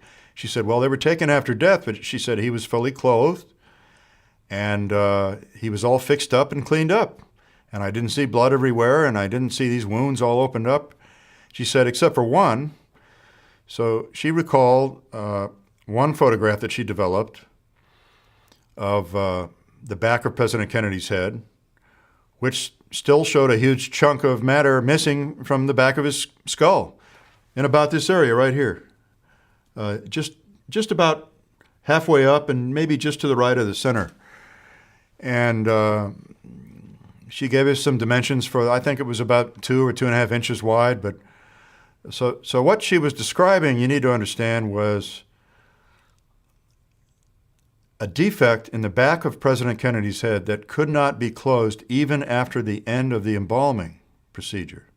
Because what she was clearly describing was that she had developed a series of post-embalming photographs taken of the president after he had been reclothed and after he had been cleaned up and fixed up.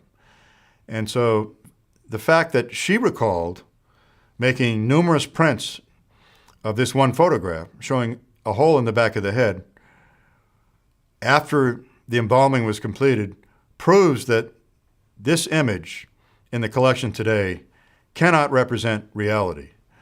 It is either a rearrangement of scalp from elsewhere on the head, rearranged for just 5 minutes to take a quick set of deceptive photographs, or it's an altered photograph. Now, Dr. Mantic has been to the archives 9 times, as I mentioned, and he has done something that my boss and I never did during the days of the review board. Dr. Mantic has used stereoscopic viewing. So he has looked at this back of the head image with the stereoscopic viewer, and he has told me and has told others that that's the one image of the head in the whole collection that doesn't look right when viewed stereoscopically. He says that that middle portion of the back of the head in this controversial image does not look three-dimensional. It looks two-dimensional.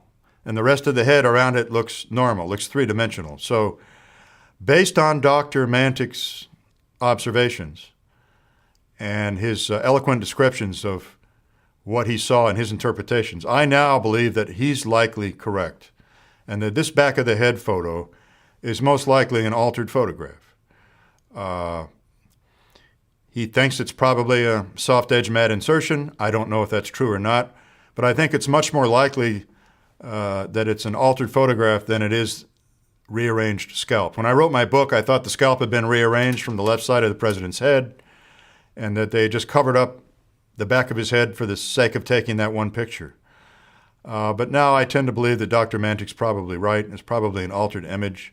And the proof of the pudding is the recollections of Sandra Spencer and her sworn testimony under oath that the photographs taken after the completion of embalming still showed a hole in the back of the head. And in fact, she's corroborated by the recollections of 2 other witnesses, Tom Robinson, the embalmer, and Paul O'Connor, one of the Navy enlisted men at the autopsy. Both said years later that when the embalming was completed, there was still a hole in the back of the head. It was covered by a rubber seal or a rubber dam. The scalp was sewn into the rubber dam, but that there was no scalp in that area, and that the hole could not be closed because there was no bone and no scalp, and that it was hidden by turning the president's head slightly to the right on the pillow. The president, they observed, was placed in the casket. His head was turned slightly to the right to make sure that that defect, which was still present, was not visible in case there was going to be an open casket funeral, because at the time they didn't know. They didn't know Friday night whether there would be an open casket funeral or not. So one of the reasons Sandra Spencer was considered such a reliable witness by Jeremy Gunn and I is because of her, not only because of her demeanor, her sobriety, but because of her former position. She had been detailed to the White House and worked for Chief Robert Knudsen, the Navy chief photographer's mate, who was sent there to be a social photographer. She worked for Chief Knudsen and basically developed all his pictures. So she would develop his social photography on almost a daily basis whenever the president and his family were in town.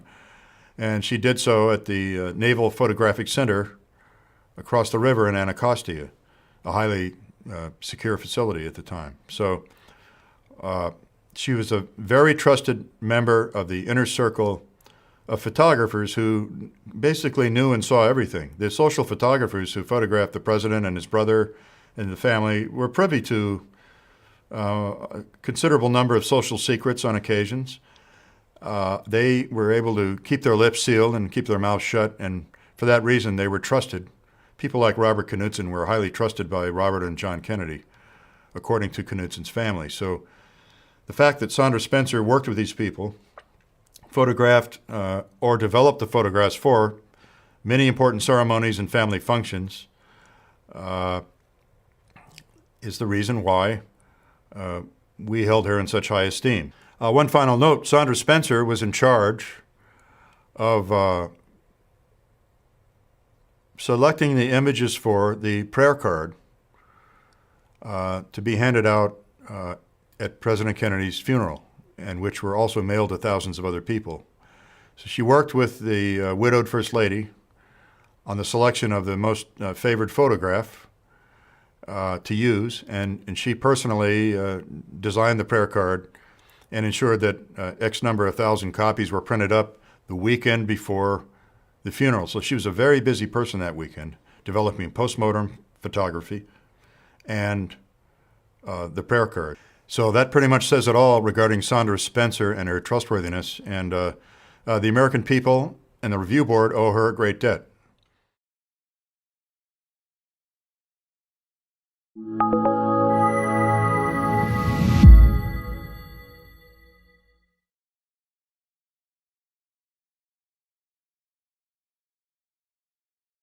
Okay, my next topic for discussion is the Zapruder film.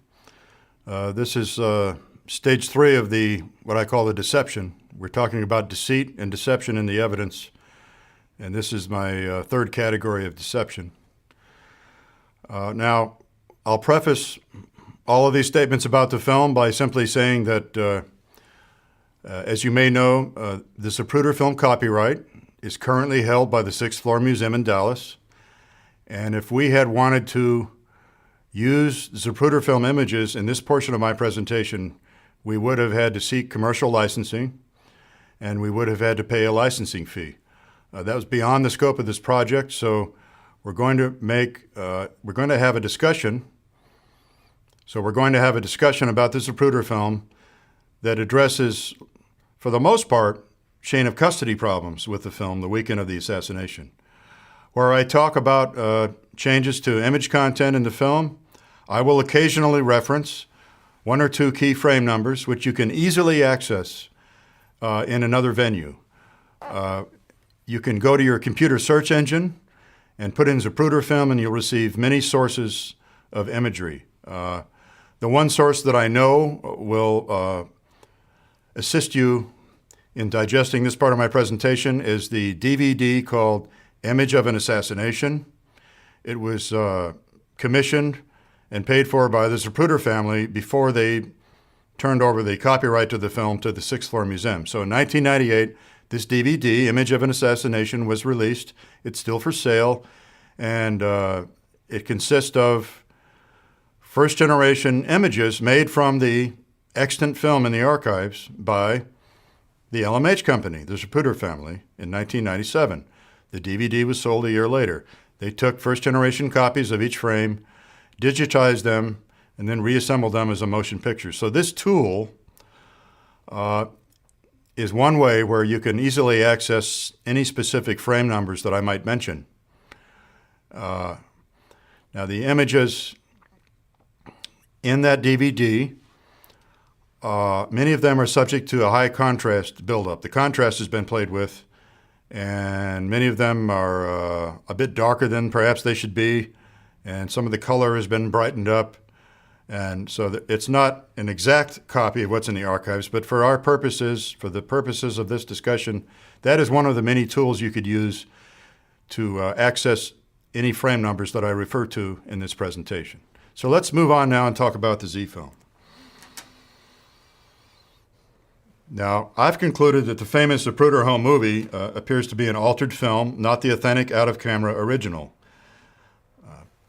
The Zapruder film is admittedly the hottest topic within the JFK research community, so you are going to get my own personal conclusions about the status of this film based on my 3 years of work with the Assassination Records Review Board, where I was the point person for all Zapruder film matters, and based on additional study that I've conducted during the decade following the shutdown of the review board.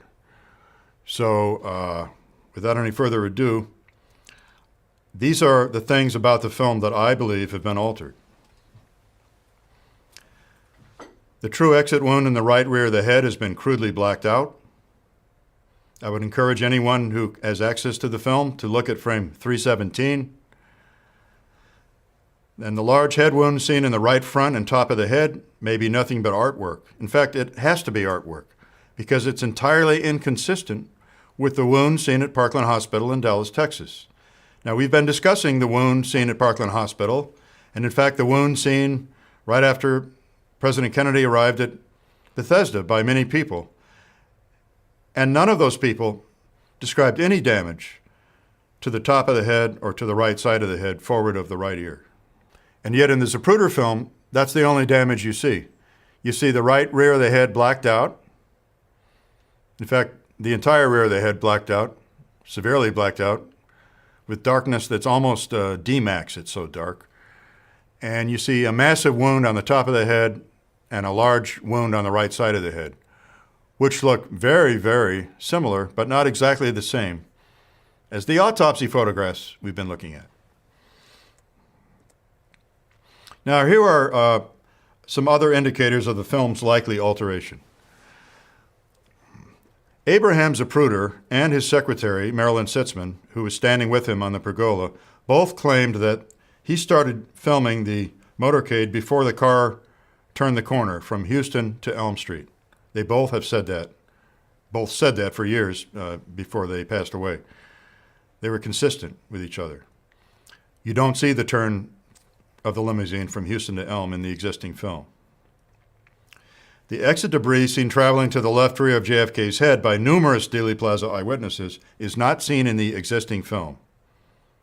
Some of the people that have described this quite vividly, Dealey Plaza witnesses, are the Willis family in the Men Who Killed Kennedy series, Charles Brem and Mark Lane's film Rush to Judgment, B.J. Hargis, one of the motorcycle policemen to the left rear of the limousine in numerous interviews, and Beverly Oliver. And I might add, there were two Dallas County surveyors, Mr. Brenneman and West, who were commissioned by Life magazine very shortly after the assassination to make a plat map, an accurate plat map, a surveyor's map of Dealey Plaza and what happened during the assassination using blow-up frames from the Zapruder film. They were told these are blow-up frames from Mr. Zapruder's film. So they had access shortly after the assassination to 8x10 glossy prints, at least 4 or 5 of which they recalled years later showed exit debris leaving the president's head and traveling toward the left rear. This recollection of theirs is consistent with motorcycle outriders Hargis and Marshall being hit in the face, in the visor, all over their uniforms with debris to the left rear of the limousine. It's entirely consistent with that. Now, those gentlemen are deceased now, those two surveyors, but they gave newspaper interviews in the 1970s. Their comments are on record, and they're credible in the sense that they're describing the type of debris and the direction of travel consistent with all the Dealey Plaza eyewitnesses who talk about it. Now, the rapid motion of JFK's body back and to the left in the Zapruder film, the so-called head snap, interestingly enough, was not described by Dealey Plaza eyewitnesses. A lot of people have never thought about this. We're so used to watching the Zapruder film and seeing the back and to the left motion of the president during the shooting, and we're so used to equating that with shots from the right front that we assume that all the people in Dealey Plaza saw this. None of the Dealey Plaza eyewitnesses that I know of, and I've studied this case for over 3 decades, none of them described such a rapid motion to the left and to the rear by the president. In fact, some of them described the head going forward. So, many other researchers and I now agree that if the exit debris frames traveling to the left of the head were removed through optical excision, in other words, if a new Zapruder film was made with an optical printer which removed the frames that people didn't want shown, the removal of certain frames would cause other actions to speed up by their very absence. So if you remove exit debris frames traveling to the left rear from that sequence of the shooting, then any motion the president's body had are going to be rapidly speeded up. And so I conclude today, I highly suspect that the rapidity and force of this motion back and to the left, the violent nature of it, is actually an unintended artifact of film alteration. It's an unintended artifact of removal of exit debris frames because none of the Dealey Plaza eyewitnesses saw it. I'm not saying the president didn't move back and to the left. I think he moved back and to the left much slower than you see in the film, and it's just been speeded up tremendously. Something to think about. Okay, one more indicator of possible alteration, likely alteration, is the car stop. Many witnesses claim to have seen the limousine stop during the shooting on Elm Street.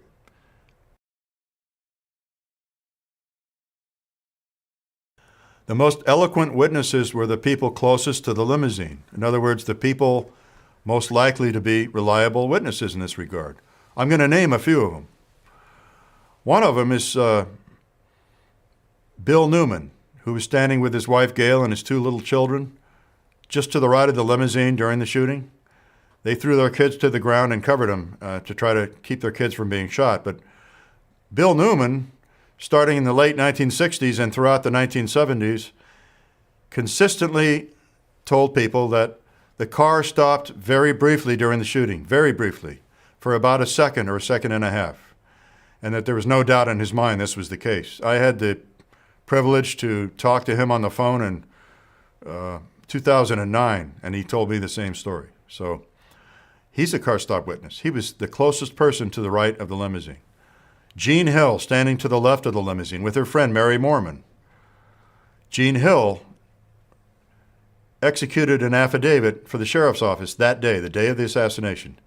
And in the midst of her affidavit, she says, "I heard some shots, and then the car stopped for an instant, and then I heard some more shots." So that's another car stop witness adjacent to the limousine, just to the left of the limousine. Hugh Betzner is another persuasive car stop witness.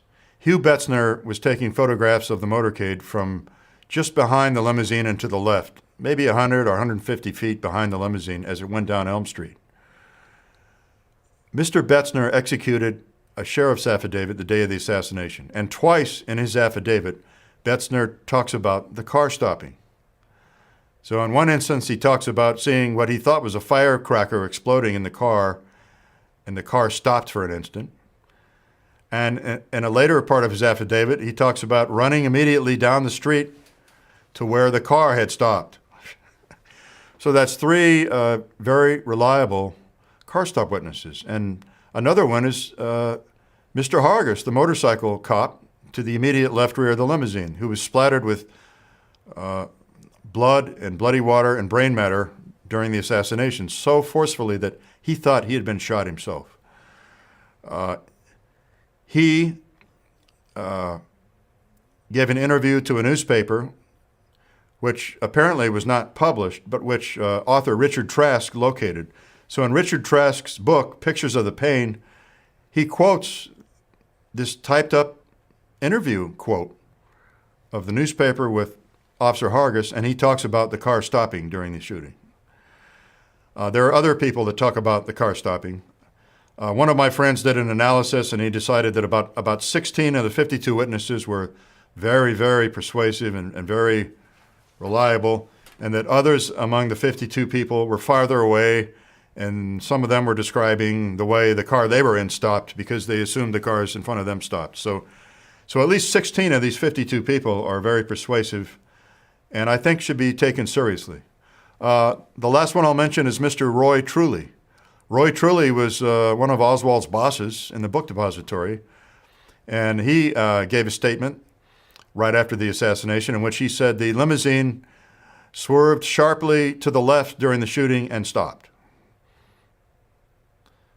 So were all these people mistaken? And if so, how could they be mistaken in the same way? It's something to think about. You don't see a car stop in the Zapruder film today. You see the car slowing a bit, and people that have timed it have said, well, it seems to slow to about 9 miles an hour or something like that. And yet in other films taken from the other side, the Nix film and the Muchmore film, you can see the brake lights coming on. So this is, as I said, one of the four principal reasons, in addition to the blacking out of the exit wound in the back of the head. This is one of the four additional reasons why we believe the film may have been altered.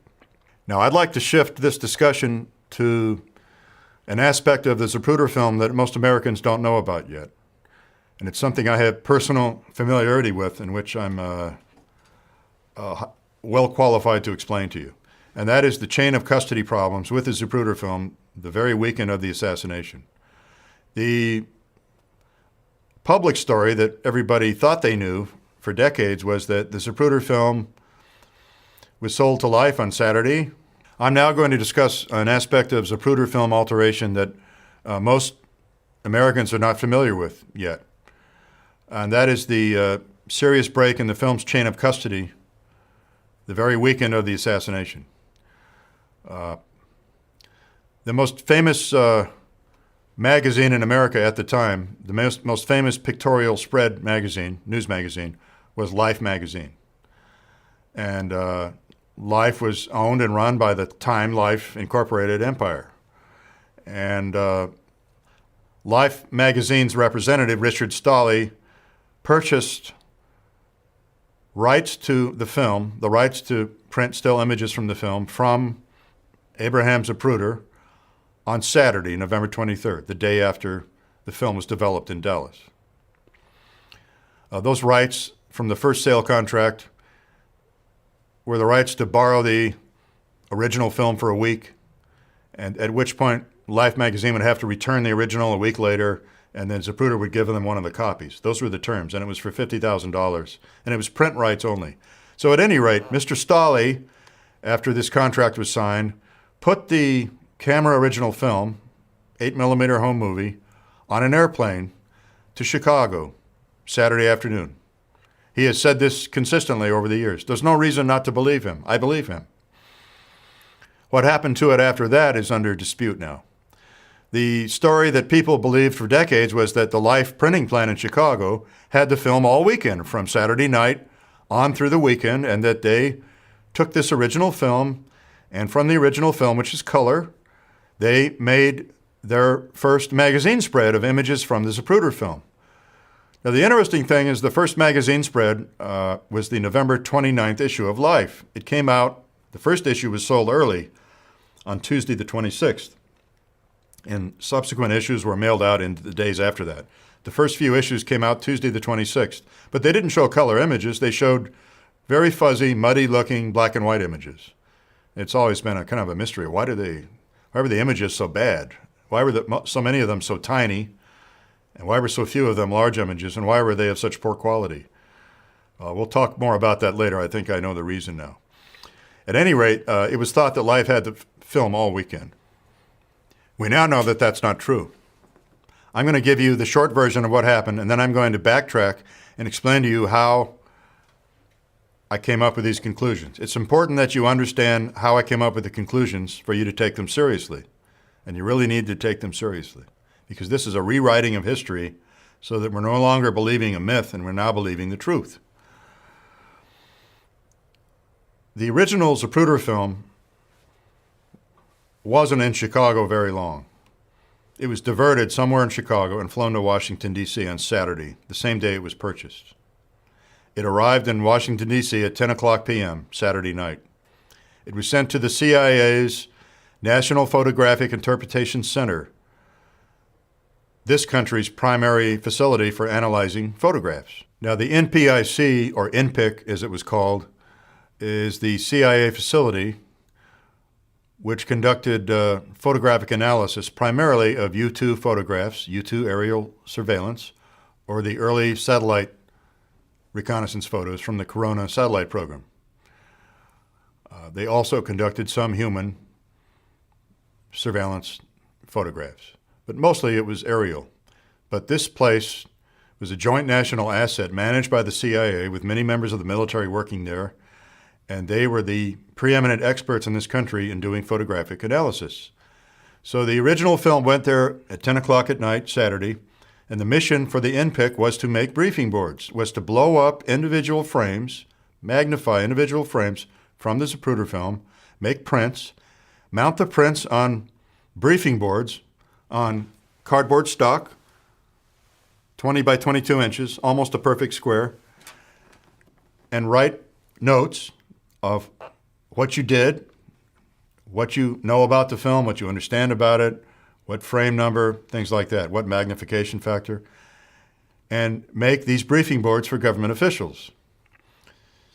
The people that brought them the film, Secret Service agents, left at 3 a.m. the next morning, left at Sunday at 3 a.m., before the briefing boards were finished. The people at NPIC didn't know where they were going, but they left with the film at 3 a.m. The next night, Sunday night, well after dark, in other words, 24 hours after the Saturday night arrival of the film, another Zapruder film showed up at the NPIC. And once again, the mission of the NPIC was to make briefing boards. to blow up individual frames from the Z film, mount them on briefing board stock so that government officials could be briefed. That sounds a little strange, you may say. Didn't they just do it the night before? Well, they had done it the night before. And in fact, the work crew that had done the work the night before was not called in the next night on Sunday. A completely different crew was called in, which was highly unusual because the crew called in the previous night was the duty officer, Dino Brugioni. We'll be talking about Dino in just a minute. And department heads from the building. The head of the graphics department, Bill Banfield, and the head photogrammetrist, Ralph Pierce, plus worker bees to help them out. So 3 big shot managers were called in to do that work Saturday night. That makes sense to me. Much lower level people were called in the next night. A completely different work crew was called in, which is really rings alarm bells. This is one of the hallmarks of a compartmentalized operation. You call in a different crew of people so they don't know what happened the night before, and so that the people who worked on the film the night before don't know what happened the second night. So the Zapruder film, which was brought to the INPIC Sunday night for the second briefing board event, was brought to them, the courier said, from Rochester, New York, from Kodak headquarters, from the world's premier research and development lab called Hawkeye Works. Hawkeye Works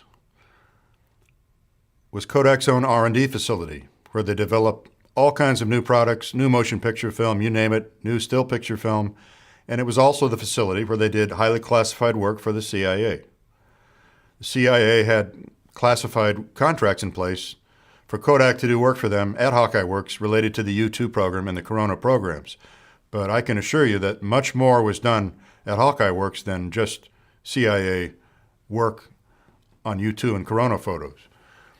So the courier, a Secret Service agent, brought the film from Rochester, New York. He says, I've come from Hawkeye Works, and he said, I want certain frames magnified and blown up and made into briefing boards. He then proceeded to tell lies about the film. He told the work crew at INPIC for the second event that this was a camera original film and it had been developed at Hawkeye Works. Now we know that's not true. We know the camera original Zapruder film was developed Friday in Dallas. Everyone knows that. It's well documented. It was developed Friday in Dallas. 3 contact prints were then exposed. They were then developed, and all 4 films were slit from the 16 millimeter format they were in the camera, 16 millimeters wide, image strips from side A and B going in opposite directions, upside down and backwards. They were then slit after developing into 8 millimeter wide films. So the original film and the 3 first-day copies were developed in Dallas on Friday. Everyone knows that. Everyone accepts that today. No one questions that. It's a fact. The Secret Service agent, who, by the way, called himself Bill Smith, which is highly questionable, Bill Smith told the INPIC crew Sunday night that the Zapruder film he was delivering to them was the camera original film that had been developed in Rochester at Hawkeye Works. They knew what that meant. They knew what Hawkeye Works was. The problem was the film was not 8 millimeters wide. It was suddenly 16 millimeters wide again. In other words, the film brought to these people Sunday night for the making of briefing board set number 2 was no longer slit to 8 millimeters like the film brought to INPIC Saturday night. The film brought Saturday night, which that work crew, by the way, Dino Brugioni, is convinced it was the original film. He's convinced of it because it was so sharp and so clear.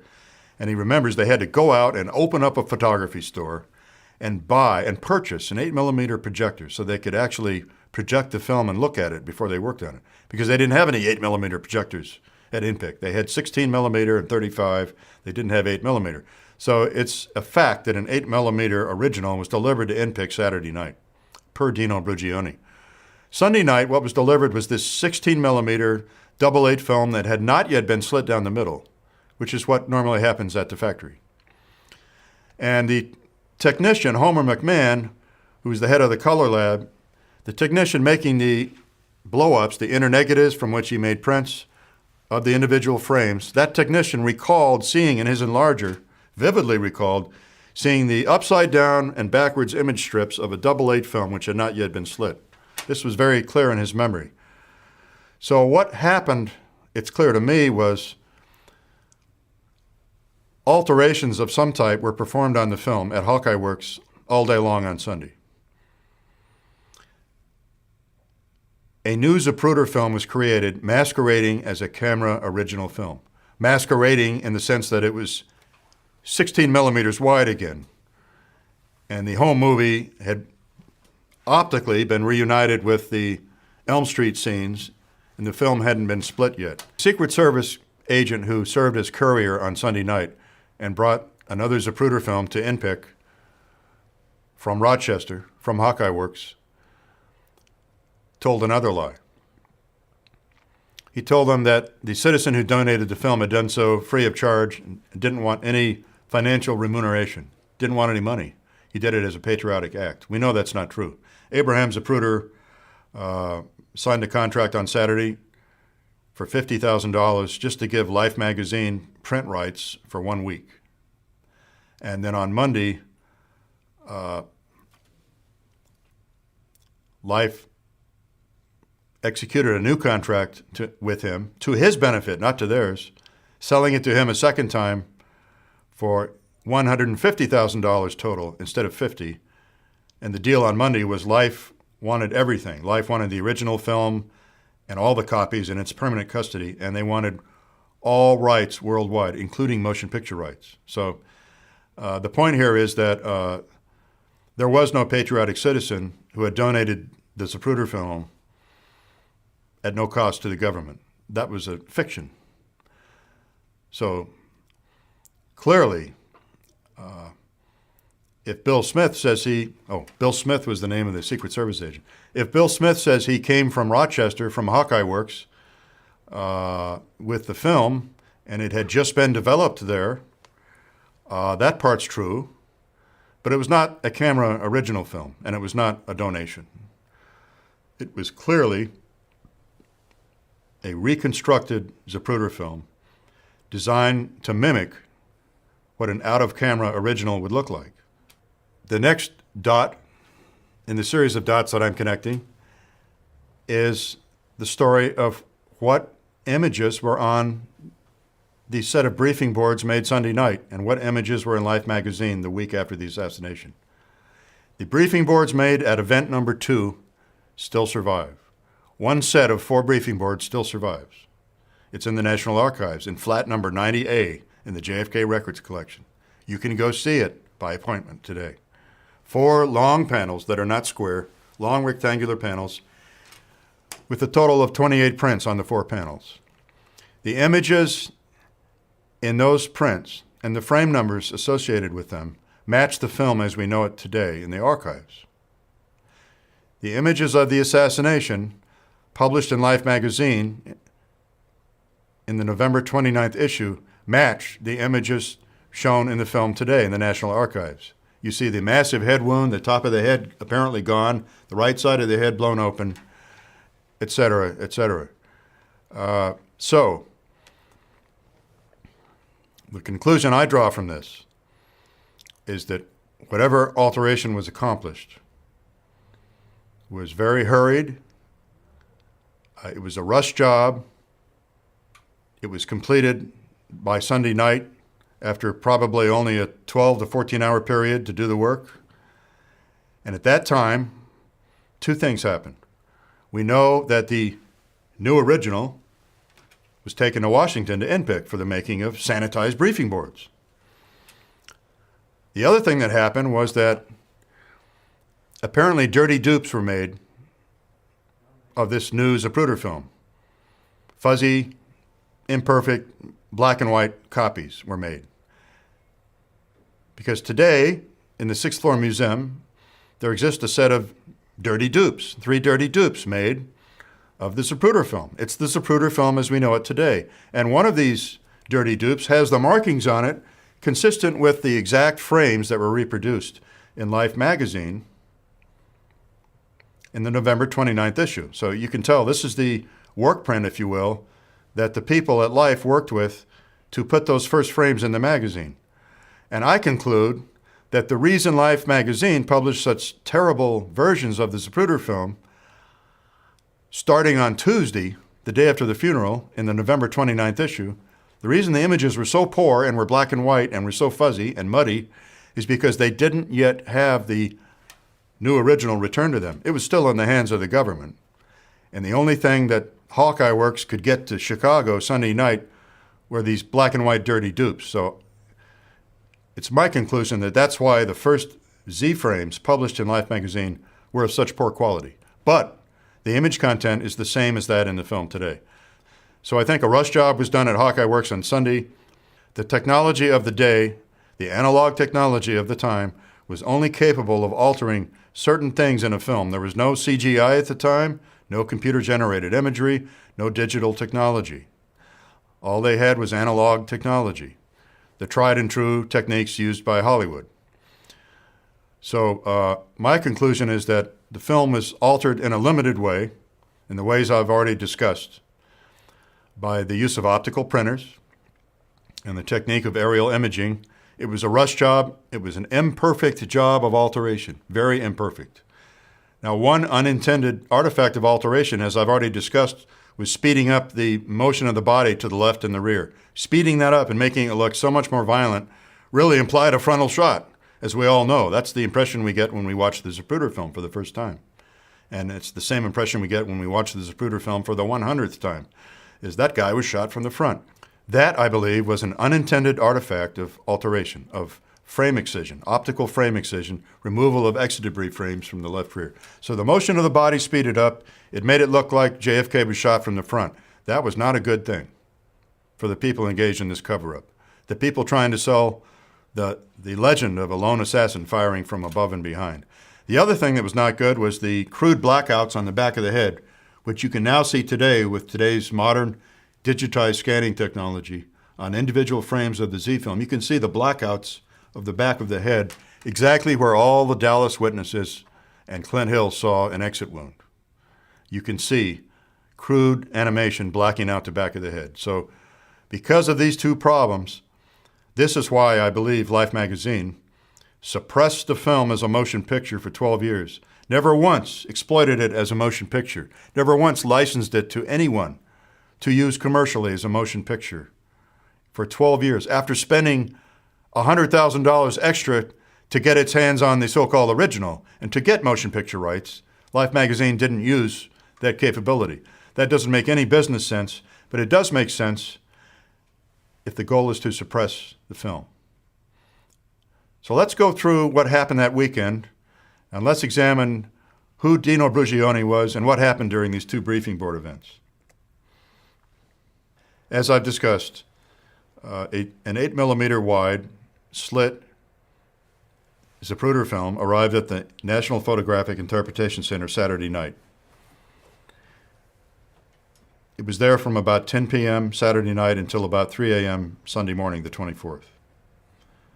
Enlargements were made in the world's state-of-the-art enlarger, the 10 by 20 by 40 enlarger.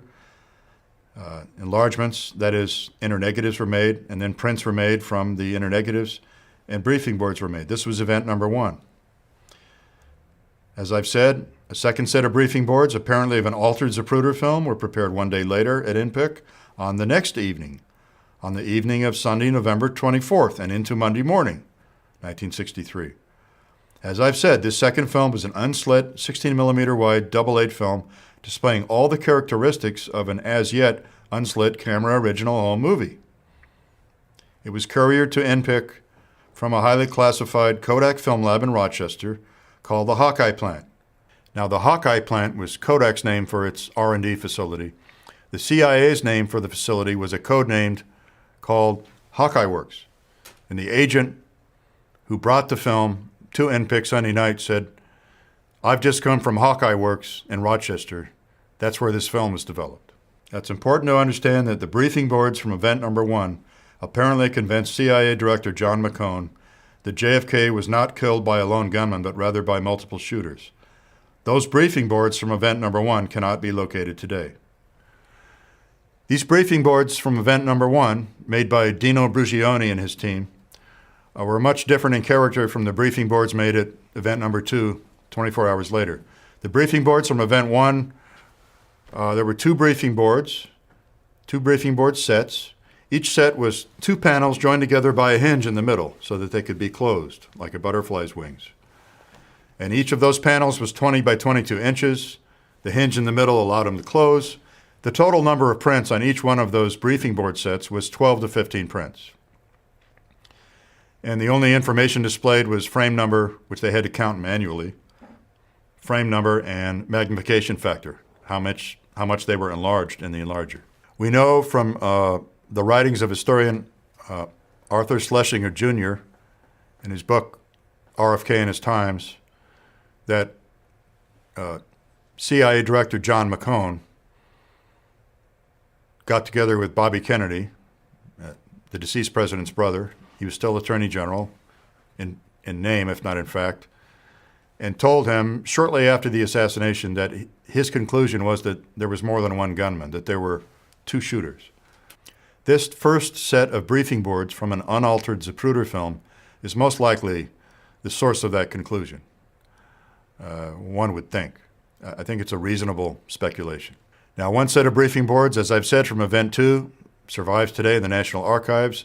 Unfortunately, the briefing boards from Event number 1 have disappeared. 2 briefing boards were made. One was for Director McCone. One was for the customer, the Secret Service. The Secret Service is the outfit that commissioned the making of the briefing boards. They wanted these made so they could brief government officials, so they could understand what had happened. So 2 sets were made. Neither one of them exists today. But we have one set of 4 briefing board panels, which are not connected by any hinge, one set of 4 panels that does exist today from event number 2. Now, as I've said, events 1 and 2 utilize completely different teams. In view of the reasons to suspect that this film has been altered, this is very suspicious activity. The team at event number 2, Homer McMahon and his assistant Ben Hunter, were told by the Secret Service agent Bill Smith that they were not allowed to discuss their activity with anyone else, including their own supervisors. They were told that if their own supervisors questioned the reasons for their overtime, they were to refer them to Captain Sands. Captain Sands was the official who opened the building that night for Homer McMahon and Ben Hunter. Captain Sands was the deputy director of the facility. Bill Smith also told them that the image content in the film was to be treated as above top secret. There were no classification labels put on the briefing boards themselves, but they were told that it was to be treated as above top secret. Now, Dino Brugioni, who was the chief information officer at the INPIC, he was the right-hand man of the director, Arthur Lundell. Dino Brugioni has recalled a different image content for the head explosion in the Zapruder film than the head explosion we see in the film today. So if you access the Zapruder film today from any number of sources, and you look at frame 313, you will see that there's one frame that graphically depicts an explosion near President Kennedy's head. And the explosion is pink or red or orange in nature, depending on which version of the Zapruder film you look at. It's very bright in color. And the explosion is actually down low. It's down near the front part of his head. Actually, I think it's away from his head. It's not even on his head. It's like out here. But that head explosion is something that anyone who's watched the film, especially in slow motion, can readily recall. Dino Brugioni, a man with impeccable credentials, as I said, recalls a very different head explosion than seen in the film today. This is another reason to believe that he did see the camera original film Saturday night, and that the film he saw Saturday night was very different from the one seen the next day on Sunday evening at the same facility. 1 or 2 JFK researchers had contacted Dino Brugioni before 2009, but the information they got was hard to understand, and I don't think it was well documented. In 2009, Peter Janney, a JFK researcher in New England and the author of the book Mary's Mosaic, Peter Janney called Dino Brugioni out of the blue. It was a cold telephone call. And Peter said to Dino, "Are you Dino Brugioni who used to work at INPIC?" And Dino said, "Yes, I am. What can I do for you?" Peter said, "Well, my father used to work for the CIA, and his name was Fred Janney." And Dino says, "Oh, yeah, I knew Fred Janney. I knew him well." And so Peter said, okay. So Peter said, I've been studying some interviews that the review board did with some NPIC employees about their work with the Zapruder film, and he said, I wanted to ask you some questions. He said, would you talk to me? Dino readily agreed. He said, sure. So during 2009, Peter Janney proceeded to interview Dino Brugione 8 or 9 times. Each of these was a lengthy interview recorded on MP3 media. Peter contacted me after the very first interview and said, I have an interesting witness here. Let me tell you what he just told me. Let's develop some more questions. So I worked with Peter Janney in a partnership throughout 2009 to develop a series of increasingly complex questions for Dino about the event he monitored.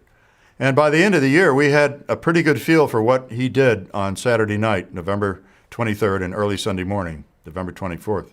We had a pretty good sense of it. And I trusted Dino Brugione completely. If you Google Dino Brugione, or put him into any search engine, and read his biography on Wikipedia, you'll see that he is today the foremost living photo interpreter from the era of the 1950s, 60s, and 70s. He knows more than anyone alive on the planet Earth, has more experience with photo interpretation from that era, and at that time he was the world's second leading photo interpreter. The only person better than him was his boss, Arthur Lundell. And Arthur Lundell and Dino were the plank owners. They were the co-founders of the NPIC in 1955.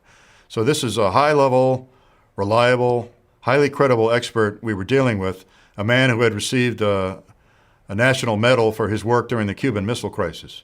This man, Dino Brugione, was the chief information officer at NPIC.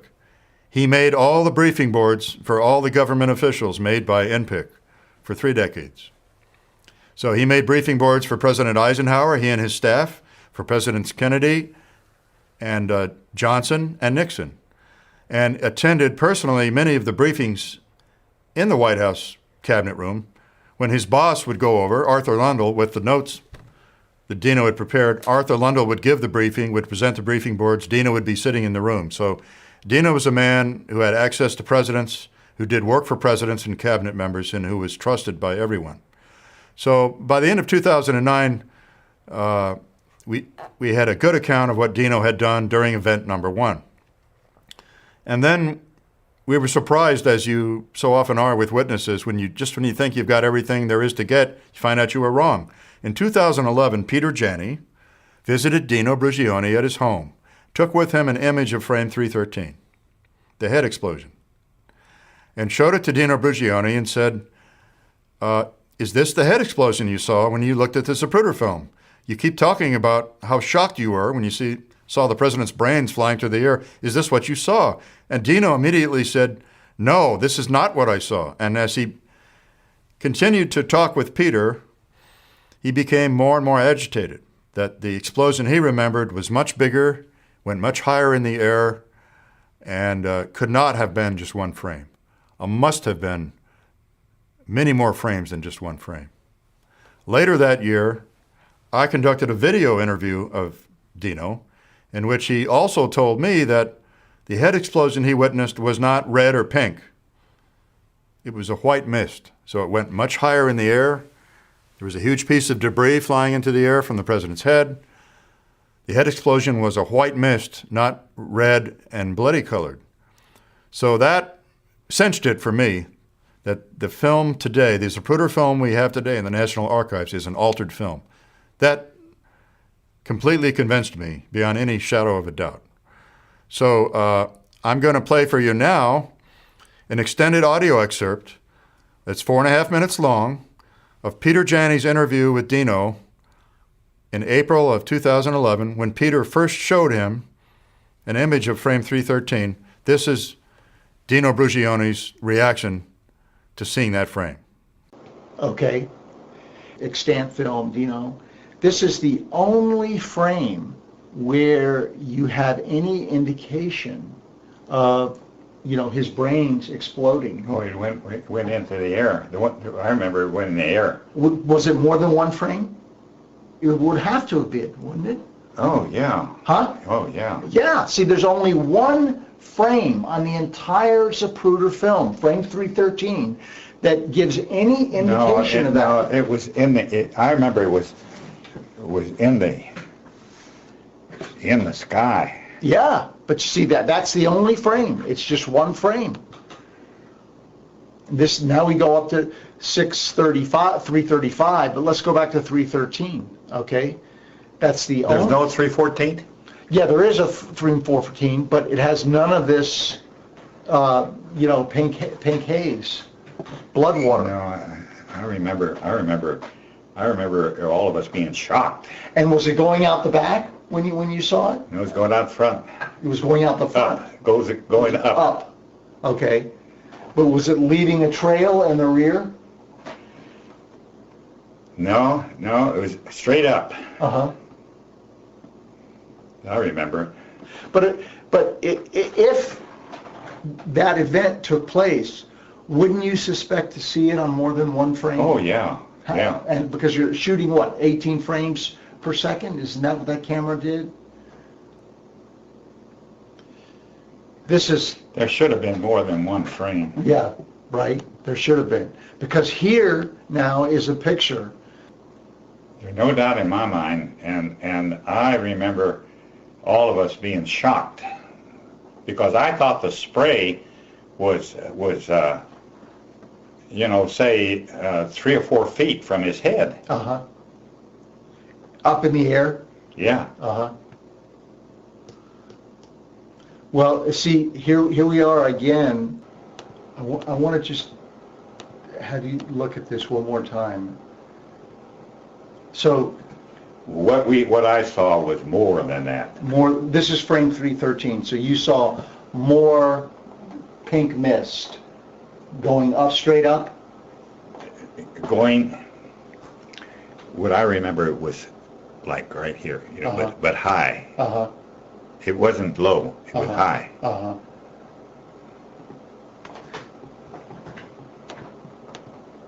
Now, okay, so this is the only frame on the whole Zapruder film that you get to see. No, there was more than that. So you're saying there was more than one frame, for sure. How many frames do you think there would be? I don't know, but all I know is that we were shocked when we saw it. Right. For nearly 50 years. Well, now they claim that if you go down to the archives, you ask for the Zapruder film, they claim that that's the true one? That's the true one, right. The one the frames that we just looked at. No? You're shaking your head. That's not the true one, is it? Is that what you mean? I say the one that I saw, man, his head, it was way high off of his head. Yeah. The debris. And I can't imagine that there would only be one frame. Right. That's it. Right there. Because that film, I remember looking at the film, and I remember how shocked we were. All of us that were there were shocked. And you wouldn't have, there couldn't have been that much of a shock if there was just one frame, right? That would have gone by pretty quickly. No, that's right. Right? Yeah. So, this is a pretty dramatic event that lasted probably, 2 or 3 seconds at least, right? Yeah. Yeah. And it was more than just what I saw was more than what you had there. Now I'd like to go back to the 2 NPIC events and summarize the differences between events 1 and 2. Event number 1 was presided over by Duty Officer Dino Brugione, assisted by Ralph Pierce and Bill Banfield. A slit 8mm film was brought by 2 Secret Service agents directly from the airport at 10 p.m. Saturday night, November 23rd. This is significant. Directly from the airport. They had not yet seen the film. An 8mm projector had to be purchased to view it. 2 briefing boards were made after they left at 3 a.m. with the film in hand. The briefing boards were 2 panels each, joined by a hinge in the middle, and contained 12 to 15 prints. Now, event number 2 was quite different. It occurred 24 hours later, late Sunday night, well after dark, on November 24th. That's when it commenced. It ended on the next morning, November 25th. Navy Captain Sands, the deputy director of NPIC, introduced one Secret Service agent, Bill Smith, to Homer McMahon, the head of the color lab, and his young assistant, Ben Hunter, who had just gotten out of the Air Force and just gone to work for the CIA. Now, Bill Smith stated he couriered the original film from Hawkeye Works in Rochester, New York. The film was a 16mm unslit double-8 film. 3 sets of prints were made of each blow-up frame, and only one set of the 4-panel briefing board survives today, but we do have one set. Let's look at those images. This is panel number 1 from NPIC event number 2. So this is NPIC panel 1. This is all from event number 2. This is panel number 2.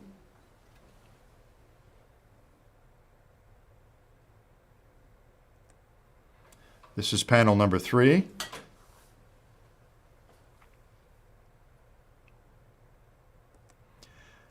And this is panel number 4. The total number of frames is 28 frames. I've conducted an extensive frame assignment analysis of these 28 frames. These 28 frame numbers are written down in working notes made by Homer McMahon and Ben Hunter. So I compared each one of these frames with that frame number, that corresponding frame number in the film we know today in the archives. And they are all either exactly identical, in other words, the image content is the same and the frame number is exactly the same, or it's only one frame number off. So there were a few frames later in the sequence where the frame number is one frame off, and I account that to simple human fatigue and error during the counting process, because these people had to count the frames by hand. I mean, they're not numbered on the film. They had to count them by hand, and you're dealing with an 8mm strip of film that's very thin, and it would have been a very tedious process. So my frame assignment analysis verifies to me that the images on these briefing boards, as I said earlier, are the same as in the extant film in the archives today. That tells me that the alteration was completed. The same wounds seen in the Zapruder film in the archives today were seen in Life magazine in the November 29th issue. So I want to reiterate, the alteration was a rush job. There were only so many things that could be done to the film with the technology of the day, and it was completed after 12 to 14 hours. I'd like to point out one more thing about these 4 briefing board panels. If you look at the head explosion on panel 4, which you can see here, you'll see 2 colored triangles below the print. That possibly implies a double headshot. On the 4 briefing board panels, there are a total of 6 colored triangles. They clearly, they seem to me to be someone's impression or idea of how many shots hit the occupants of the limousine. Let's go back and look at panel 1 and look for the colored triangles. Now in this panel, in panel number 1, you can see 2 colored triangles. One is in between the first 2 frames, and just below the frames, there is a red triangle. And then on the second row, as the limousine begins to come out from behind the Stemmons Freeway sign, you see another colored triangle. So that's 2 triangles on panel 1. Let's go to panel 2. On panel 2, there's another colored triangle in the middle row between the first and second prints. It's a blue triangle. Let's go to panel 3. Panel 3 displays 1 colored triangle. It's on the first row, just prior to the first print on the left. So that's 4 so far. Let's go to the final panel, panel 4. You see 2 colored triangles below frame 313, the headshot. So to reiterate, there are a total of 6 colored triangles in the surviving briefing board panels. It's of great interest to me and should be to anyone who studies the film. I don't have definitive proof as to what they represented, but I think it's a reasonable conclusion that it was somebody's idea of where shots hit occupants of the limousine. Now this is a photograph in this slide of Dino Brucioni as he appeared in 2011 when I conducted my video interview of him. His mind was still very sharp. He was 91 years old at the time. His mind was extremely sharp. You can watch an interview online with me discussing the Zapruder film and with extended excerpts of Dino Brucioni discussing the Zapruder film that's been put online by Irish filmmaker Shane O'Sullivan. It's at the Vimeo site.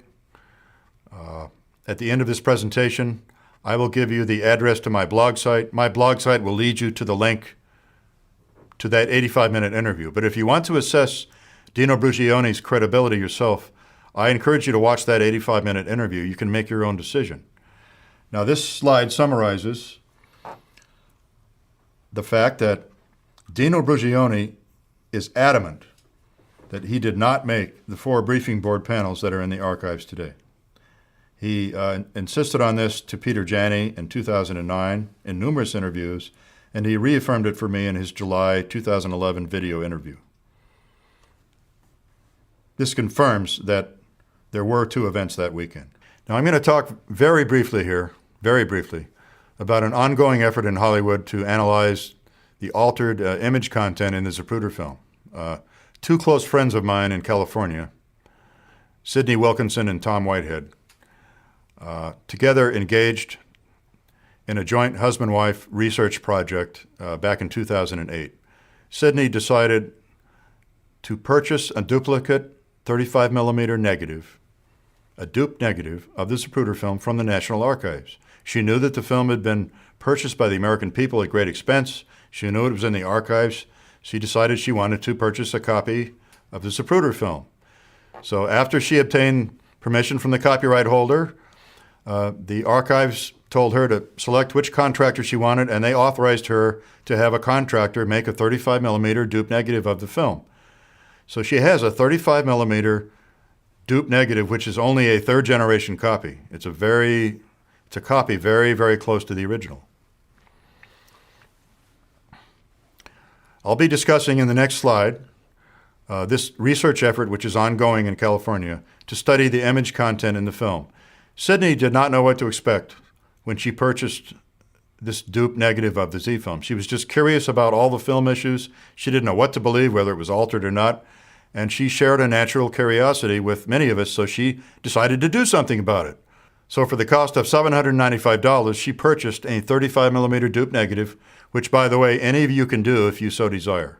Okay, in just one slide, I'm going to briefly discuss the research effort going on out in California.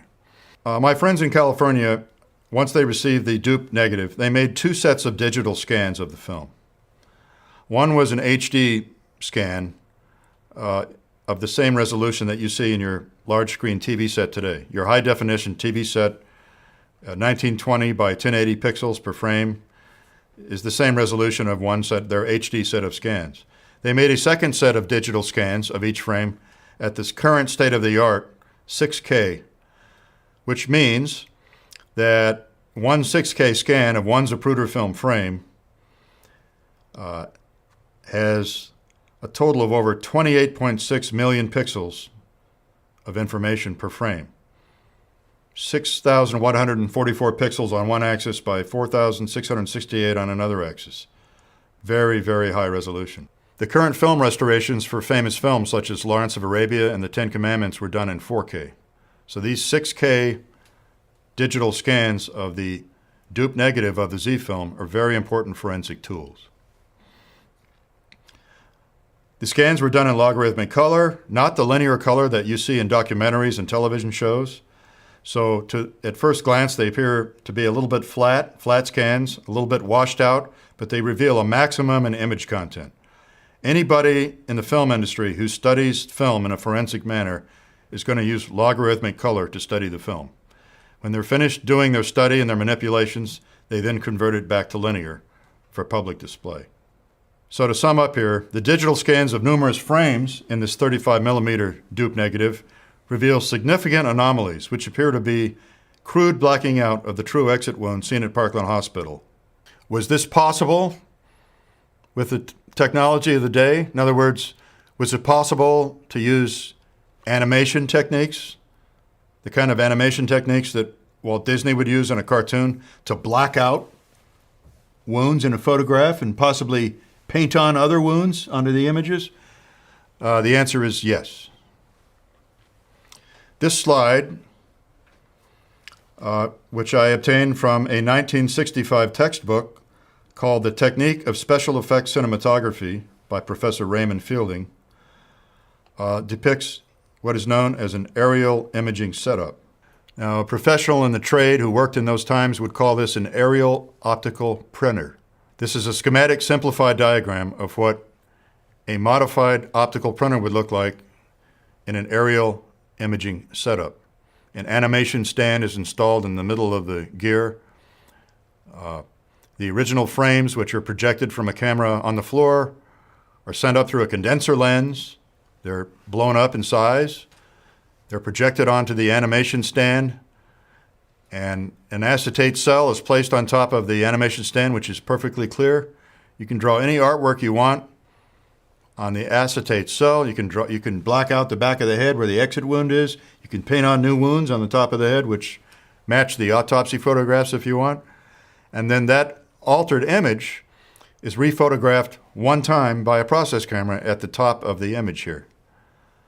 So the beauty of aerial imaging is it requires a minimum of time and only one pass with a process camera. So each frame that you would alter with animation would be rephotographed one time with a process camera, and in that way, a new film could be created.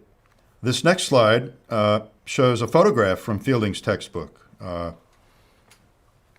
a modified Oxbury optical printer with an animation stand in the middle. And you'll notice from the dress of the individual in the photo that this photo was clearly taken in the 1950s. He's not wearing 1960s clothing. What I'd like to show you now is a blow-up of this image, which you can now see on your screens. You can see the animation stand in the center of the image. The man is looking down at the animation stand. The process camera is at the top of the rig, and the playback camera is at the bottom. And for those of you who have a really good screen and can read the text, you can see that it says that aerial imaging is self-matting and only one pass is required to produce a new film frame. So yes, I conclude that the technology was available in 1963 to alter the Zapruder film in the ways that I have postulated. The technology did not exist in 1963 to alter significant aspects of the film. For example, to alter the motion of the president's body in the car. That's why we have an altered Zapruder film, and yet it shows apparent evidence of conspiracy, of a shot from the front. Back and to the left. The president's body is slammed back and to the left. The reason that's still in the film and wasn't removed is because the technology did not exist to remove that part of the image. The only technology available, as I can best determine, and as my film friends in Hollywood can best determine, was the ability to black something out or paint something on. That was about it. You could not add new bodies to the film or change the position of bodies. You could remove frames optically through step printing, but you could not perform miracles. So I conclude that the alteration was limited in nature, was rushed by time considerations, because at the time no one knew what investigations there would be of the assassination. People were anticipating congressional investigations in both houses. They were anticipating a Texas inquest and anticipating who knows what, and a trial they were anticipating. So at least early Sunday morning they were. And so in my opinion, it was a rush job, and that's why it was imperfect. And that's why we can detect the alterations today, is because it was a bad job. It was a rush job. The alterations were imperfect, were not extremely well done, and were limited by the technology of the day. They were good enough to show this film at regular speed on a little homemade movie screen with an 8mm home projector and fool somebody. The alterations were not good enough to loan the film to an expert and let him examine frame by frame in high magnification. Now let's review Dino Brugioni's recollections of the headshot. Let's review what he says about the headshot that he saw that is different from the headshot we know today. Number one, he says the head explosion was quite shocking, much higher in the air than in frame 313, and that a large piece of skull or other biological material was launched into the air.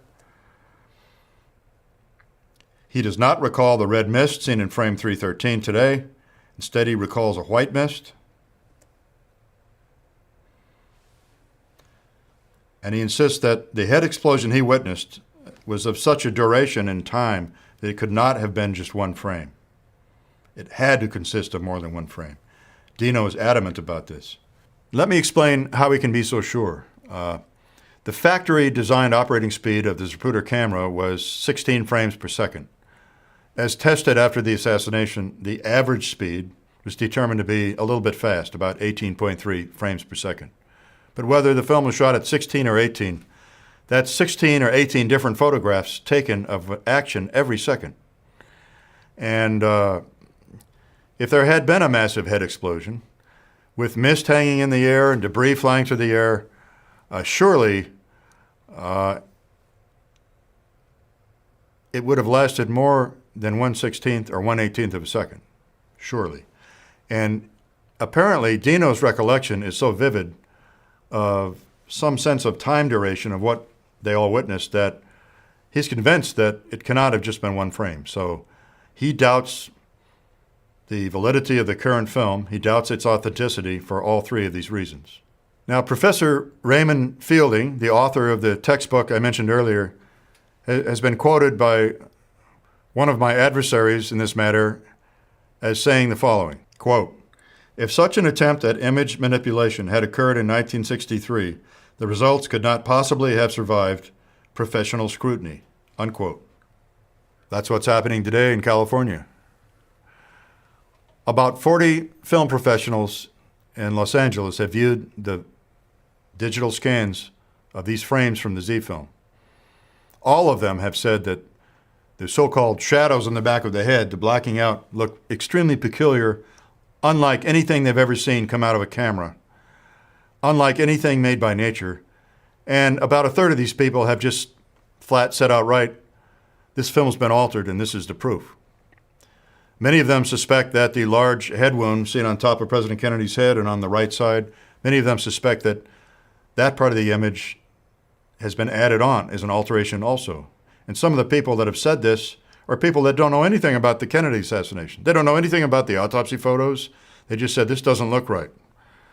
So it's my contention that the quote by Professor Fielding is correct, that that type of alteration would not withstand professional scrutiny because today it is not withstanding such scrutiny. It has never been subjected to that kind of scrutiny until the present day.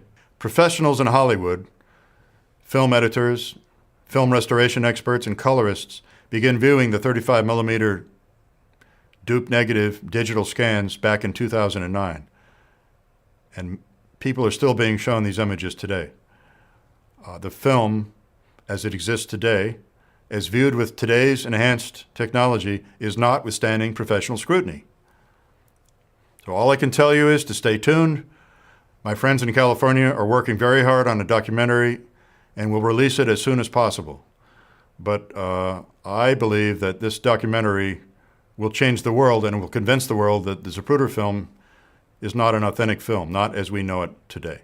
So in summary, the Zapruder film had to hide the results of a fatal shot from the front and also depict a large exit wound, consistent with the autopsy wound photos, in order to sell the idea of a lone assassin firing from behind.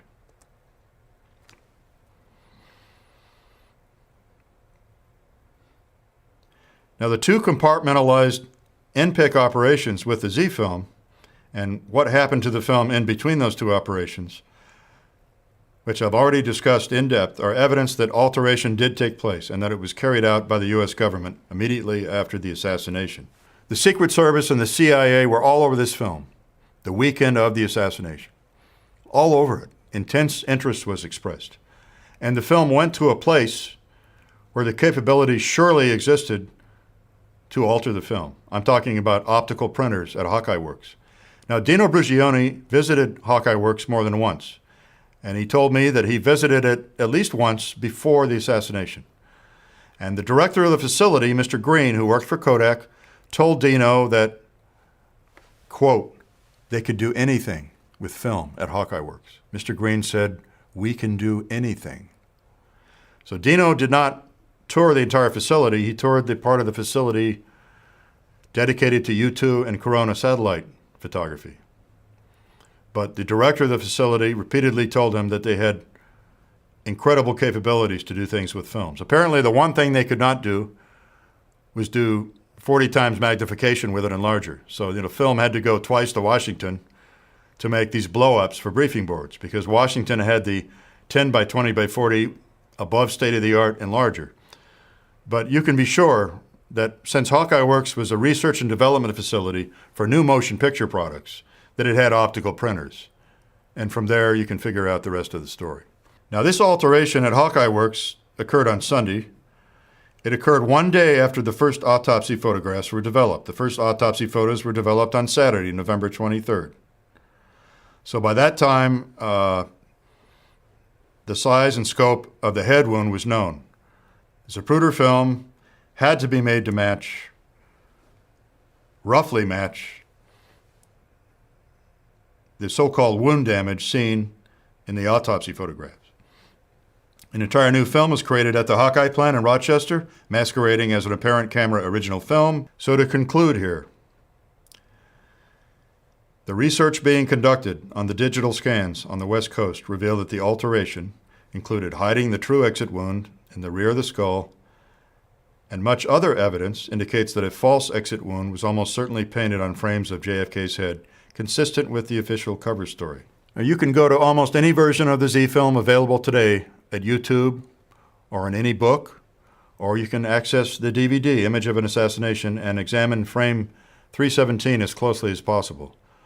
I also encourage you to examine frames 321 and 323 and one of the Stemmons freeway signs, frame 220. In frame 220, you'll see a serious anomaly in the corner of the sign, and the pictures are worth 1,000 words.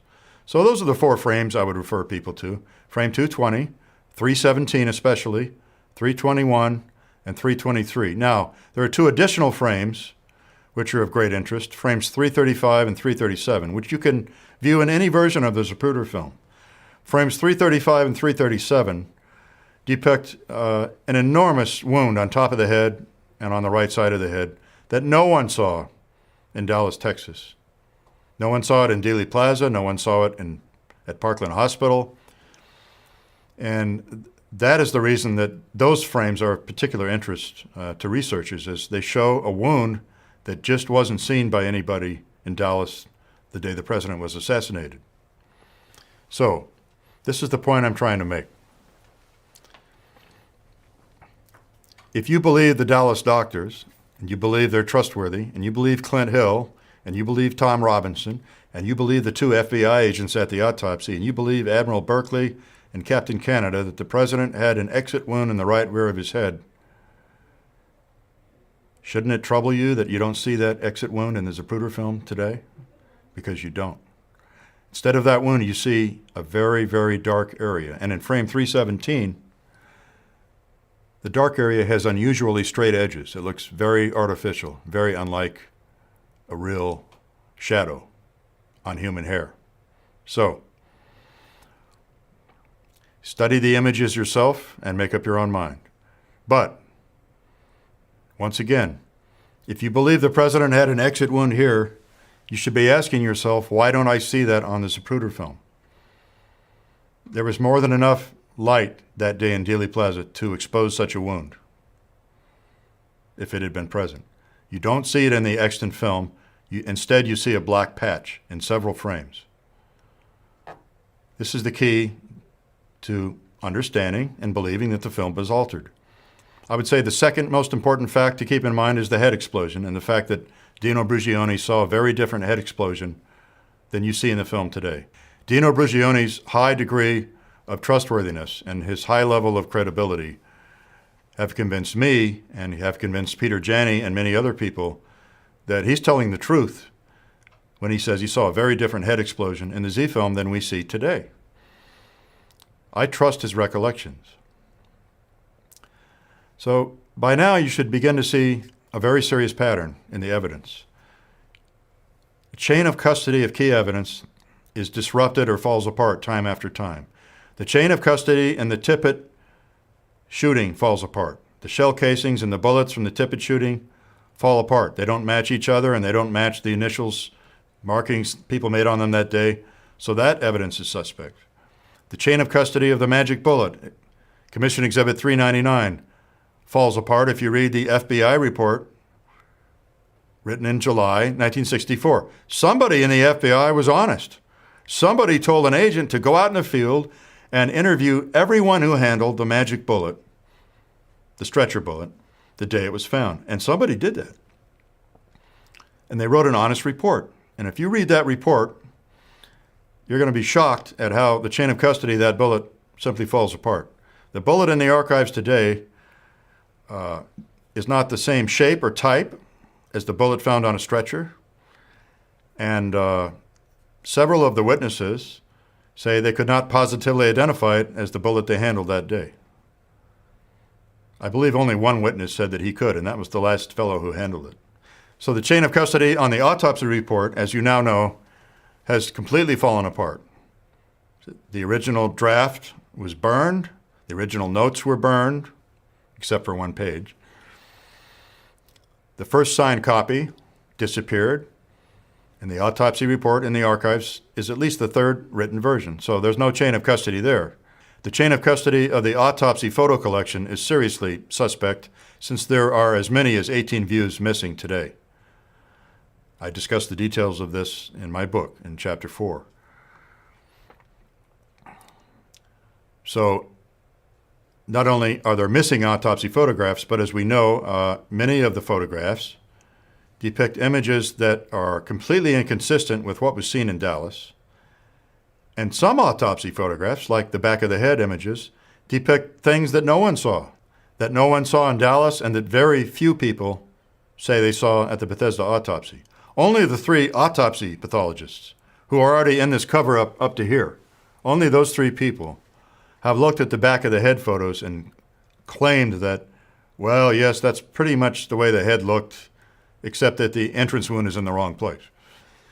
Everyone else at the autopsy that I know of has looked at those images and said, that's not what I saw at the autopsy. I saw the right rear of the head missing, or I saw the whole head opened up like this, after the surgery. So I think the autopsy photographs would be challenged on an individual basis at trial, and very few, if any, would be admitted to trial. The final point that I'd like to reiterate is that the chain of custody of the brain photos in the autopsy photo collection has been destroyed. They cannot be images of JFK's brain. They're taken on the wrong kind of film. They're shot from the wrong vantage point. They don't include the pictures of sections that were taken. And one point that I failed to mention earlier is that one of our consultants at the review board, Dr. Kirshner, who was a forensic pathologist of worldwide repute, Dr. Kirshner looked at those brain images, and without really knowing much about the Kennedy assassination, he said, this brain looks very old. He said, this brain is at least 2 or 3 weeks old because it's very well fixed. It is not pink in color at all. It's all gray. And he said, so this brain could not have had these photos taken soon after the autopsy. I looked at Jeremy Gunn and he looked at me, and we knew that that was a gotcha moment. That was an epiphany, because we know that President Kennedy's brain was examined 3 days after the autopsy, on Monday, November 25th, 2.5 days later, not 3, and that it would not have had this appearance. It would not have looked gray. It would have looked pink or red at the brain exam. So all of these multiple proofs point to one pattern: interrupted chain of custody, destruction of evidence, and substitution of false evidence. So if you have felt uncomfortable for years with the conclusions of the Warren Commission, now you have several good reasons to back up your displeasure and your discomfort. The medical evidence is the biggest mess that I've ever seen as an analyst and an investigator, and it just is a house of cards that has collapsed.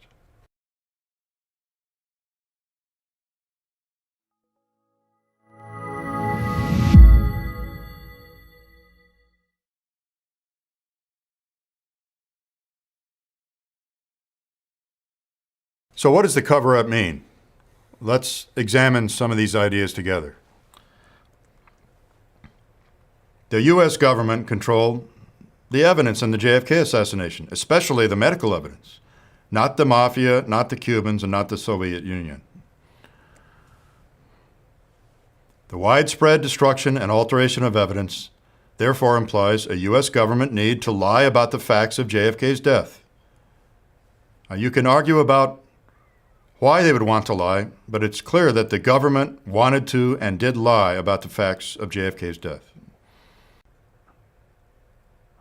LBJ's primary concern in establishing the Warren Commission was not fact-finding, it was rumor control. One of his primary goals was to shut down other investigations, to shut down congressional investigations in the House and Senate, and to shut down a Texas inquest, which he knew was coming. He succeeded in shutting down those other investigations with the Warren Commission. There's a memo that exists today written by a Warren Commission staffer called the Eisenberg Memo. It was written by Melvin Eisenberg. He recorded the statements of Earl Warren made during Earl Warren's first meeting with his staff. Here is a copy on your screen of the Eisenberg Memo. You can see from this memo that LBJ's primary concern was rumor control. He was concerned that others had blamed the assassination on a faction which wanted him in power, and he didn't like that rumor. Chief Justice Warren also mentioned to his staff that LBJ had used the fear of nuclear war to twist Warren's arm and to get him to chair this commission, which Earl Warren did not want to chair. But LBJ trotted out the World War III cover story and used it to instill fear into Warren, and Warren agreed to chair the commission. There's no doubt in my mind that this excuse or this cover story was used by government officials at a high level with many of the mid-level people involved in the cover-up. Most of the mid-level people involved in the cover-up were not guilty of anything sinister. They were following orders, and they probably thought they were doing something patriotic to help their country and to defend against a third world war. The Kennedy family did not believe the official story. They believed there had been a large domestic conspiracy to kill JFK, and they sent a family emissary, artist Bill Walton, to the Soviet Union to so inform the Soviet government.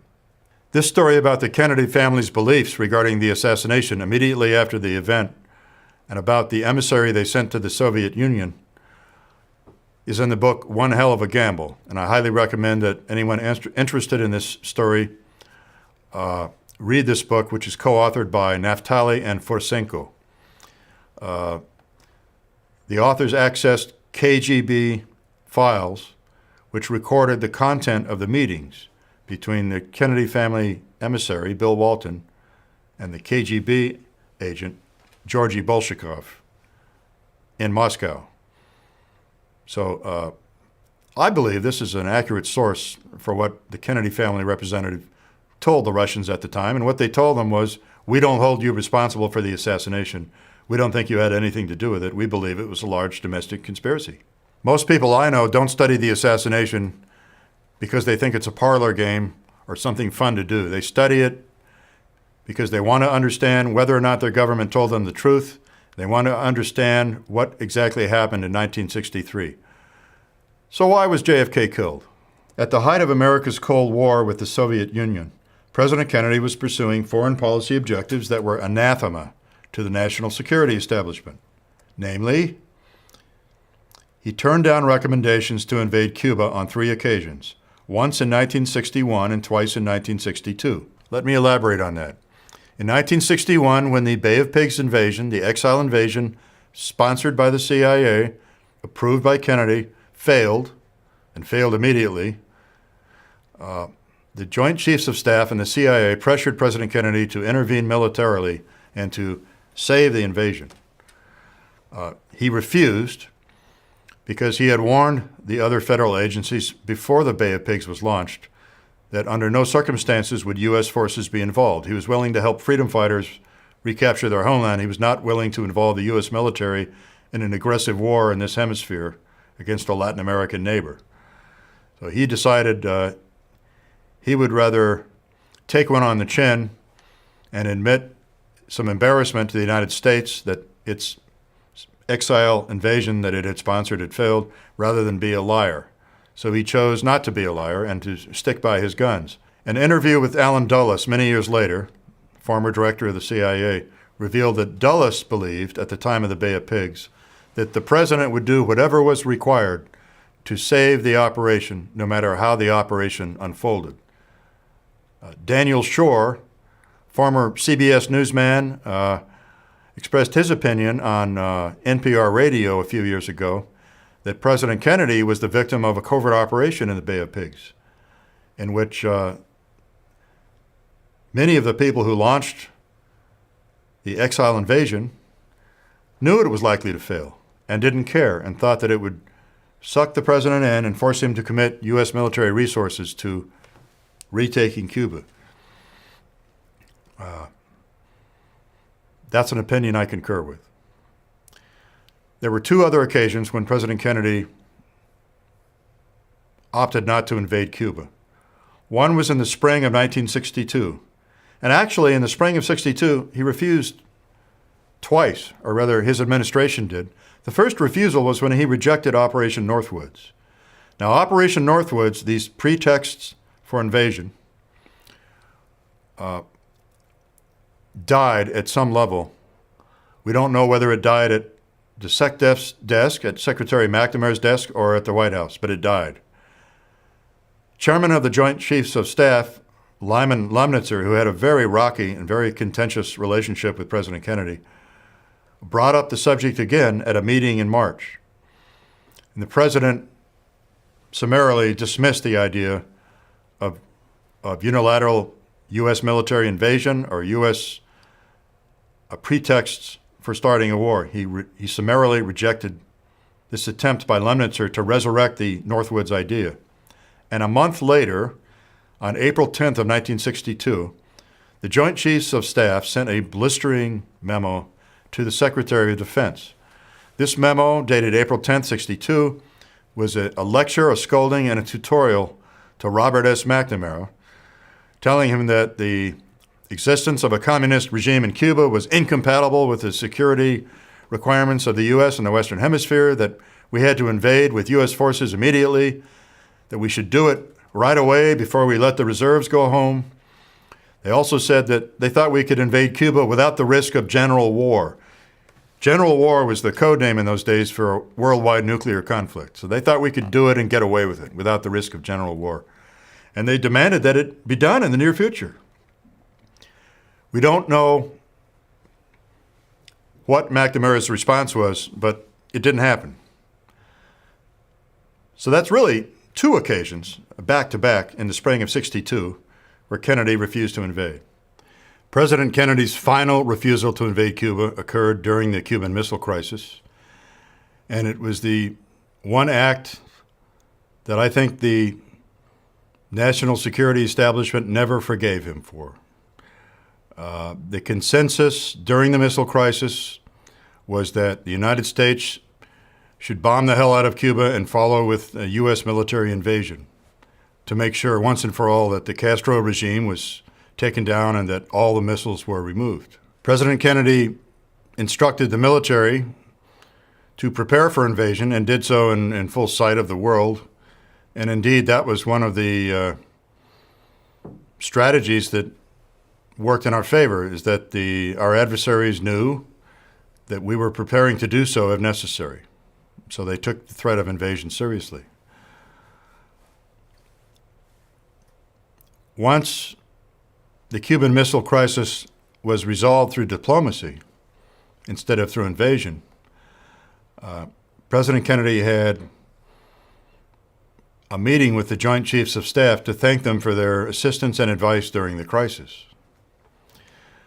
The meeting was not anything like he had hoped it would be. It was acrimonious and contentious, and General LeMay in particular, as well as Admiral Anderson, the head of the Navy,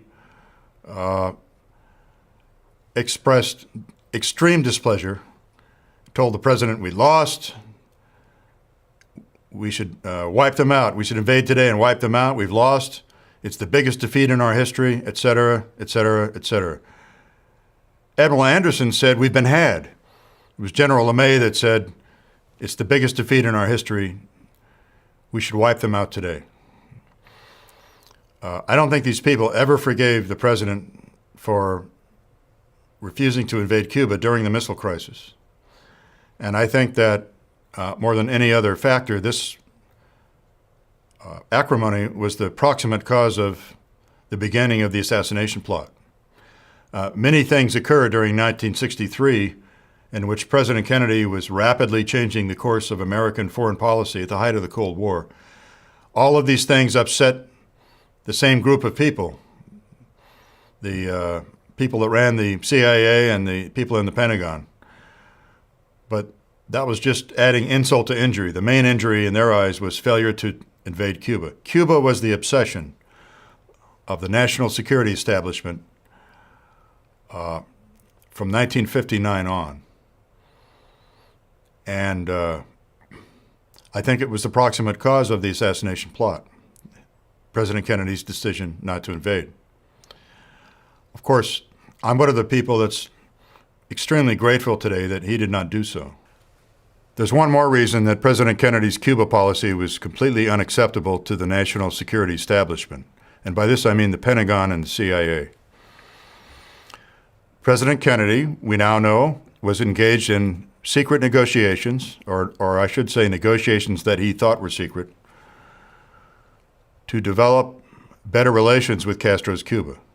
So instead of invading Cuba and removing the Castro regime, which is what the national security establishment wanted him to do, President Kennedy was attempting to establish communication channels with Castro through his secret emissary, Ambassador Bill Atwood, late in 1963.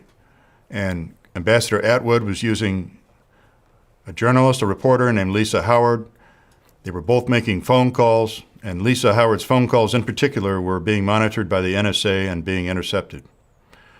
So this attempt at rapprochement with Castro's Cuba, in which the message was going to be, we can live with your government and we can normalize relations, providing you cut your ties with the Soviet Union. If you kick out the Russian advisors and you sever your economic ties with the Soviet Union, all of our good relations can be restored and you have no reason to fear the United States. That was the policy toward which Kennedy was moving. He made that policy clear to a French journalist, Jean Daniel. Daniel delivered the message to Fidel Castro that Kennedy had some sympathy with the Cuban Revolution, that all things could be restored to normal relations if the right conditions were met. And on that very day, President Kennedy was assassinated.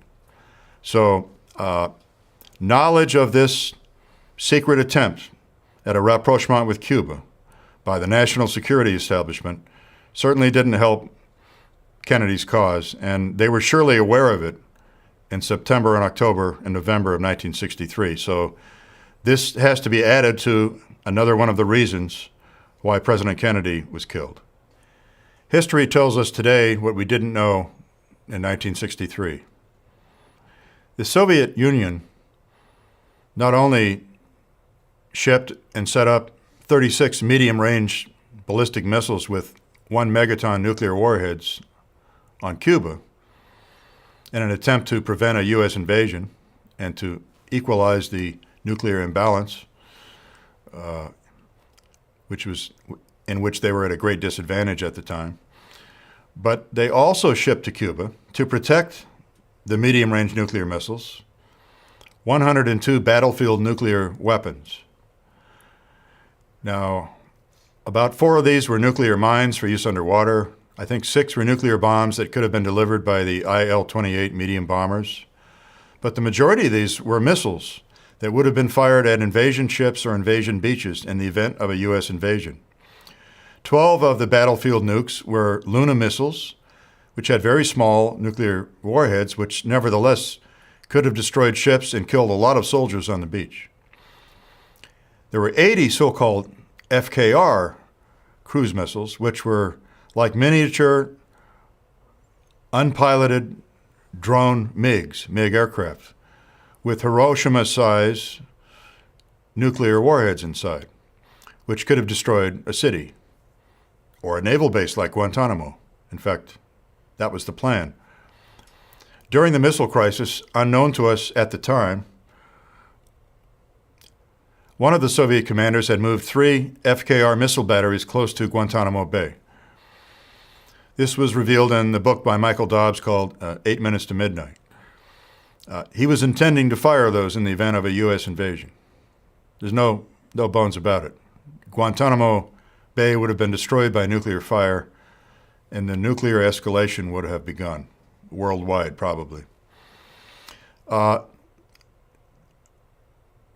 When the battlefield nukes were introduced into Cuba, the rules of engagement at that time were that the local commanders had permission to fire the battlefield nuclear weapons in the event of a U.S. invasion and in the event they could not contact Moscow. I want to repeat that. The local commanders had permission to use the nuclear weapons on their own, the battlefield nukes, in the event the U.S. invaded Cuba. On the day that President Kennedy made his missile crisis speech on October 22nd, 1962, at that time, an alarmed Premier Khrushchev in the Soviet Union rescinded the authority for the local commanders in Cuba to use the battlefield nukes. But the fact remains that many of these Soviet military people who were in Cuba at the time have been interviewed subsequently, and they have said in no uncertain terms that if there had been an invasion, they would have used the weapons. They were not going to ignominiously surrender to the Americans and raise their hands. They would have used the weapons on the American invaders, and quite frankly, World War III would have begun, because then the American president would have had no choice but to retaliate with nuclear fire somewhere else in the world against the Soviet Union. And that would have quickly escalated into World War III. So I'm very grateful, as I said, that President Kennedy did not invade, because it would have resulted in a catastrophe. The CIA knew nothing about the battlefield nuclear warheads that were on Cuba. They knew nothing about the 102 battlefield nukes. The CIA had only discovered one type of cruise missile prior to the end of the missile crisis, and that was near the very end of the crisis on Thursday, October 25th. The CIA discovered in photography that there were some Frog missiles on the island. They didn't know whether the Frogs had nuclear warheads or not. It's unclear what the CIA told President Kennedy about the Frogs. We still don't know. That information is still classified. But the planning throughout the entire missile crisis was made on the assumption that we could invade with near impunity, with the knowledge that the Soviets wouldn't be able to seriously oppose us.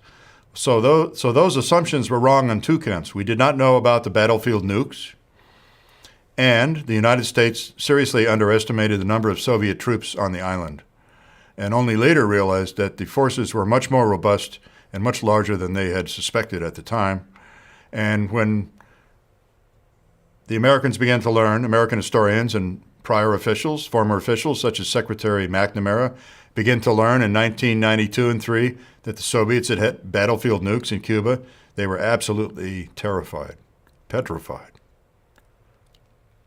McNamara, in particular, became quite emotional on national television in a Larry King interview and was horrified at what would have ensued because he knew how close we were to invasion. So I'm very grateful that we didn't invade. But of course, at the time, the Pentagon and the CIA were very resentful that President Kennedy chose not to invade Cuba during the missile crisis. The Vietnam withdrawal orders were cemented without any doubt by Robert McNamara at the May 1963 SecDef conference in Hawaii. We now know that.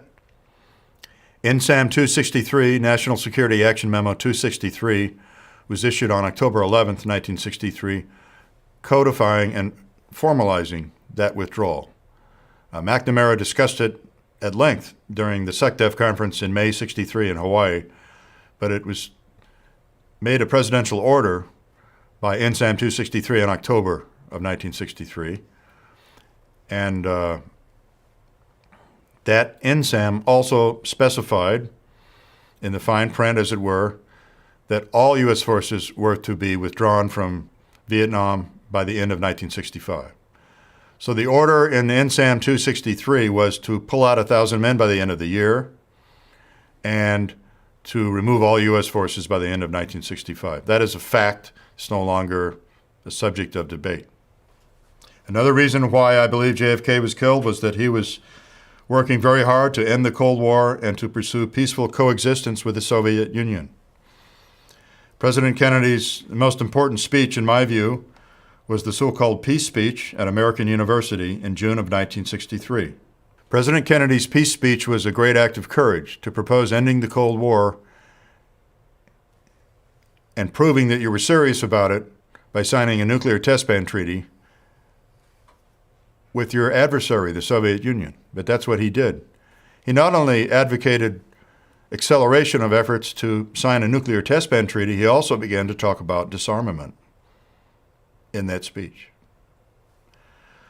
So the peace speech at American University on June 10th, 1963, to use a graphic metaphor, was probably the final nail in Kennedy's coffin.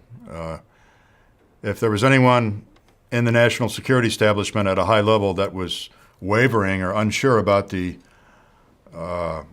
assassination plot at that time, I'm sure that that made up their minds for them. President Kennedy was pursuing widespread changes to American foreign policy, which would have become permanent in his second term if he had been reelected. His reelection seemed imminent and unstoppable to all insiders, to everyone in the know.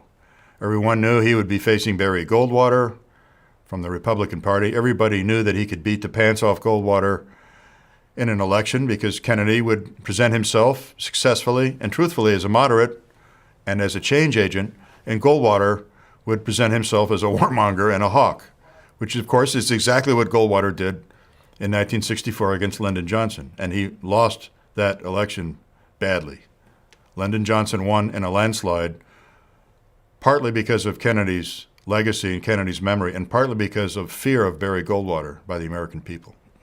Now, the peace speech at American University, as eloquent as it was just the tip of the iceberg. President Kennedy, early in his term, had begun exchanging secret correspondence with Premier Khrushchev of the Soviet Union. The men were from very different cultures and very different personal backgrounds, and they needed this tool to help them better understand each other and to get to trust each other. After the resolution of the Cuban Missile Crisis, both men were shaken and horrified at how close we had come to general war, as the Pentagon called it. So their secret correspondence accelerated following the missile crisis and continued throughout 1963 along the same themes present in the peace speech. So there was a serious man-to-man negotiation underway, mano a mano, between Jack Kennedy and Nikita Khrushchev through secret letters during the end of 1962 and throughout 1963 about ways to end the Cold War. So the most visible aspect of this effort on their part to end the Cold War and to de-escalate tensions was the successful implementation of a limited nuclear test ban treaty in the summer of 1963. And not only did Kennedy sign a treaty with the Soviets, not only did his representatives sign the treaty in Moscow, but he successfully shepherded this treaty through the Senate and ended up signing the instruments of ratification in October of 1963. It was his proudest achievement. But there were going to be other things to come. So this secret correspondence was concerned with things like disarmament, the natural follow-on to any nuclear test ban treaty. If an arms control agreement of any kind had been consummated in Jack Kennedy's second term, that was going to be the reason to justify the American president's visit to Moscow for the first time. Jack Kennedy confirmed to close associates like Bill Walton, who was the family's emissary later after his assassination. He confirmed to close associates that he did intend to visit Moscow. He was hopeful that he could do that in his second term. And signing a nuclear arms agreement of some kind would have been the perfect capstone and justification for that visit. So this secret correspondence, unfortunately, was not totally secret. Some letters were completely private between President Kennedy and Khrushchev, and some of the letters were routed through the State Department before they went out and for comment afterwards. So this effort wasn't totally secret, and it cannot have made anyone in the national security establishment happy at the time. In addition to the peace speech and its proposal that we sign a nuclear test ban treaty with the Soviet Union, President Kennedy was proposing ending his most popular program with the American people. He was proposing ending the Apollo program to land on the moon. Now, the unstated and unspoken goal of Kennedy's space program and the Apollo program was to beat the Soviet Union to the moon, to finally gain the upper ground, the high ground in the space race. So Jack Kennedy and his advisors in 1961, in a state of depression and near panic after the Bay of Pigs fiasco, had selected the moon as the best goal to select in which we could definitely beat the Soviet Union in space. At the time, we were number 2 and they were number 1. And at the time, number 2 was last. The program was very popular with the Congress. It was very popular with big business, with the aerospace industry, and very popular with the American people. Everyone felt in their gut, everyone felt viscerally that this was our chance to embarrass the Soviets and to get our pride back and to beat them to the moon. Everybody was behind this program. Jack Kennedy, the initiator of the moon landing goal, was the one person in government who was having second thoughts. He gave a speech to the United Nations in September of 1963 in which he proposed going to the moon jointly with the Soviet Union instead of separately. He said, why should nations race when they can work together? To him, it was the best way to demonstrate a new détente with the Soviet Union, a new cooperation, the best way to demonstrate peaceful coexistence, and the best way to stop demonizing the Russians, to work with them in a joint project in space. He proposed this in the United Nations in September of '63. The reaction within the American defense establishment and national security establishment must have been abject horror. I mean, truly. Initially, he did not receive any response from Khrushchev because Khrushchev was a little paranoid and he was afraid that the Americans would try to steal Soviet technology, which ended up being a joke because they never did make it to the moon and we landed 6 times successfully. President Kennedy indicated how serious he was about this goal of a joint lunar landing by sending a national security action to the head of NASA, James Webb, in November of 1963. In the month of his death, he sent a presidential order, which he called a national security order, which he personally signed to James Webb, ordering Mr. Webb to begin these cooperative efforts with the Soviets of going to the moon together, and he wanted reports by mid-December. President Kennedy did not even sign the Vietnam withdrawal order. His national security advisor, McGeorge Bundy, signed INSAM 263, but President Kennedy signed the directive to James Webb. He was serious about détente with the Soviet Union. He was serious about ending the Cold War. And landing on the moon together, even if it had taken longer than we wanted it to take, would have been the ultimate symbol of the end of the Cold War, of détente, and of peaceful coexistence. As we all know, President Kennedy was assassinated, and that never happened. But it would have been a truly symbolic moment for men of both nations to step out of the same spacecraft and plant the flags of their 2 countries in the lunar regolith. Those interested in an American empire and a Pax Americana based on military might, in short, a cabal of powerful, like-minded individuals within the military, intelligence, industrial complex decided this was unacceptable and cast a secret veto on JFK's life.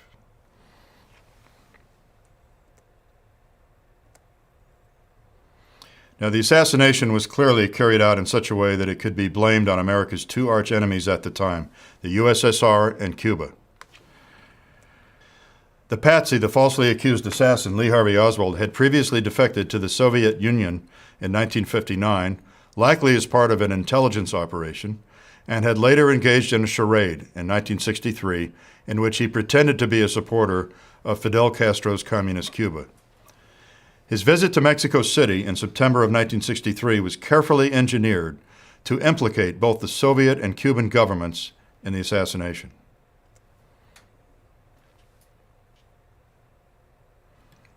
Now, blaming the assassination on America's two principal enemies had two effects. First of all, it killed any hope of détente with the Soviet bloc, and was probably designed to provoke an invasion of Cuba.